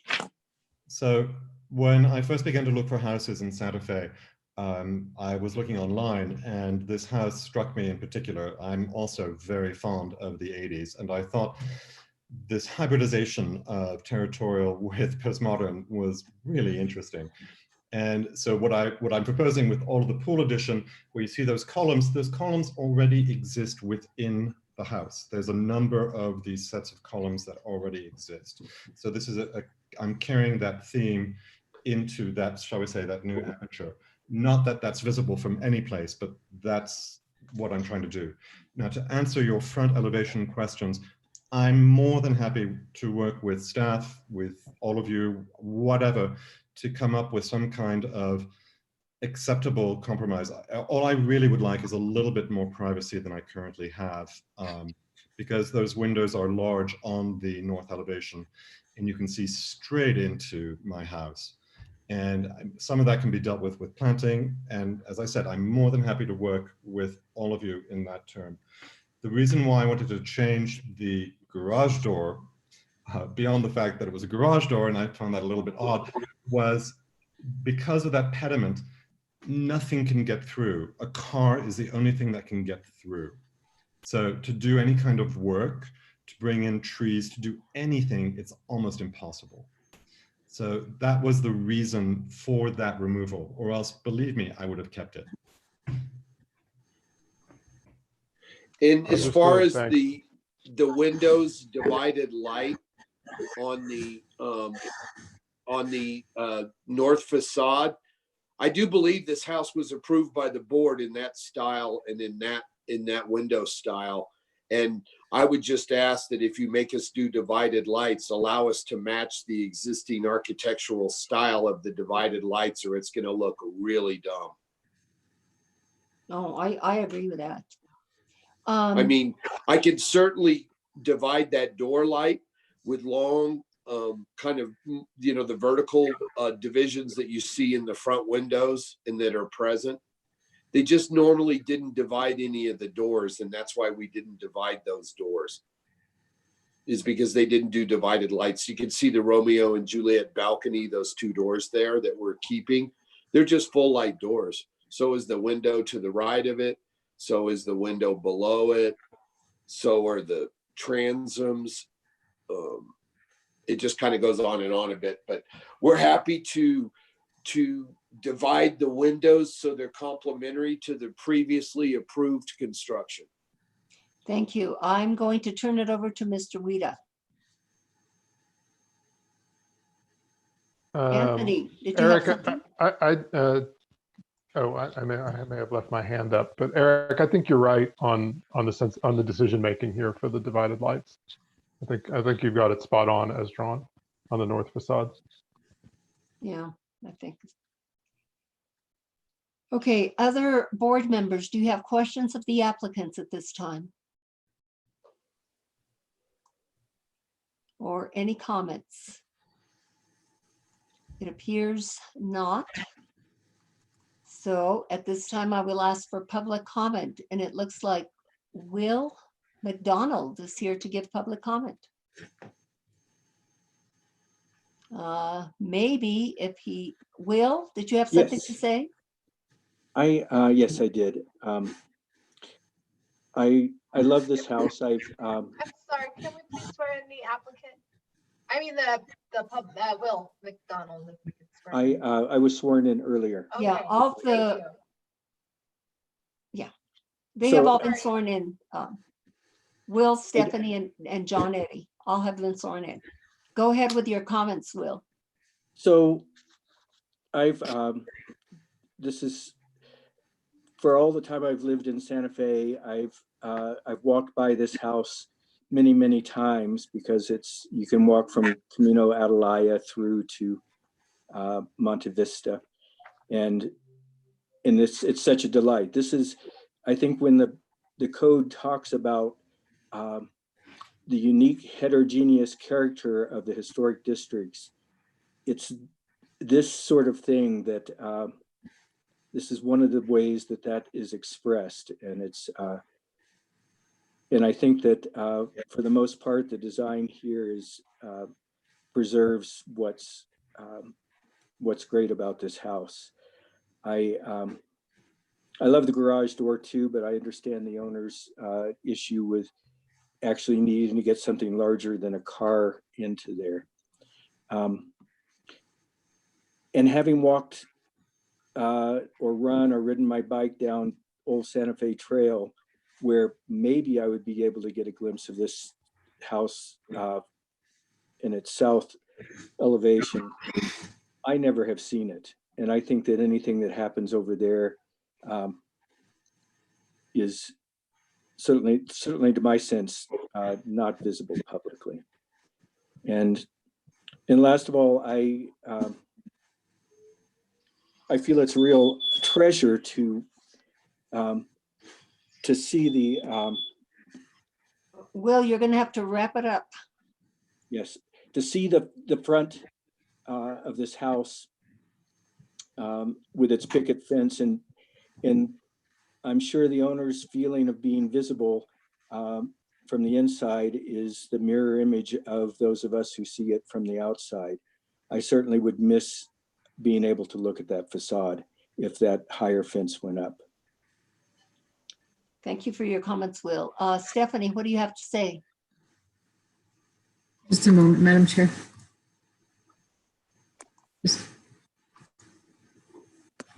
Unmute. I have gone down this street as well to do the shortcut, but I don't think I've ever noticed this house. It is one of the coolest houses I've seen in Santa Fe, although again, a unique blend of modern or postmodern and the territorial style. I would love to come and use the pool because it is the thing I miss most about the shutdown is not being able to swim. But again, I also think the picket fence is really important. It is a very quiet street. It doesn't have a lot of traffic, but I think it really is important to be able to see that facade and raising up the fence and even putting that gate in really changes that whole facade. Thank you. Thank you. Mr. Eddy, you have the floor. But you have to unmute. Process of unmuting. There we go. Thank you. You can hear me now? Yes. Madam Yes. Chair, in the interest of full disclosure, due to the late hour, I need to let you know that I'm currently wearing my pajamas, and I assume the same thing is taking place with Mr. Enfield. I don't have my Okay. pajamas on, John. That's personal. Soon. Okay, oversharing, get to the matter at hand. Okay. The matter at I hand. love you, John. The matter at hand is I want to echo Mr. Guida's insights, and I think he has nailed all the things here that kind of detract from the property with the existing proposals. I think that the additional height of the fence very seriously detracts from the house, and not being able to see the full aperture of the windows on the northern exposure. I appreciate the owner's need for privacy, and I'm wondering if maybe just curtains is going to be a treatment there to kind of minimize his feeling of invasiveness from the public. I'll leave it at that. Thanks very much. Thank you very much. Thanks, John. Board members, do you have anything further to talk about in reference to this particular case? If not, I will entertain a motion. Oh, it looks like Member Beachside does. Yes, my dear. Thank you. Just quickly, I just like to say thank you to Flynn and Anthony and to Will and Eddie John Eddy for sort of giving us some insight into the architectural intent of this house. It's really interesting. And with respect to the vehicle gate, I'm wondering if the picket fence is retained, maybe that solves the problem of getting things sort of over the fence. You keep the sort of small portion of that. Maybe we can save what seems to be a pretty unique characteristic of this house. Thank you. Well, And I just want to add one thing, Chair Cecilia Rios. Yes. I just want to say I hear the board on the fence, and I know John wants to do something that's going to be acceptable to the neighborhood. And, he's surrounded by coyote fence, and, we'll go back and revisit this fence idea. And, I think the gate's a more practical matter, even though the pediment, I don't think that pediment's really original, nor do I think the garage door is original, to be honest with you, but maybe it is, but we don't think it is. We think the garage door was put on later. The pediment may be original, but we don't think the garage door was. We think they added that. But anyway, we understand the board's concerned about the fence and understand their concerns. And as I told you, the two windows that you may be concerned about on the front facade, we divide them to match the divisions in, kind of form and scale and stuff of the other windows on that facade. Thank you. With the pediments, everything. Correct? Yes.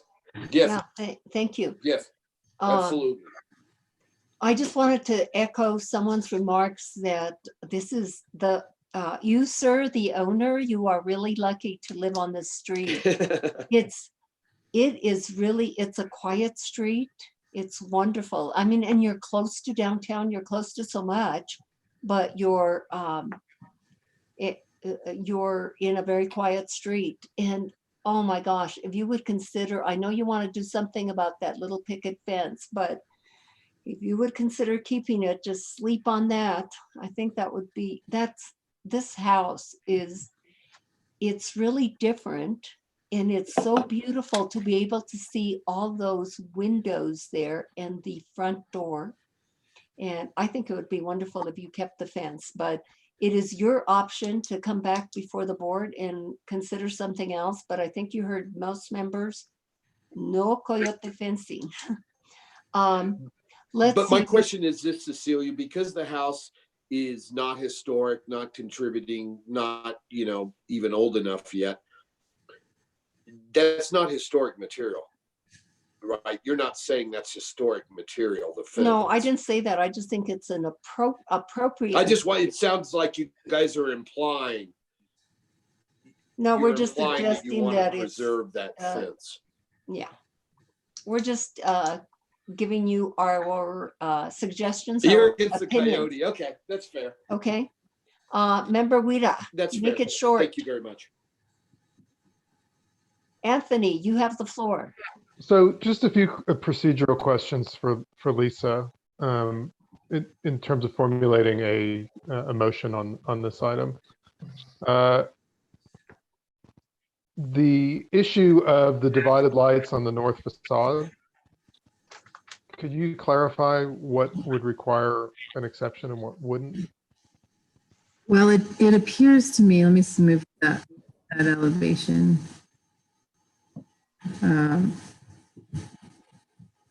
It appears to me that in order to be consistent with how we treated the Lejano case earlier this evening, that the two undivided, proposed undivided units on the north facade or the north elevation would need an exception to remain undivided.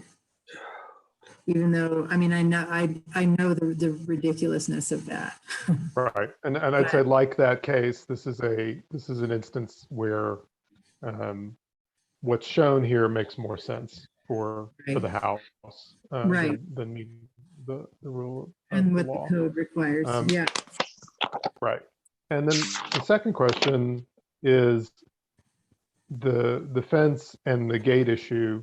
My sense is that the best thing to recommend to the applicant is to go back and look at a design that more for both the gate and the picket fence replacement, if that's desired.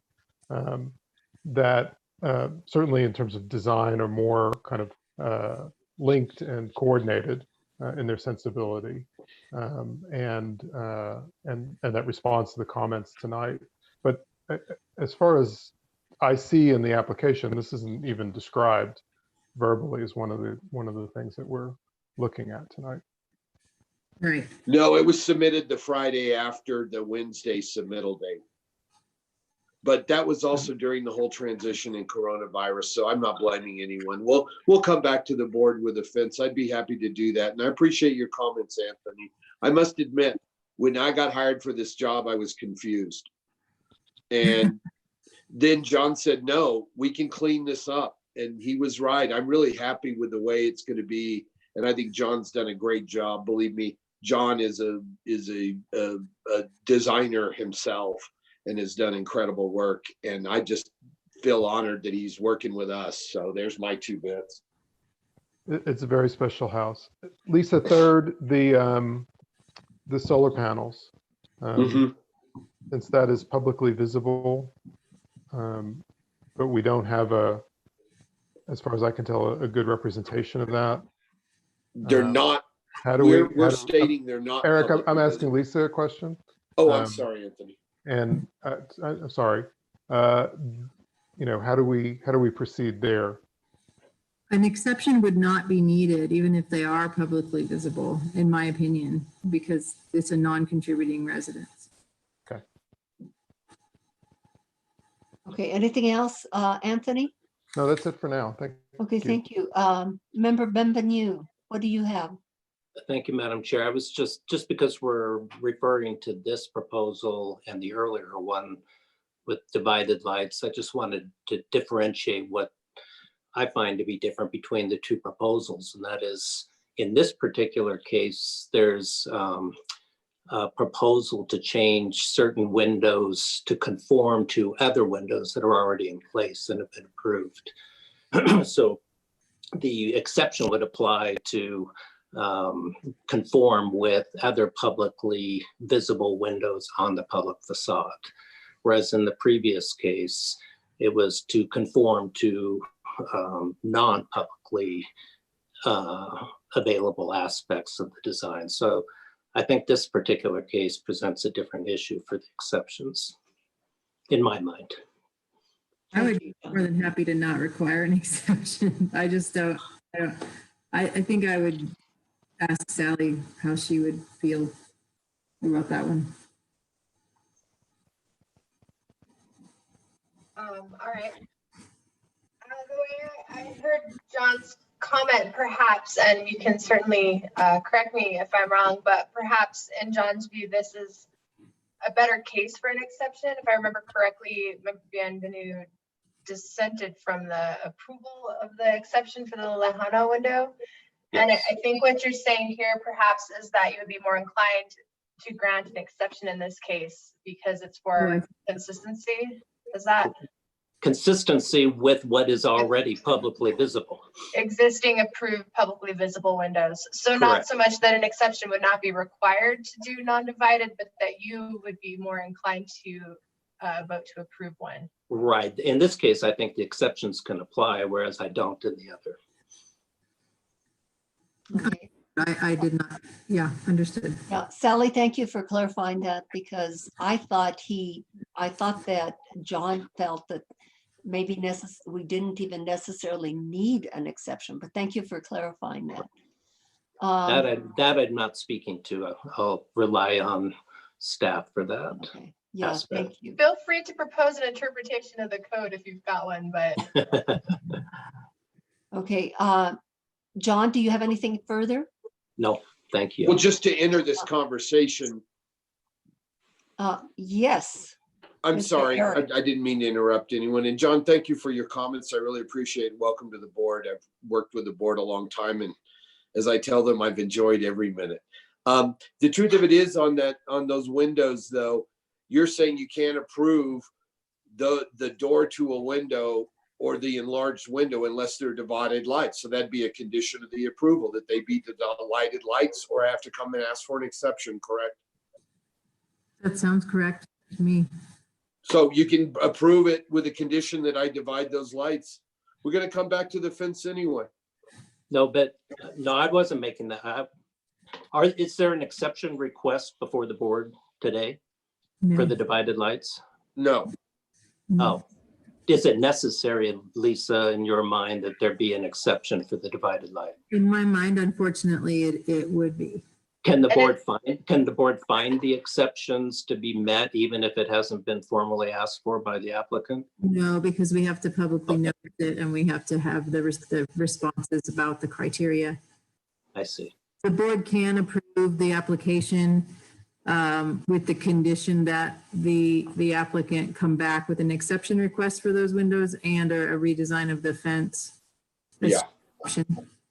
I see. Thank you. Yeah, that just leaves it open that we know we have to come back for those two windows. And, I'm sure that John's okay with that. We appreciate you guys looking at this because it is a little hard to make sense of the house. But if you walked around it a few times like I have, it makes more and more sense. And it's a pretty cool place, I must admit. There's nothing like it in Santa Fe. Nothing. Oh, maybe we can take a tour of the interior, keeping our distance from each other when it's all said and done. You are, of course, welcome. Okay, I will entertain a motion at this time. Member Wida. Okay, so in case 2020-1910 448 Camino Monte Vista, and I may need a little bit of assistance with this. I move that the board approve the application as submitted. All items 1 through 8, with the exception of 1A, that for that item, an exception request be made for the undivided light, the visible undivided light windows and doors shown on the north elevation. 2, that the board is explicitly not approving the proposed replacement of the picket fence or the gate at this time, and ask the applicant to return with a revised design that's more sensitive to the house itself. And 3, that the applicant work with staff to show the location of the size and arrangement of the PV panels that are proposed on the south facing facade. Is there a second to this motion? Ms. Larson? Second.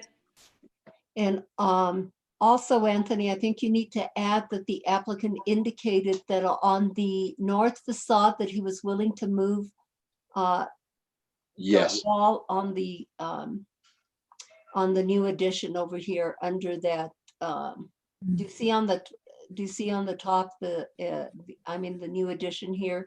He's willing to move that a couple of inches. I don't know how many. I think it was 4 inches. I needed to move it to clear the frame and leave an inch or 2 between the stucco and the frame. I don't want to crowd that window. I want to keep that original framing around it and exposed. Accepted as friendly, a small adjustment to the addition to leave some space around that existing square window. Okay, I think that's the north addition. The north addition. Yeah. Jennifer, did you have something more to add? Yes. Could we also include in the motion that the color of the stucco on the main house and the casita will match existing, and that the window and door trim will be painted white or clad white? Yes, both accepted as friendly.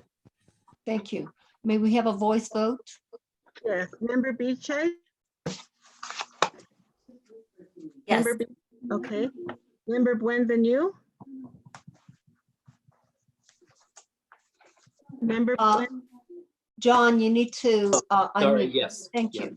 Member Guida? Yes. Vice Chair Katz? Yes. Member Larson? Yes. Member Roybal?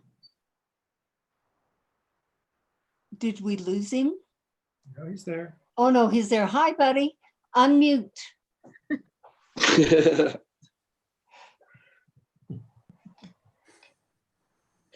Hey, I appreciate you guys getting this done tonight. It's not the easiest format, but it actually worked. Okay, hold on a second. Buddy, can you, what Yes. is your vote? Yes or no? Yes. Okay, thank you very much. Madam Chair, the motion has been approved. Thank you, Melissa, and good luck, and we'll see you next time, Eric. Okay, ladies and gentlemen, we have the last case this evening, which is 2020-1900, located at 410 South Guadalupe. This is a landmark building that is the Santa Fe Depot. Lisa, I believe this is your report. May we hear your summary? Yes, Madam Chair, I'm just getting the applicants promoted to panelists.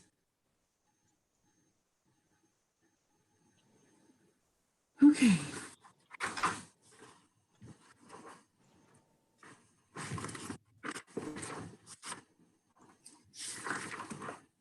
So, Madam Chair, members of the board, 410 South Guadalupe, otherwise known as the Santa Fe Depot, was constructed in 1909 and is a designated landmark property located just outside the historic transition district. According to the conditions assessment and preservation plan for the Santa Fe Depot, by Watson Conserves. The Santa Fe Depot was designed and built by the Atchison, Topeka, and Santa Fe Railroad in 1909 to replace a former wood frame structure. And the building has been in continuous use as a depot for either passengers or freight since its original construction. As a result of its consistency of use for the property, the property exhibits a high degree of historic integrity and serves as the prominent reminder of the importance that the railway played in the development of the city of Santa Fe throughout the 20th century. The city-owned property was placed on the State Register of Cultural Properties in 1981. The Santa Fe Depot is a one-story Mission Revival style structure with partial basement and attic constructed of brick masonry that has been covered in pebble dash stucco. It has a pitched clay barrel tile roof over the main room, flat roofs over the former baggage handling room, and 3 port halls. The city of Santa Fe is requesting permission to complete maintenance, restoration, and repair of the Santa Fe Depot to include returning to the building's original openings and finishes. The State Historic Preservation Office has reviewed and approved the proposed repairs, and the following scope of work is proposed for HDRB review.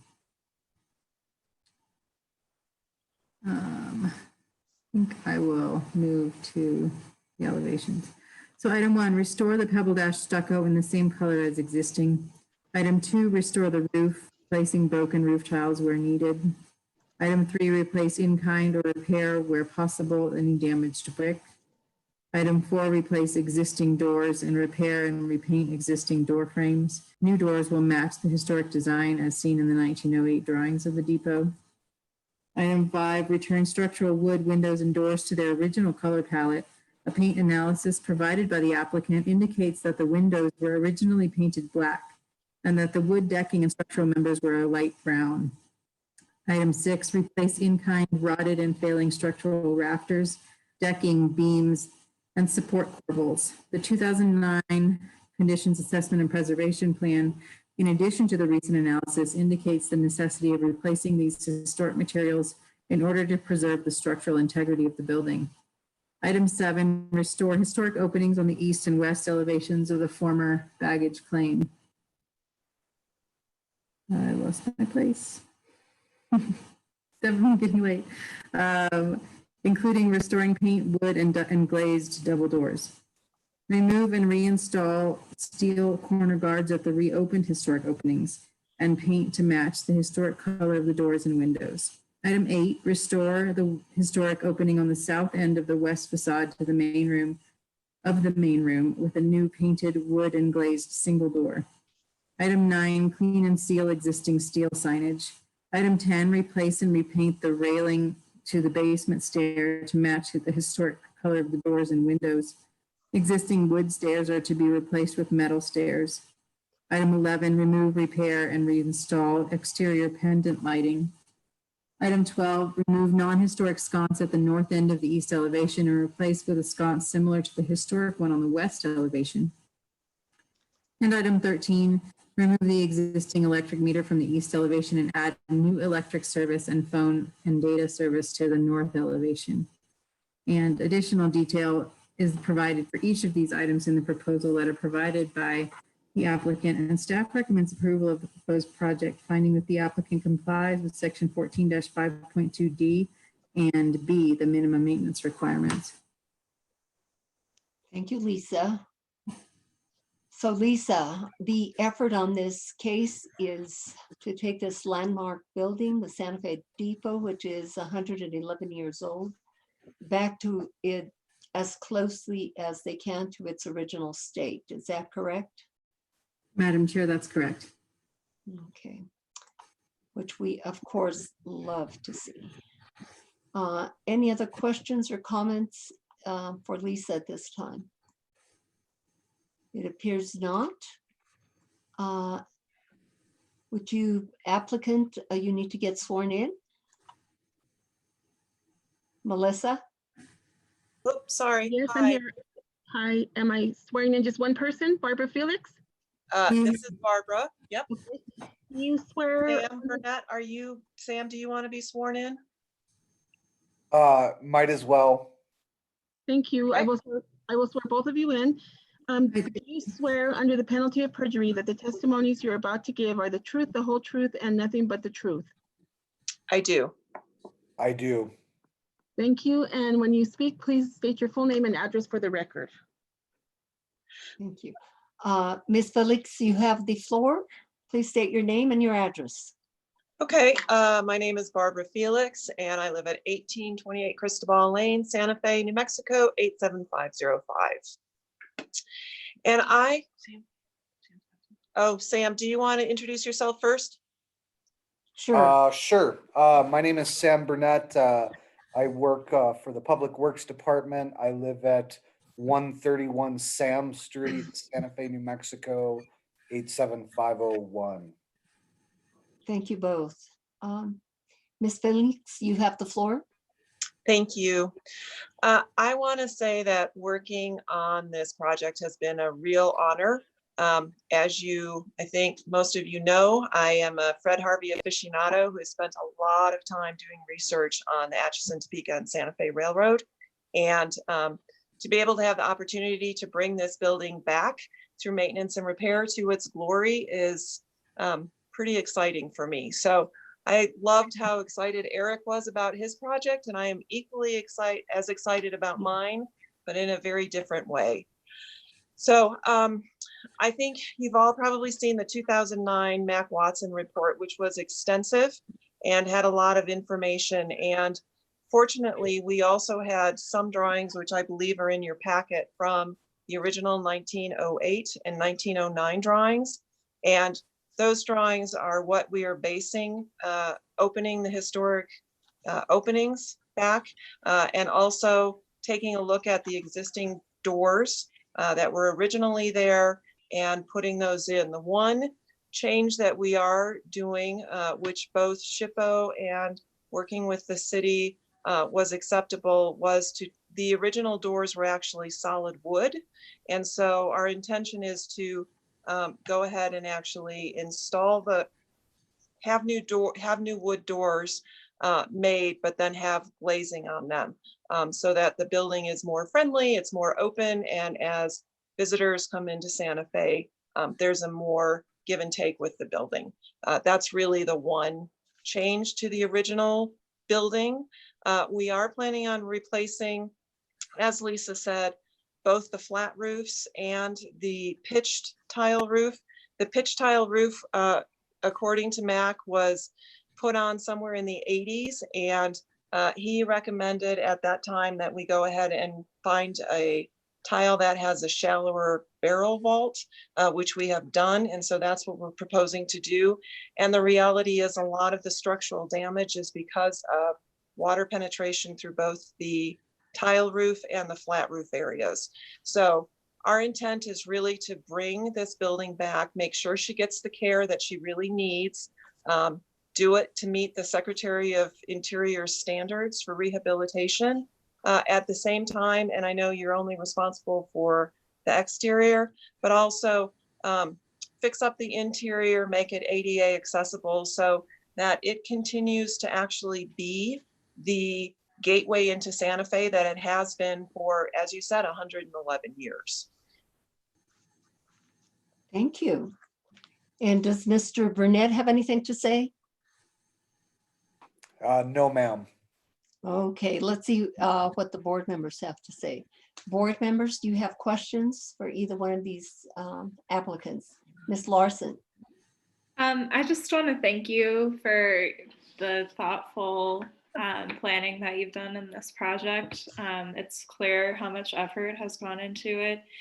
And I think I can speak for the whole group that this has been such a missed opportunity for so many years. And it's going to be really exciting to see it come back to life and see it be, like you said, enjoyed by and utilized by the community and our visitors.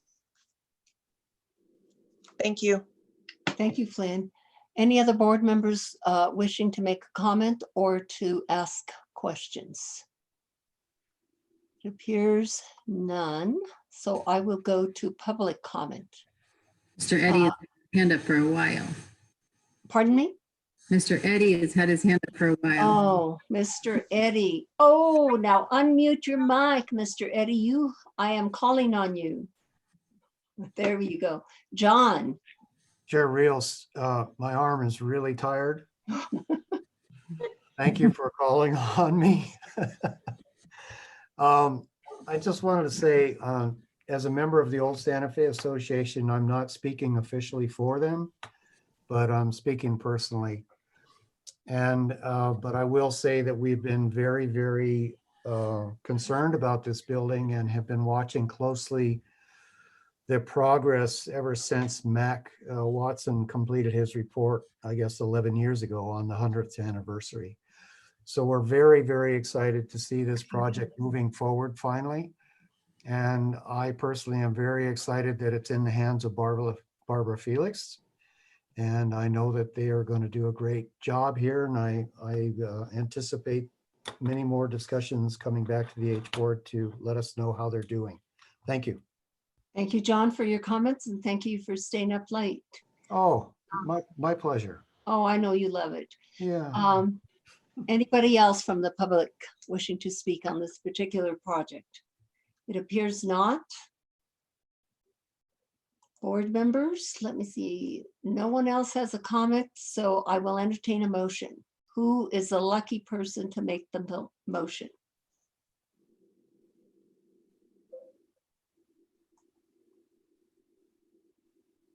I know you're not that tired, board members. Somebody needs to make motion. Thank you, Mr. Katz. Thank you, Madam Chair. I too very much appreciate the work being done on this, and I would move to approve the application. I don't think there was anything that we had to change. Thank you. So as submitted, thank you. Is there a second to this motion? It looks like Mr. Wida. Yes, Barbara, this is a terrific project. A real pleasure to look through these drawings and see what you're doing. I wholeheartedly second the motion. Thank you. Oh, and before we leave, Barbara, what's your timeline on the project? I'm gonna let Sam answer that. I am gonna say there's a little pandemic that's going around. Yeah, I know this about that. has some things that they're working through. So I'm gonna let Sam take that one. Sam, do you have an answer? You don't Yeah, so- necessarily have to. At the moment, we had originally intended to go out to bid next month. And as you know, part of the pandemic, the city is currently has put on hold new projects, kind of pending an understanding of the full financial impacts of the pandemic on the city. So we're in a temporary holding pattern until we have a better sense of where we will end up here in the near future. So I think at the moment we don't have a clear timeline anymore, and I apologize for that, but it's Oh, beyond I don't our think control. it's any of your making. Yeah, thank goodness. Yeah. But anyway, thank you both. And whenever this project starts, I wish you luck, and we're going to look forward to seeing the end product. Well, thank you all very much. And So we still need to vote on the motion though. Oh, see what happens when this time gets late. May we have a voice vote on the motion? Yes, member Beachside, Yes. member Buenvenu, Yes. member Guida, Yes. vice chair Katz, Yes. member Larson, Yes. member Royball. Buddy, are you here? Did we lose- I don't see him. Yeah, we might have lost him. Buddy has left the chat. Okay, well, the motion has been approved. Thank you, Melissa. Well, that was the last case for this evening. Do we have any matters from the board? thank you all. I sure hope not. Oh, let's see, member Larson. Thank you guys for this. It was really smooth considering it was our first time. I miss working with you all, and I'm looking forward to when this pandemic is over and we can all be safe and healthy again. Thank you, Flynn. And I also want to thank everybody on the board. You all did a very good job. And in particular, I want to say thank you to John. John, you look like you were a veteran board member. I could not tell this was your first time. Nice job. I'm sure everyone else could. No, good job. Yay. Yeah, all of you did a good job. And Sally and Lisa, thank you for keeping me straight. And I don't know why, forgetting a couple of things there, but you kept me in line, and I think it all went pretty good. It was Yeah, great. Cecilia, you did a great job. Great job, Chair. A round of applause. Thanks, guys. Also, the last thing that we have on the agenda is the Preservation Awards. Lisa, what do you have to tell us about these? Well, I just want to say a couple of things. The awards ceremony this year is obviously postponed indefinitely, probably canceled, but that's still to be determined. But I will be emailing a ballot. I meant to do that before the hearing today, but it's almost finished, I promise. I'm just going to give you are forgiven. I think you're enough information to be able to make a good selection. So we'll be looking for a ballot, and we'll be announcing the winners at the May 12th HDRB hearing. And May is Preservation Month. I just want to remind everybody, it's coming right up. Yay. Okay, thank you. Ladies and gentlemen, we are adjourned. Thank you all for your service and for your good job. And be safe. Stay happy. Thank you, Madam Chair. Bye. Okay. Well done. Thank you, Bye-bye. everybody. Thank you.